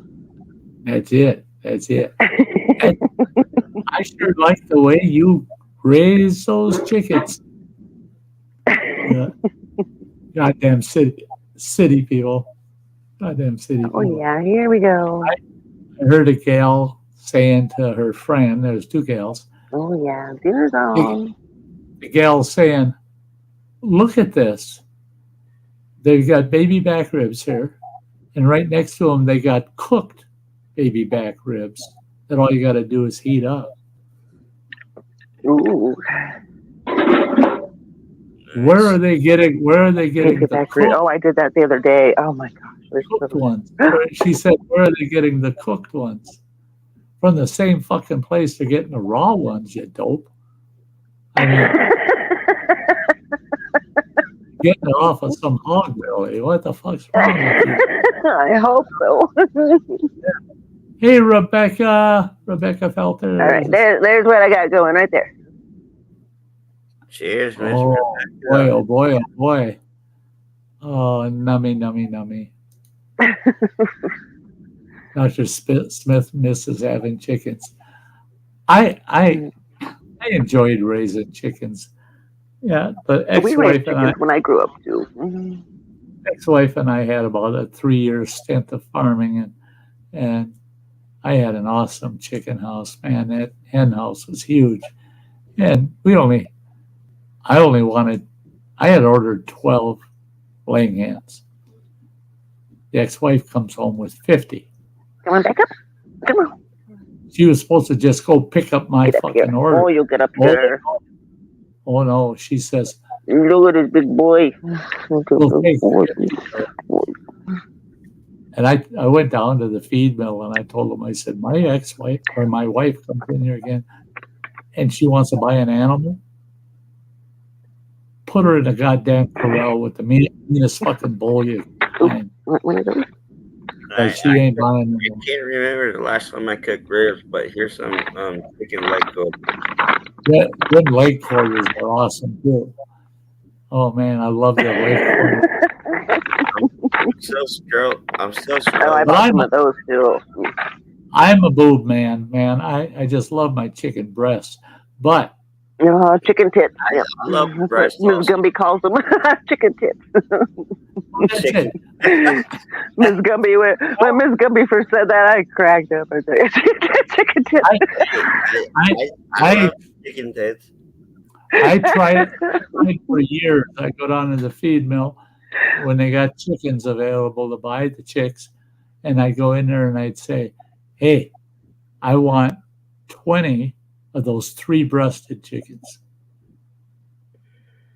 They go, that's the fucking thing. I said, come with me to the grocery store. So they got them. Why don't you have them?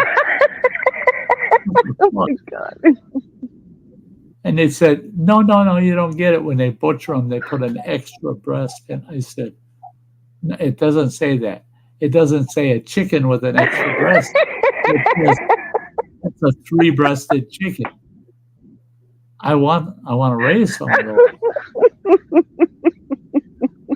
They don't exist. I can just see you doing that with a straight face too. Why do I actually believe that also? Yeah, I can see that. Yeah, I've bought hundreds and hundreds of chickens in my lifetime. Half chickens, quarter chicken, the whole fucking chicken. Oh my goodness. And every one of those I bought, they got a wing on it. They got 2 wings, right? But yet right next to them are these big ass trays with 24 wings in there. That means there's 12 chickens out there without wings. They cut the fucking wings off the goddamn chicken. So Poor chicken. what are they doing with the rest of that chicken? I mean, real pit. The rice is almost done. Baby eggs. Yeah. Yeah. I mean, they're all like prefab and stuff. You just like throw them in the oven, throw them on the grill. God. Yeah. Okay. I bought some barbecue beef about 2 weeks ago. Come in a pouch, like a foil pouch, and it's barbecue sauce and beef, right? What you Well, doing? be real quick, microwave that shit, throw it on a sandwich, So I'm sitting there, and I made me 2 nice big sandwiches. I put them on onion buns. Pepperoni. I love onion buns. Yeah. And I'm sitting there eating one, and I'm looking at the package, reading the package. And then at the bottom, it says, a product of Argentina. What the fuck? It's goddamn either goat meat taters, fry up them taters. What is that? I can't see. Taters. I put on the big screen. Oh, is it taters? I mean, I put on the big screen a little bit on the big screen. Oh, there it is on the big screen. These are taters. My big screen's always like a few seconds later. I love fried taters, man. Did you see all the taters we got? Oh my goodness. Did you get a lot? That's cool. Oh my gosh. One of the semi trucks dumped them off on the side of the road. I seen that video. You're cleaning them up. Yeah. They're huge. I mean, holy cow, you should see this. I made one for my friend at work because I found some more in the car. Yeah, they got away from shit, man. And they're like all solid all the way through. Look at these suckers. Look at this. Yeah. Bigger than my hand. Big ass acres, man. Native. Like a cow or a pig. And, I think they're humongous. Boy, look at those potatoes. And they're like solid all the way through, too. They're not. Sometimes they go hollow. Here's the Sometimes they'll like be hollow in the center when they're huge. Oh my gosh, they're solid all the way through. Ooh, that's yum! Steak right there. Yep. That looks good. It's really hard cooking for just me and my son. Yeah. I mean, Randy could eat enough for 3 people. Randy could eat enough for 3 people. He's 300 pounds. Yeah, you didn't have to worry too much. But I was always cooking for like 6 people outside. it's like I got this. It's hard cooking for me because I live alone. So I mean, Yeah, that's my problem. Is I've got this have a lot of awesome leftovers. pork loin, bacon wrapped pork loin. It's awesome, but it weighs 2.5 pounds. Yeah. Now, if I were to have anything eating that with for it, like a week. I can only eat about 1/3 of a pound. Is about all I can get in me and have something with it, potatoes or something. If I eat 1/2 pound, I'm stuffed. I got no room for anything. And people think that I'm like a picky eater too, and it's like I'm not a picky eater. I love to eat. I just can't eat that much. I just can't eat that much. It's the volume. You just I ain't picky. I love food. yeah. No, Native, you love your barbecue chicken. So that'll last us at least 2 days. At least my son likes it. This ain't the first time I've had her barbecuing chicken on my I know, right? and steaks and a little bit buzzed each time too. A little bit. I love seeing Native's Instagram grilling little shorts. I don't use it. They're little like quick little videos. Yeah, I usually put them on YouTube too. I think the ones that I've done recently, I just put on YouTube. Yeah, I'll usually put them on YouTube. My little shorts. Okay. Shorts. Yeah. Native grills up some. And they automatically go over to Facebook too when I put them on Instagram.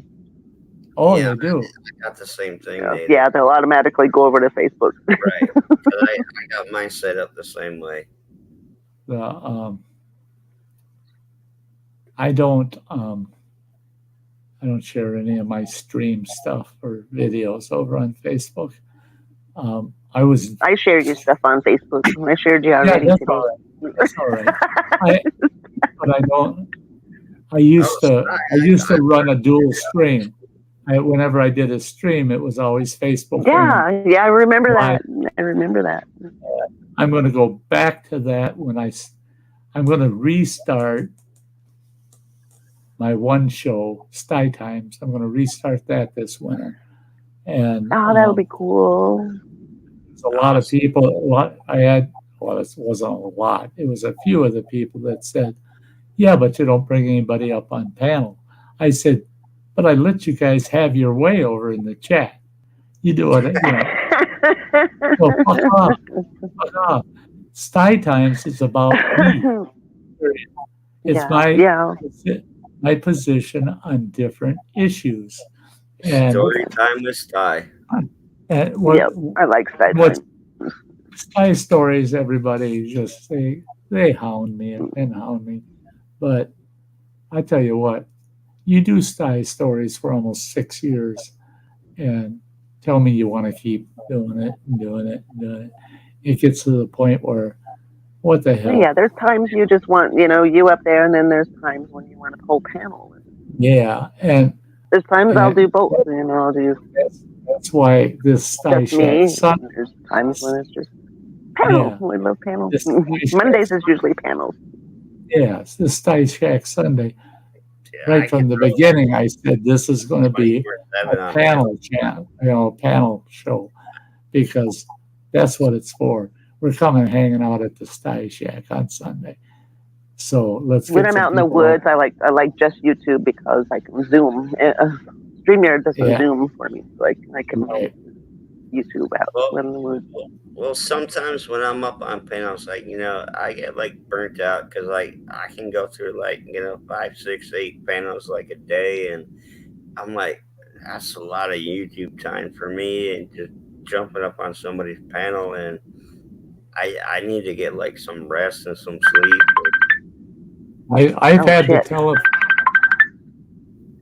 It's not me, Colin. It's no shit moment. I didn't butt dial nothing. I ain't got no butt. So that'd be me. But I've actually had to tell dear friends that had a panel going, they'd see me in the chat, "Oh, Sty, you got to get up here." And they send me the link.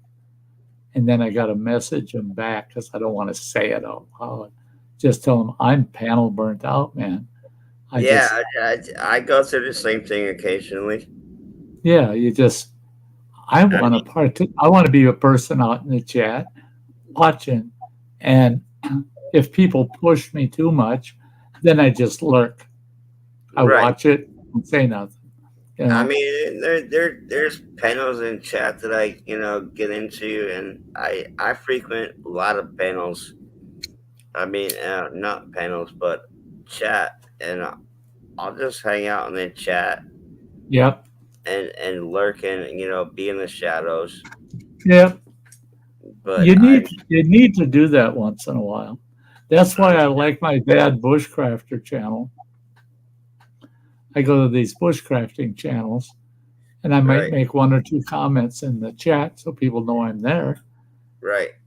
And then I just sit there and I watch until whoever the host is fucks up. Then I get on the chat and I start. I've had a couple of hosts that I, intrude on their stream, and they'd say, "Get up here on the panel and say that." I mean, I got up on one, and I got a special avatar for that channel, and that's all they got to see. They're not seeing me. They don't know who the fuck's talking to. I mean, as I always say, Matty J, he's camera shy. Can be. I can be. I mean, there's certain streams that I'll just hide behind my avatar. Which in case if anybody's out there lurking right now, here's my avatar. Yep. That's how you know it's me. Matty J 919. Okay, sorry. And it's I forgot how the hell to turn my avatar on. My grandson needed some money. What's that? You got to go. My grandson needed money. I send him money through Facebook all the time. Hey, Matt, what was that? What do I go into? I believe it's settings. In settings. And then you just upload a picture. Oh yeah, I got those avatars. Or if it's already uploaded, you just click on it. Click what? Settings, virtual background. Yeah, like that right there. See, look, I got a full bar behind me. Well, yeah, that's the background. I want my avatar, not me. Oh, avatar, you gotta do that. I think it was through Google or something like that. And you just change your picture. Oh yeah, no. Google. That's where I changed mine at, is Google. Yeah. But it used to be I could click down here on myself, the 3 buttons, and maybe YouTube Studio. No, I could hotkey it right from my studio here, down on my. Sorry, I came in the middle of the conversation. So I usually have to change mine over on Google, though. Like Native said, usually if I change my avatar picture, it's on Google. Yeah, that's nuts, because I used to switch in between my avatar right off of here.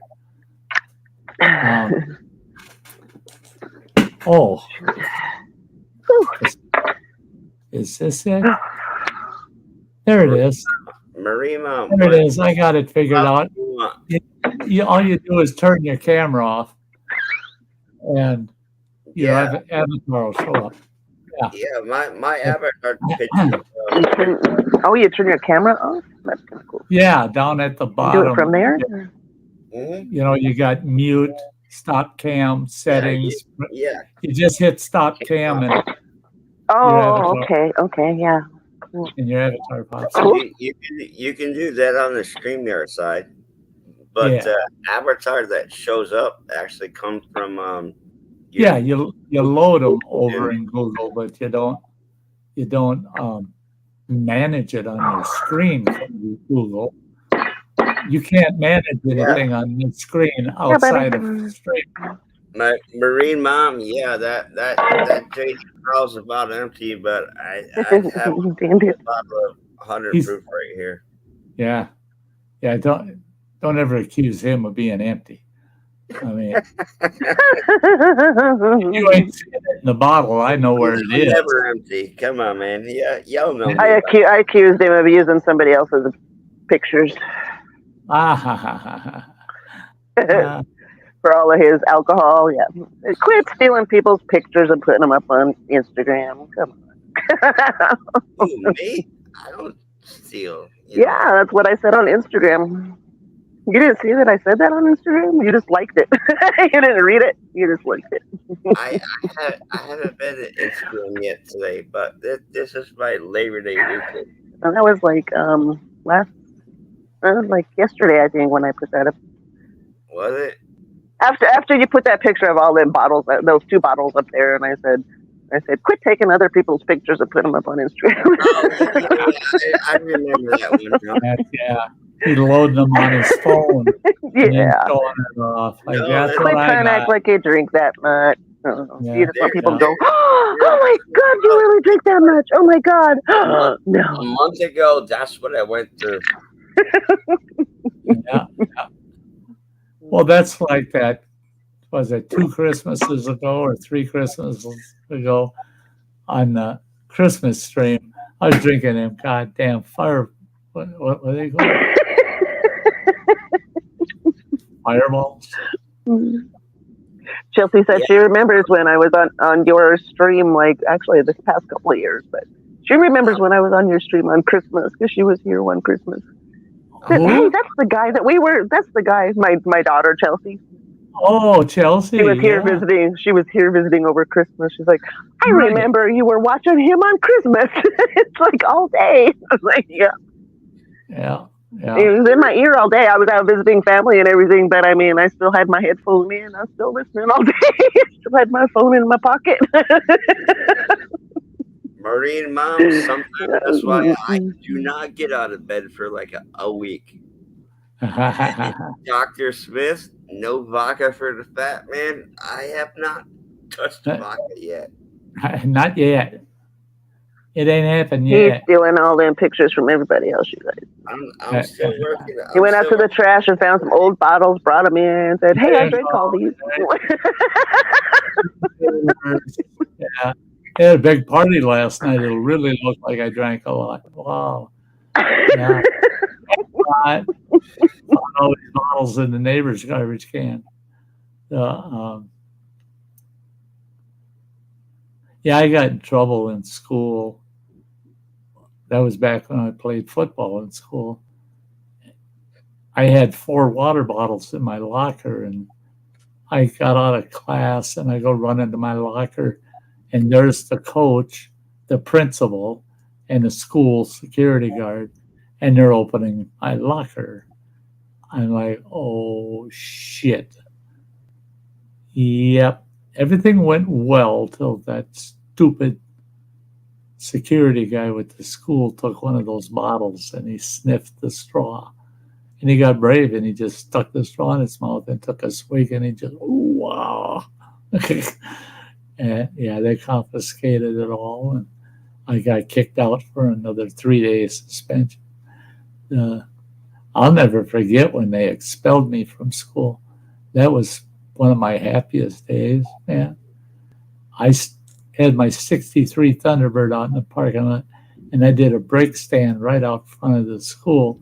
Well, you had this huge patio area that was part of the lunchroom. All the smoke off of them rear tires start pouring into that patio area. Everybody running, closing the doors in the school. And oh my goodness. And all of a sudden, boom, driver's side rear end drops. And then Look at that. just seconds Damn. later, boom, right side drop. And I could hear the rims, jing. Let the brake up, going down the highway, Dang. flap, flap, flap, flap, flap, flap. You got down a gravel road, threw two tires onto my trunk on the fucking car. But I said We'll goodbye. move that one. Move that Said one. goodbye real nice. I really, really do miss my car, man. If I was dying and I was a rich man, I'd buy that car from somebody. Oh, I don't have it. I had an old Dodge Dart. I regret on that thing. I love that car, man. I bought my ex-wife a 1970 Dodge Dart, and it had the white vinyl roof with the blue body, the metallic blue. Yeah, this one was white too. Oh, it's gorgeous. Yeah, this one had blue rugs, blue accents on the dash. Otherwise, the whole interior was white. And I jacked her up a bit and did a little tricking around on the motor. It had that slant 6 in it, and I put 3 2-barrels on it and bumped the horsepower up a little and jacked that ass end up and put baby moons on for hubcaps. And had nice big meats. I gotta go hydrate. I'll be right back. Dehydrate. Well, it's dehydrate. Unless you're drinking that piss. I gotta go steal another thing out of the trash. Hold on. I gotta get a drink new it all.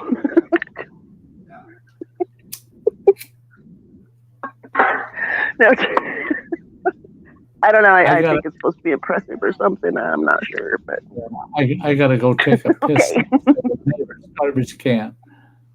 Yeah.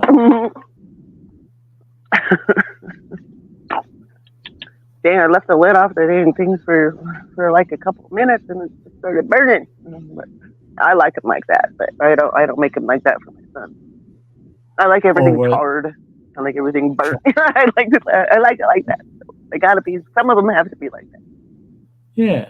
My brother is the same way. So me and Virgil's like the same way. I mean, my husband like burned some one day, and Virgil's like, "I want that one. I want that one." I said, "No, that one's mine." So we're fighting over the burn. My ex-wife was so extreme with shit being burnt all the time that a hot dog, that son of a bitch, would burn so bad. And when she'd bite into it, only barbecue stuff. And there's this tiny ass little hot dog inside that burnt face. Oh my God! No, just barbecue. I said that is not everything. No. Only not everything. Just barbecue. Only certain things on that grill, and I always was cooking with 2 to 4 grills. We always had people coming over. Yeah. And I'd have everybody. I'd tell everybody, if it's red meat, everything's going to be medium rare. When you come up to get your steaks, you don't want medium rare. Let me know at that time, and I'll finish your steak up. Yeah, right. I ain't burning any, hoping that somebody will eat it. I love it. My husband used to barbecue really, really yummy. And I did the same thing with chicken. It's all like new to me, but I think I do okay. Barbecue chicken. Some people wanted it, scorched, and some people just wanted it nice and juicy and not scorched. You know? Steaks. I like the char, even though they could be like, really great in the center. I still like the char on the outside. Right, that texture that goes with it, and that char flavor. Roughly like medium well. See, I like my steaks medium rare.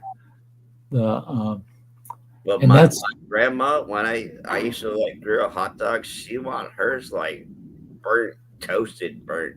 I'm like, Grandma, you're like, yeah. I love burnt. I love things. When I My was son growing leaves up, everything charged for me. when I was Everything growing up, not vegan. my mother used a cast iron frying pan for damn near everything. And she'd have 3-4 of those cast iron pans going on the stove. Well, there were two things that woman could not cook. Don't let her fry a hamburger because it's about that big around and about that thick. It almost looks like a fucking meatball, but it's so fucking dry that you want to dip it in water to eat it. And same thing with the damn Things can be charred on the outside and be like all really great on the inside. Right. It just depends on how you cook it. On the inside. My husband knew how to cook stuff for me. She would cook it too slow, way too long, and then it would dry right out. Well, she did the same thing with pork chops. And one day, my brother sat down at the dinner table, and he grabs a pork chop, puts it on his plate, and he's looking at that fucker, takes the fork, and he just tears the bone off the meat. Pork right? chops, sausages, and gravy. And he takes his boot off. He's just fresh home from the military. He takes his boot off, and he holds that pork chop up, and it's the perfect size for the heel of his boot. And he set it aside, and he ate everything else, but he wouldn't eat no pork chops. And my mother, and then towards the end, he grabbed another one, and he just pulled the bone off the meat, and set that meat on top of the other piece. What are you doing?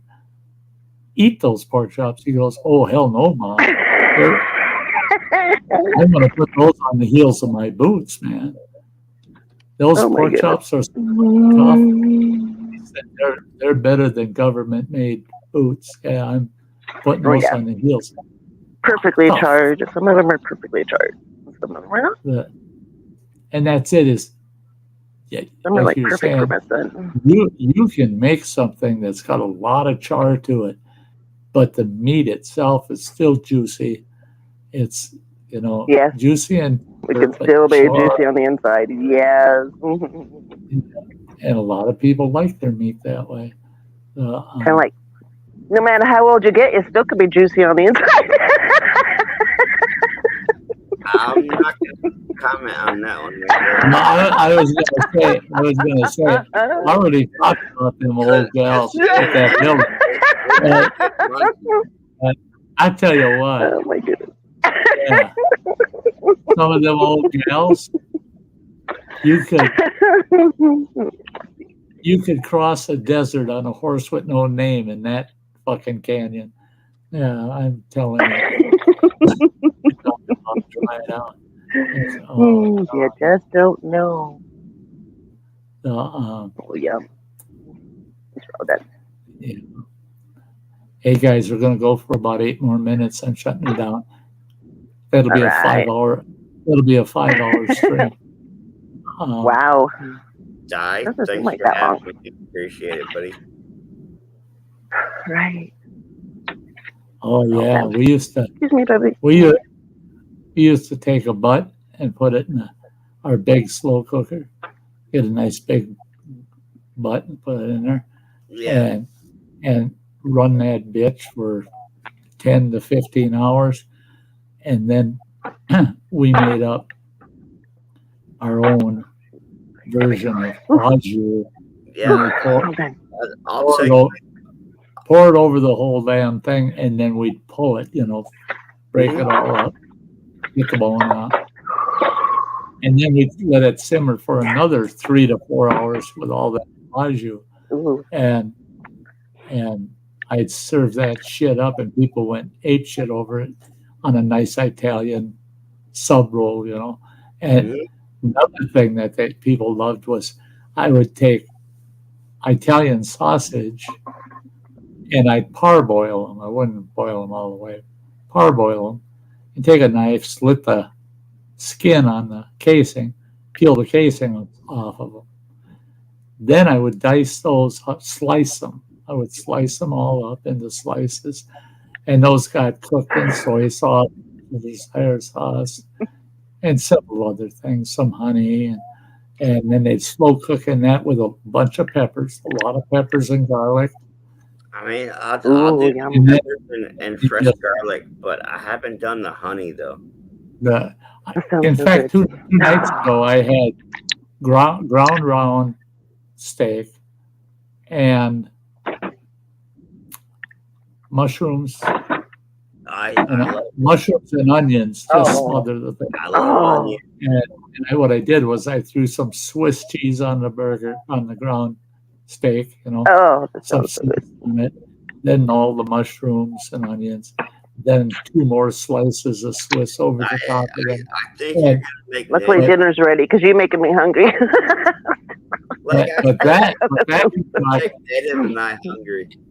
but the way I do my mushrooms and the way I saute them and the onions, I fry the onions till they're al dente, and then I throw the mushrooms in. Then I throw Worcestershire sauce and soy sauce in it, and then I put 2 tablespoons Can you say that? Worcester who? Worcestershire or whatever the fuck. Taking at you, buddy. But I throw 2 tablespoons of honey in with it. Oh my fucking that's god! the part I have not had. I have not had Oh, that. oh my god, was that so good? Yum. That sounds yummy. Oh, That Marie, sounds amazing. I used a lot of I You make me used start drooling. I use Good, do I got something on my face? just for one ground steak like that. I'll use half a stick of butter in the pan before I throw the steak in. But once everything's done, the steak and the mushrooms, everything's sauteed, I put it all together in the fucking pan, keep stirring it on a low to medium heat, and I steam all the liquid off of the mushrooms and onions. Right. And they become so perfectly glazed. Because they're so perfectly glazed, you pull that burger out, put it on a plate, dump all them onions and mushrooms on it. Holy shit. Yeah, to die for. It's got that sweet. Sounds amazing.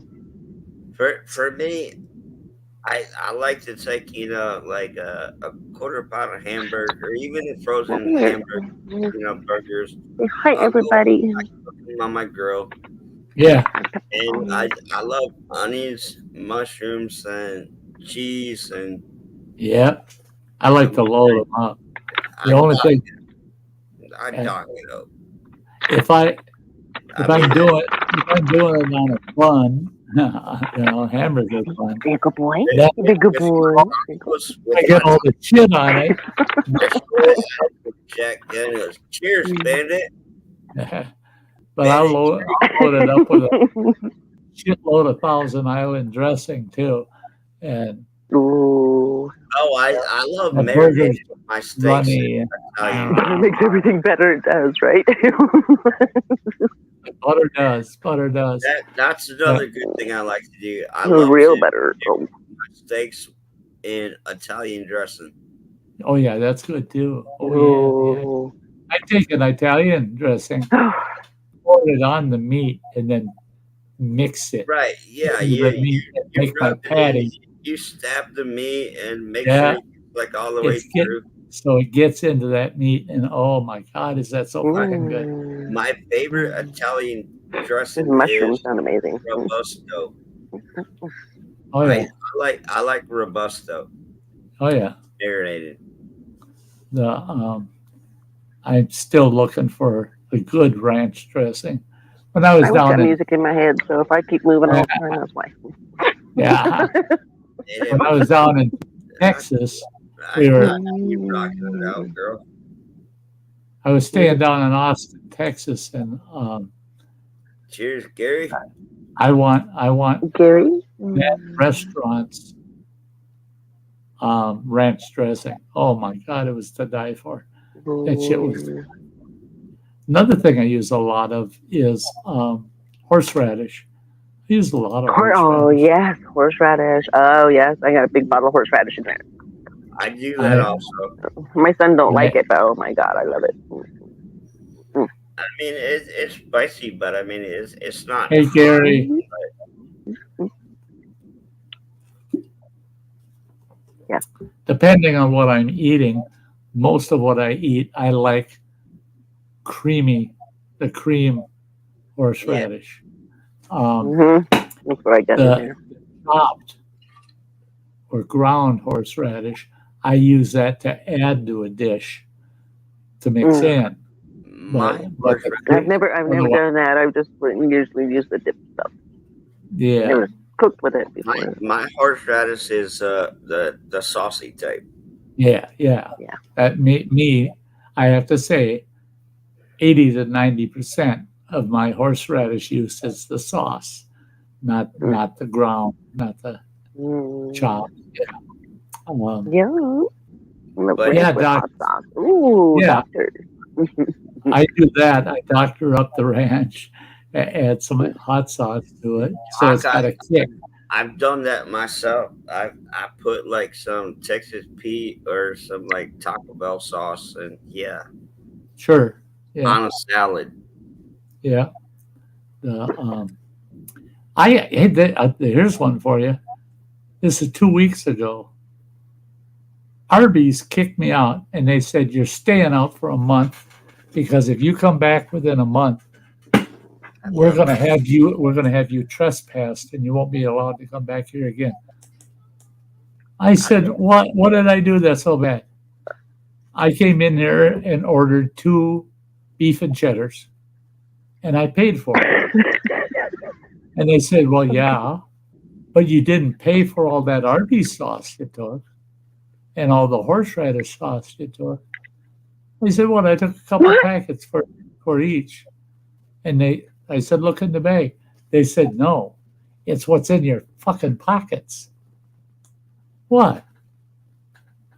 Aren't they there? So you're supposed to take them? You're not supposed to take them? Well, I guess from what they're saying, you're only supposed to take enough that you need for your sandwich, not enough to keep you in that sauce for the next month. And what if you like what? I got home and I figured it out. I think I took 120 of them goddamn things. I don't know. Said them so. It's funny. It's funny because when I Taco Bell, they send me like 20 packets of this, 20 packets, but I never got like 120 though. Yeah. No. I felt so goddamn bad. They were being really strict with me, but they were polite about it. Really strict with it. So the next day I went to the post office and I swung in there and I heard this gal laughing behind the counter, and she comes around and she goes, "Thank you." And I go, I couldn't help myself. I just couldn't help myself. I gave half of the packets back. I figured I only needed 60. Oh my God.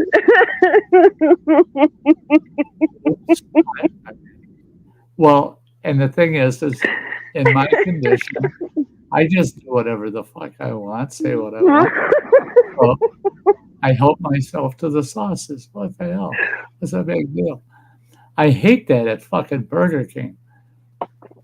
I love Burger King. If I'm gonna eat there, I order it to go, and I ask for a lot of ketchup. They'll put a nice big handful of packets in your bag because you can't steal their fucking ketchup if you order it to eat there because they give you them little paper fucking cups. Yeah, the little fucking and you gotta pump the little doohickey thing. Yep. That's it. You gotta pump it. And you ever have one of them fuckers blow back on you? Pump it. You're pumping away, and all of a sudden that fucker decides to come on you. Boom! I'll pump it for you. Now you look. Oh my Lord, have mercy! Now I look like I'm on the rag. I look like I'm on the rag. Look at all this now in the front of me. Lord. What the hell? Blew that cup right out of my hand. This dream just went totally fucking sideways. But Sty, I just said I'll pump it for you. I'll pump it. I might like to do that. But hey, Sty, you got next month Halloween. You being a jokester like I am, I'm like, yep, I'm giving out ketchup pancakes. Pumper full, yeah. And oh my gosh, 420 somewhere. Is it 420 somewhere? It's 5 o'clock somewhere. I know what's going to happen. It's Halloweeny. I'm going to end up buying a big ass bag of candy, and I'm going to have 3 or 4 kids show up. The kids on the street here. Otherwise, last year nobody fucking showed up, and I ended up eating that goddamn candy, and I still had trouble with my blood sugar at the time. And I had that fucking sitting here, and I just people at least show up. Eating it. Yeah, be careful with that candy stuff. We had that one house. We had one house. We had 496 kids come to the house. Holy smokes! 3 years in a row, and they loved it. I always had some prank shit going on, and spooky music, and the yard's all fucking lit up, and a graveyard in it and shit. But the one Halloween, I gave them all those fruit drinks that are in little plastic bottles. They got a fruit drink, and because I was able to buy them wholesale, I bought those boxes of fruit roll-ups. There's 6 of them in a box. And I heard people were giving out fruit roll-ups. Nobody told me they opened the box and give them a pack, 1 fruit roll-up, you know. Oh, fuck no. I give them one of those drinks. I give them a whole box of fruit roll-ups. And I got all those big-ass, the giant, I had Baby Ruth, 3 Musketeer, and Butterfingers. They got those 3 things. Yeah. Holy I Jesus. Gave out, like Snickers, Milky Ways, Reese's Pieces, and I go like all out, and I sit on my front porch, freezing cold by then, and you know, my daughter keeps hounding me because I still got my IV pole for when I was being tube fed, and I still got a bunch of those tube feeding bags and a lot of line for them, right? She wants me to cut the end off one of the lines, and it's got I haven't blocked anybody. It's got a gripper on it, so it I haven't won't blocked leak through. anybody, Marine Mom. I haven't even touched my phone until just now. She wants it. No. She wants me to fill that anybody. bag full of blood, something blood red, you know. And she says, "You take your walker out there, I'll help you. We'll get you all wrapped up, looking like you got ran over by a Mack truck." And I would not block Doctor. You put not that for the world.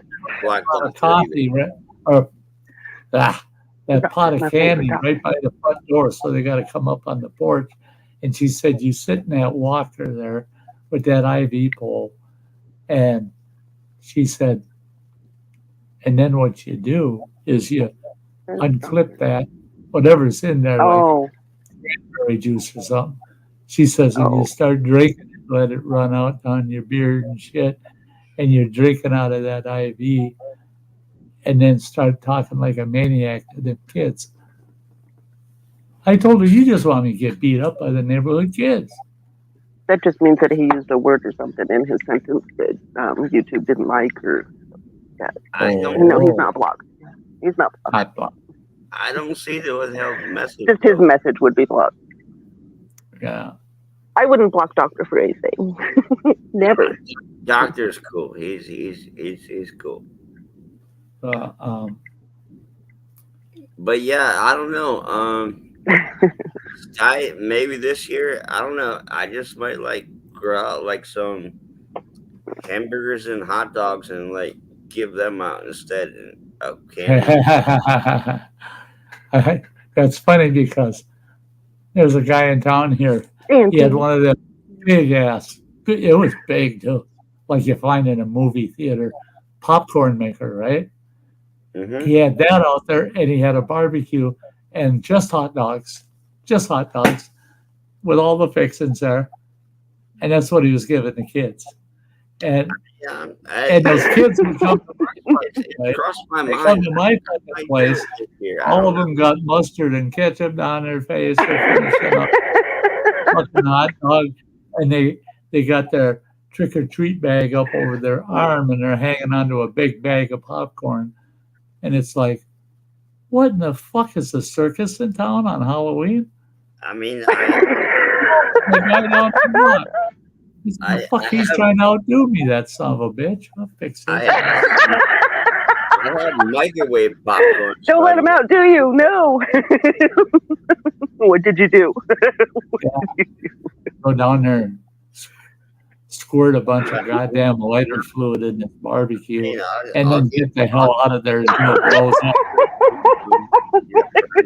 But I'm not giving out a cheap. Did you, Sty? Did you? Trick or treaters. What? Did you do that?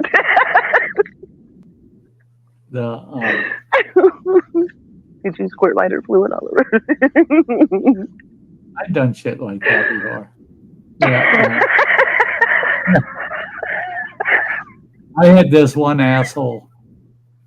I hated it. He couldn't cook on it. He couldn't cook on a barbecue for the shit. Back in the days when I was in my 20s, I went trick or treating myself. I dressed up drag, like high heels, miniskirt, and fishnet shit like that. And I knew certain houses I could actually get beers from. I loved it. I dressed up as a girl when I was about 9 years old, right? And I got home and my sister went with, and I can't remember what she was at the time, 13 maybe. And I get home. My dad, he's a hardcore, he's a man's man, right?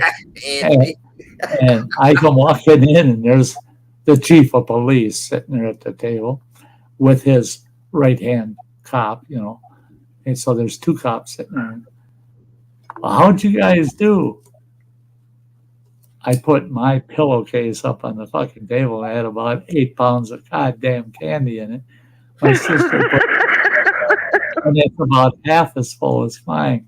And my dad points at me, he goes, "You little bitch, you were running around without her, weren't you?"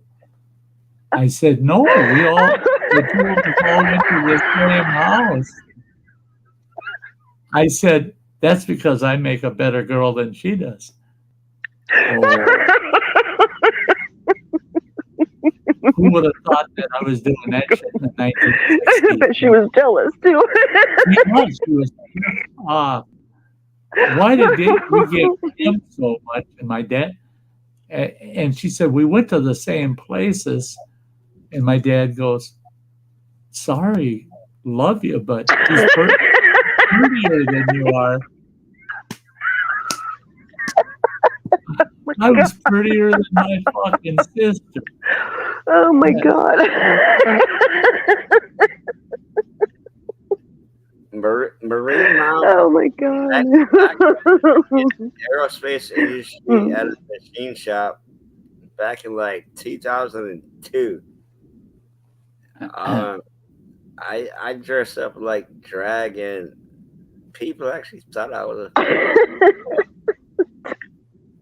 I had a big neighborhood barbecue. Just invited anybody in the neighborhood. Come on over, I'm barbecuing. I got tons of meat and shit. Come on over. And everybody in the fucking neighborhood, I would invite them to barbecues after that. The rest of that one summer, nobody'd show up. I think it's Oh, because no. that Oh my God. I had one of those barbecue, or the barbecue bib aprons, and if you pick the fucker up, it had a piece of fish line attached to this great big old pecker, and that pecker Oh no. would pop. You lifted the apron up, so the neighbors would show up, and guy and his wife would walk up, and they, "What you cooking?" "Oh, I got burgers. I got a few steaks. I got hot dogs." And then I grab my apron and I go, "And I got brats for the ladies." I only had one guy try to touch her. We love the brats. And that would be something I do. The women know. And this is not a lie. I made $35 because the women would $5 more. Dude, Just so they can check out the bratwurst one more time. What the fuck? We love the brats, There you go. There it is. I had women trying to grab that rubber piece. I'm like, no. I'll raise you by 50 and it's gone. It's funny as hell. Oh my goodness. Life's about, for God's sake. We're still racing on NASCAR, by the way. Whoa. Hey, Justin. Okay, Matt. Don't brag about your 7-pounder. Justin.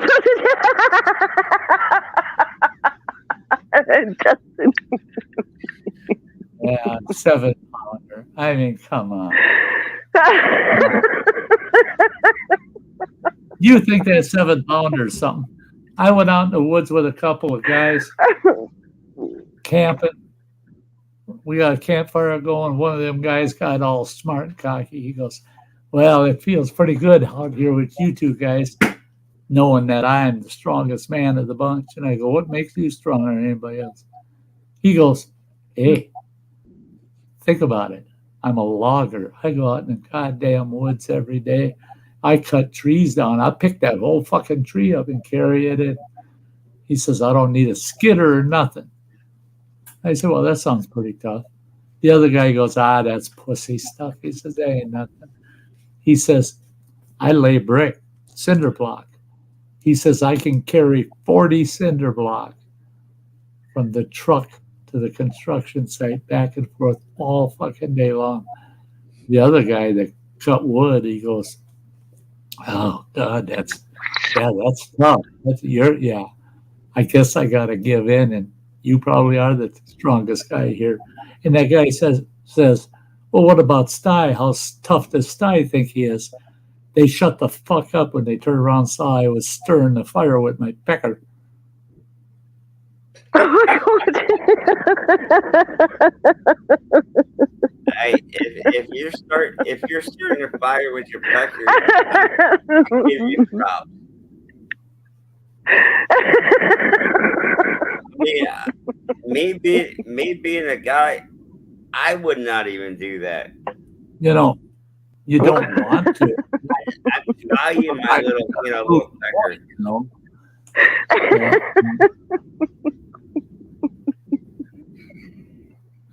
It was pretty damn natural that I was circumcised. Otherwise, I don't know which of them. Did you hear that, David?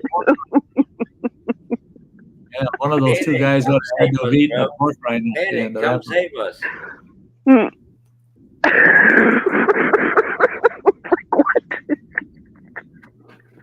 You for real, Mom?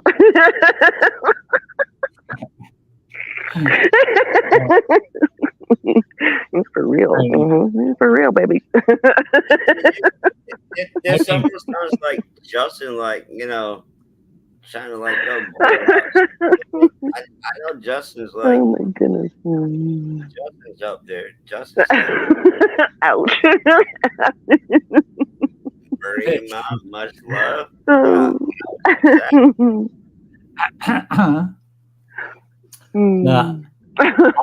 never forget.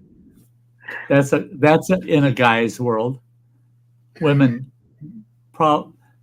they do with little boys experience this happening, but it's when the guys are the jock in high school and he gets his cock in his zipper. That is so fucking hilarious, man. I mean, this guy zipped his pecker in his zipper, and I'm not kidding. He got a good 3/4 of an inch of skin in that son of a bitch. And he's screaming like a banshee. I wear no clothes. Screaming like a banshee. But that son of a bitch was screaming so bad, the coach comes in and yells at him, "Stand up!" I'm like, he can't. He can't. If he stands up, his pants ain't coming that far up, man. He can't. He got a dick in his zipper, man. By the way, and it was so bad they had to call a fucking ambulance. They had to call an ambulance. And them fuckers, that was so bad. They're wheeling him out of the high school, and he starts squealing like a pig because they got him propped up, so he's kind of sitting on the gurney. And he starts screaming like a pig, and he's going, "Oh my God, it's hurting worse, it's hurting worse." One of the EMTs pulls the sheet back and starts checking him out. And there's 425 fucking students standing there watching. So the whole school saw his picker stuck in his zipper. That fucker didn't come back to school for almost a month. Almost a month. I'm surprised he went back to school. He didn't quit school or something. If that would have happened to me, I would have moved the fuck out of town, man. Exactly. They would have moved out of town. Oh my God. Way out of state. We got to go to a different state. It's been a long time since I've caught my junk in. They move across the country. I've only caught my junk in the zipper once. I'm a one-timer, man. Bad experiences, I experienced them once, and I'm done with that shit. And my oldest boy, running water, he says, "God, Dad, what's a double checker? That's how I don't get hurt, man. That's how I don't get hurt." I had never given my pecker cut one of those again, and it was just a little bit. It was enough to tell me, don't ever do that shit. And I learned that on everything I did. That, oh, fuck, don't touch that. You get electrocuted. The last time I think I can remember, I got my foreskin caught in the zipper, and it hurt like a mofo. I was like, oh.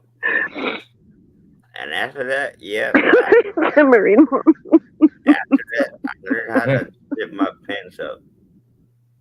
Oh, yeah. Well, see, my ex-wife, I don't remember which, I think it was the youngest boy. He was only like 4 years old.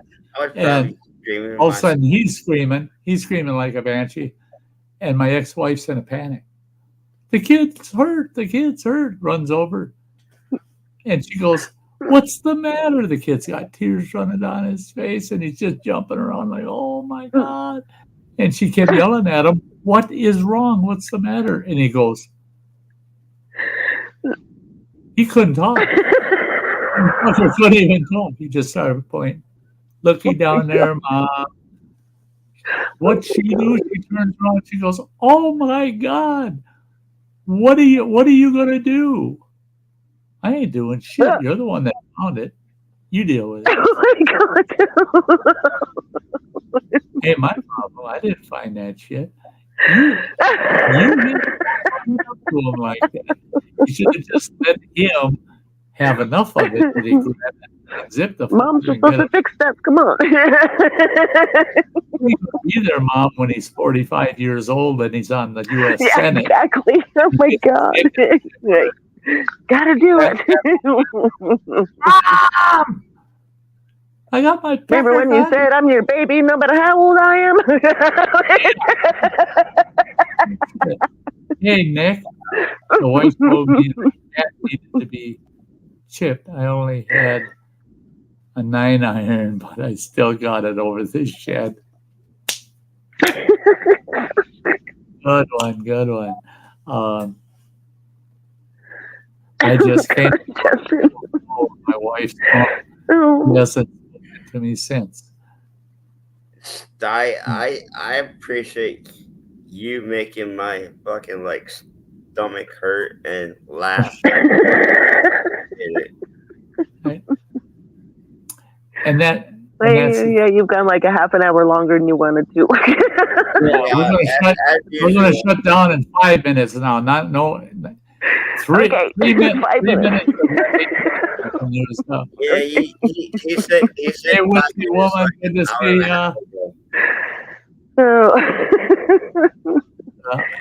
Yeah, my tummy hurts now. Yep. I got my tummy got its exercise today. Yeah, exactly. My tummy got some exercise also. It's been whiskey fun. Woman, hello. It's been fun.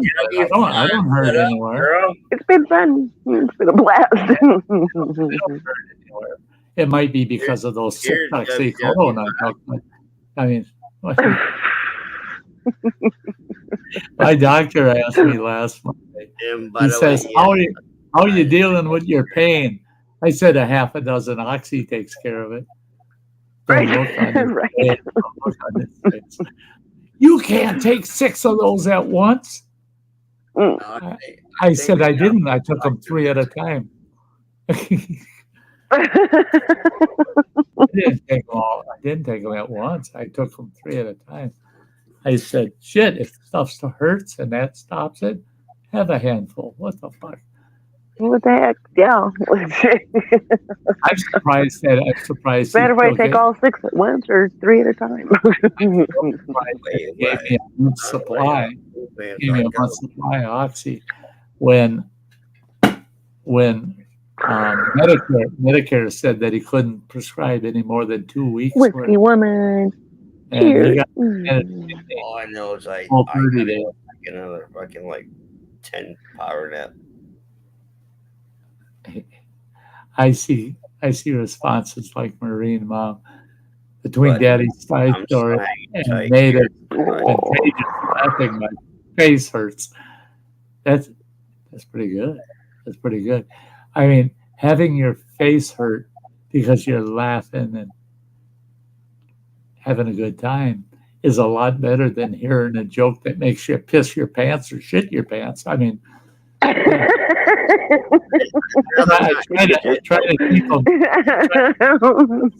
face kind of realm. And oh God, I shit myself. That was so funny. Yeah, I don't know. Even though you're not actually in the room, it's still, I can imagine it. You know. I'm not afraid to admit shit, man. I got a medical condition. You know? Medical condition. Yeah, I got one of them also. Chemotherapy 2 weeks ago. Well, 3 weeks ago. The one I had 3 weeks ago.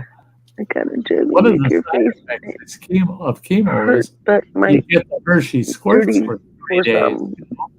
So yeah, don't trust a fart, man. Don't trust a fart. Yeah, don't trust a fart. And just to show how trusting I am, when I did my laundry, it would have been 2 Wednesdays ago, and I got done with it, put it in the dryer, I got it out of the dryer, started folding shit.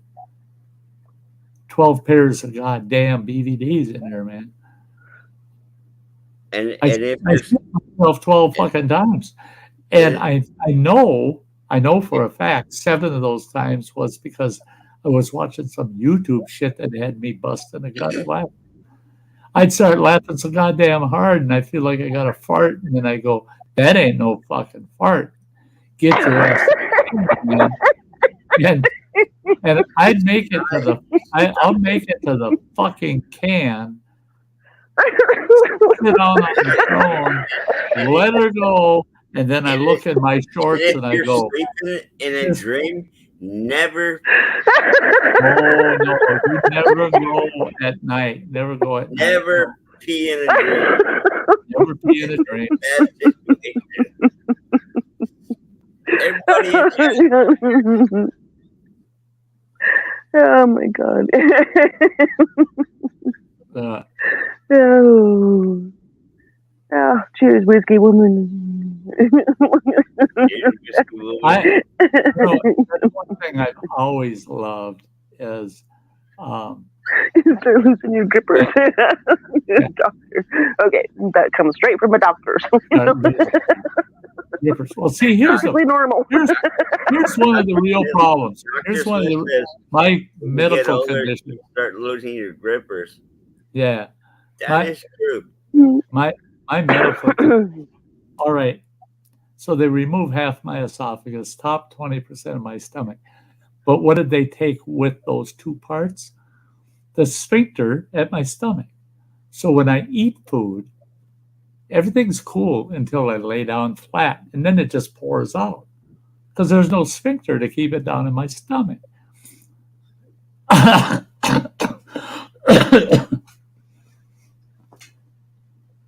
I swear that stomach sphincter's connected to the barn door sphincter. And they fucking broke the lock to the back door when they were doing that shit. See, I can take the word sphincter to like a whole new level, but I'm not gonna go there right now. Vegetable soup. Oh my god. I'll tell you what. With my condition, it's the medications you're on that they're doing to you. You have no anal control. You are an asshole, period. For 3 days. You're just an asshole. You're an asshole with 2 legs and a mouth that goes, son of a bitch, son of a bitch, son of a bitch, son of a bitch, son of a bitch. Oh my god. So this week, I had chemo on Monday. I had everything out of my fucking way. Never hoisted my bed up where it's a bitch to get out of, where all I do is swing my legs and I'm gone, man. I'm trucking. Not one accident, man. Not one. I beat it. I beat it to the can every time. And so last night, all right, I haven't had the craps since Wednesday evening. Thursday, Friday, last night, Saturday, I should feel safe. I go to the can, sit on my throne, and I'm going, now I can take an actual serious dump because I haven't gone for 3 days.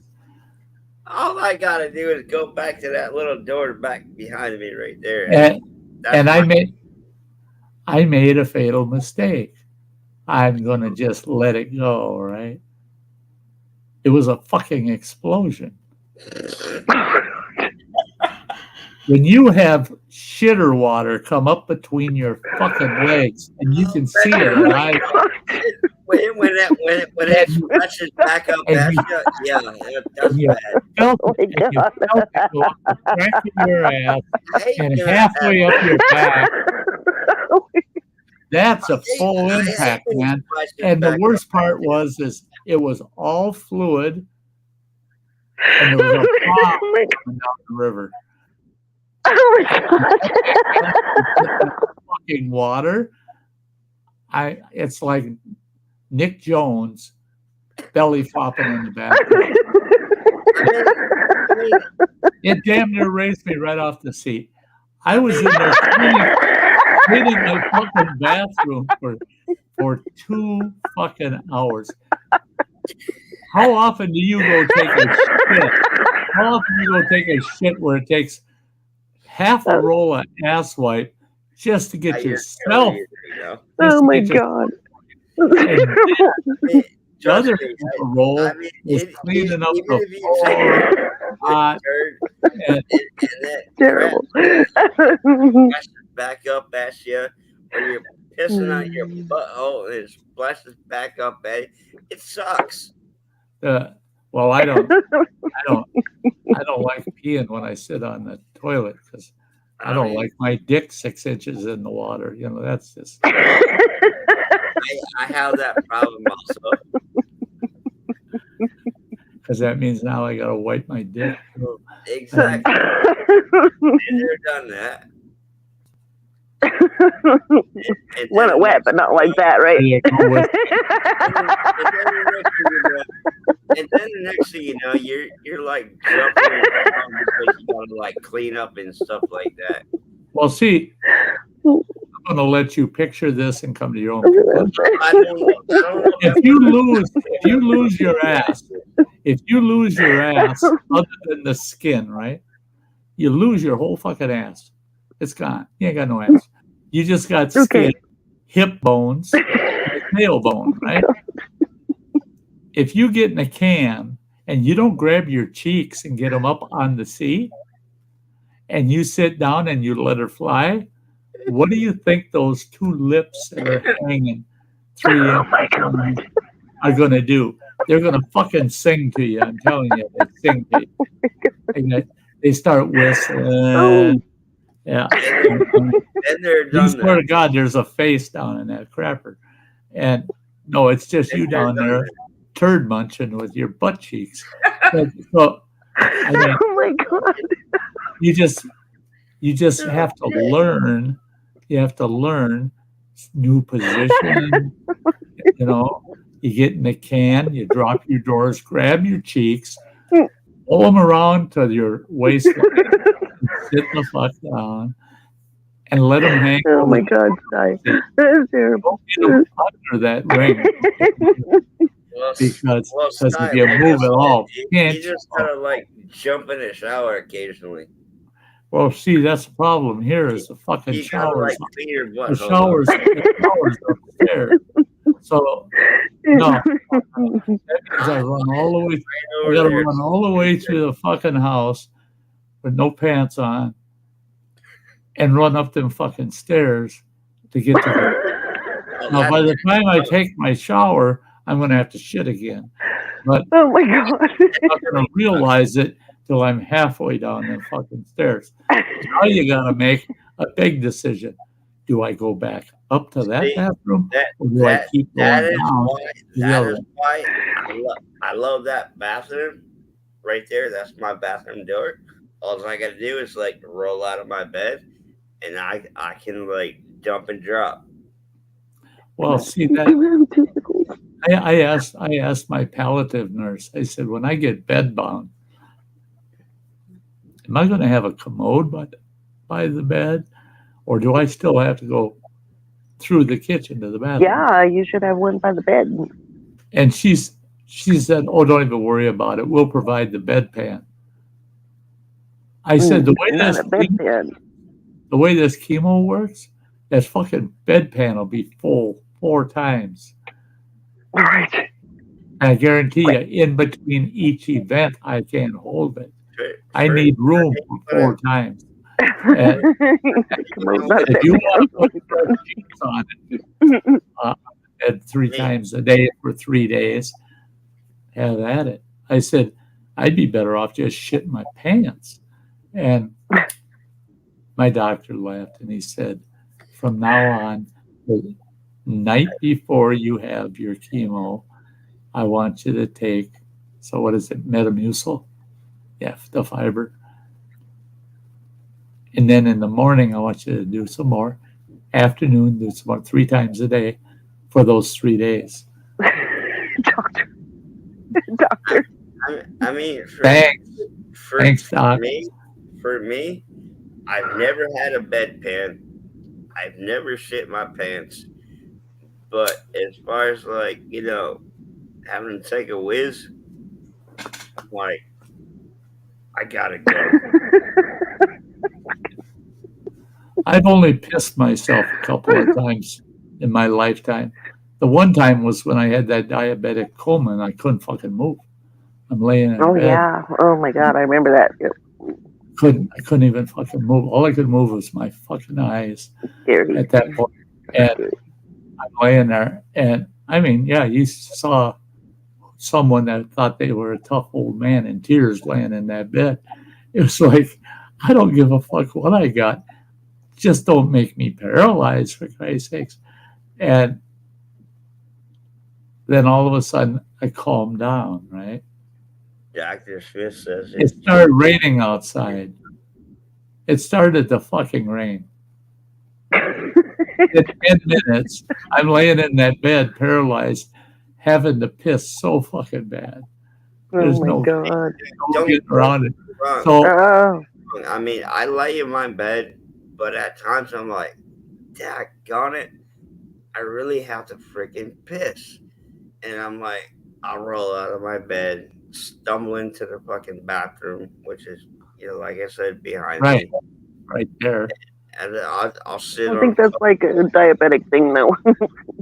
Yeah. It is, but I mean, I got like a lot of fucking like high blood pressure. Yeah. See, At least my you can get the problem, fuck up and go. my problem is the chemo makes me piss a lot because I get a lot of fluids that day. I get a full liter of saline solution, plus I get 5 bags of fucking goddamn infusions.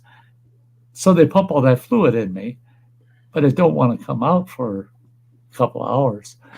Exactly. But they also have me taking water pills. Talking about like to keep the swelling, keep the fluids out of my ankles and Oh feet. yeah. So I'm taking a water pill that can Oh, my work God. anytime it wants. And so I get home from chemo and I get my bathroom all set up for the first half of that first day just for pissing. Yeah. I Yeah. get the out of the way. I'll piss in your pocket if you're in front of me. Because, I ain't pissing my pants. I'll piss on you. Well,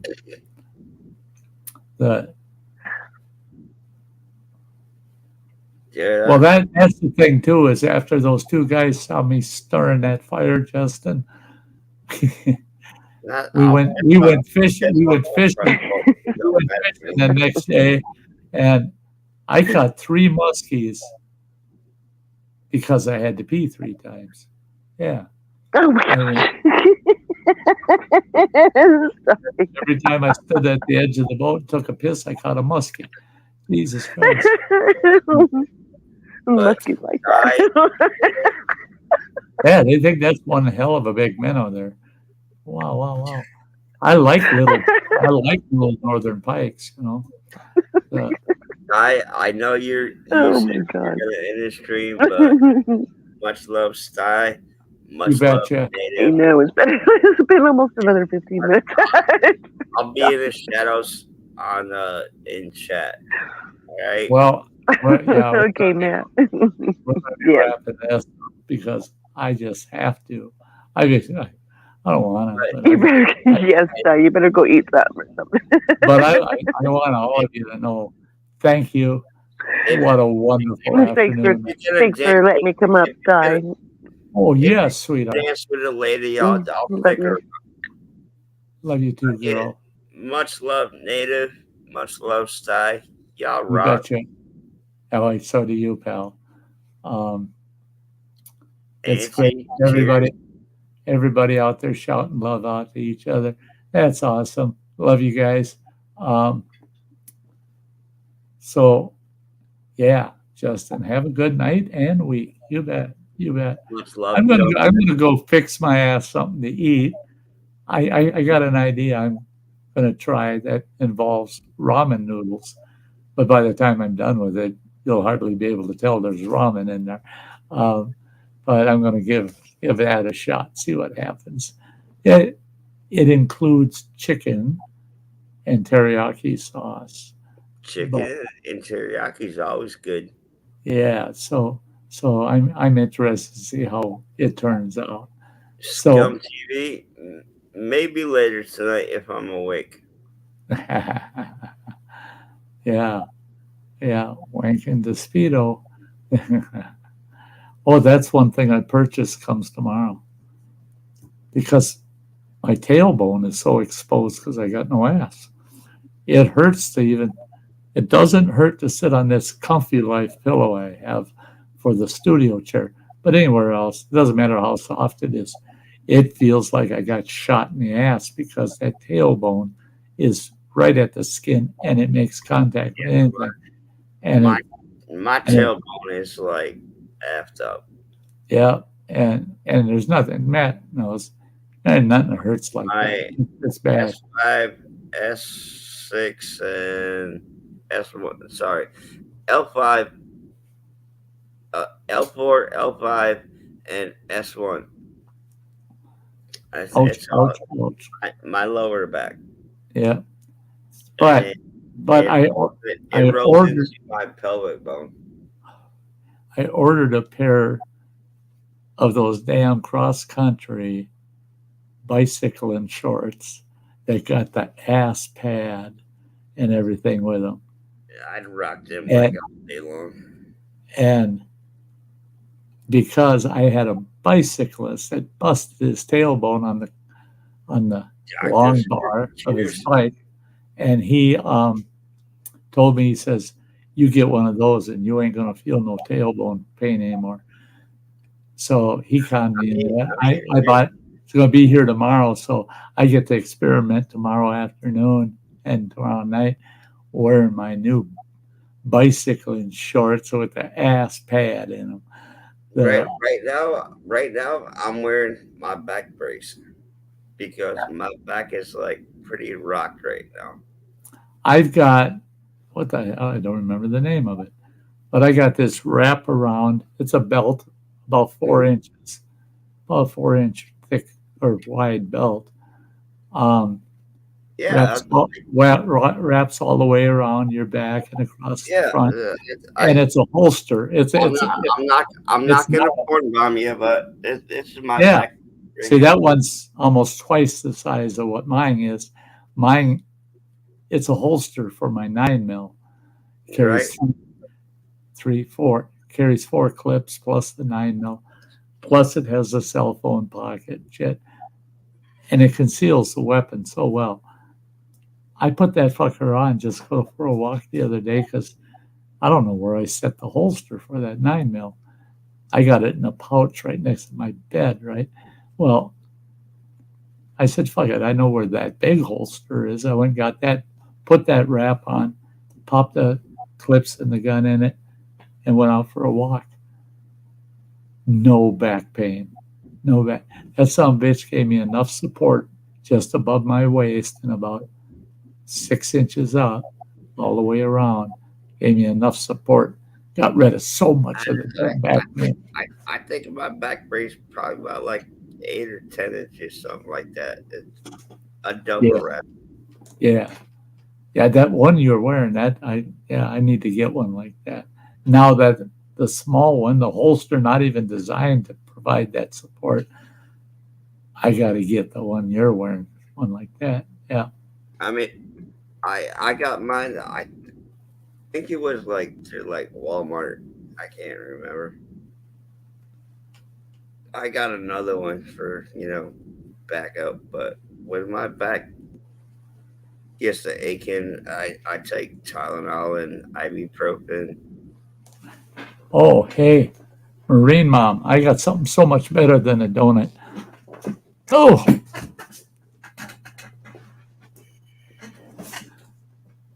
Oh, shit.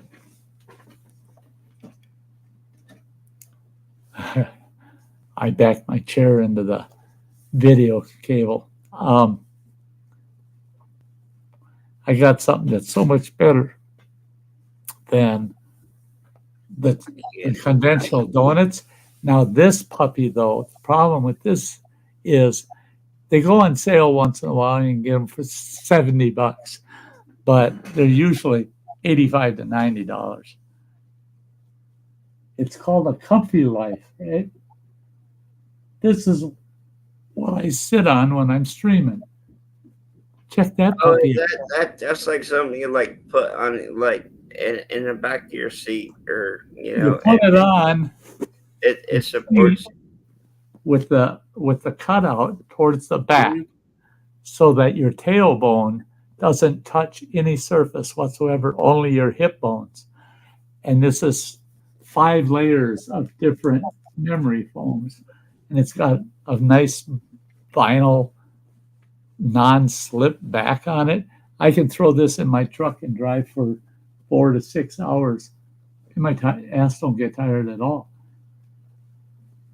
And I'm not kidding when I say this son of a bitch is a lifesaver. Well, Running Water bought it for me, right?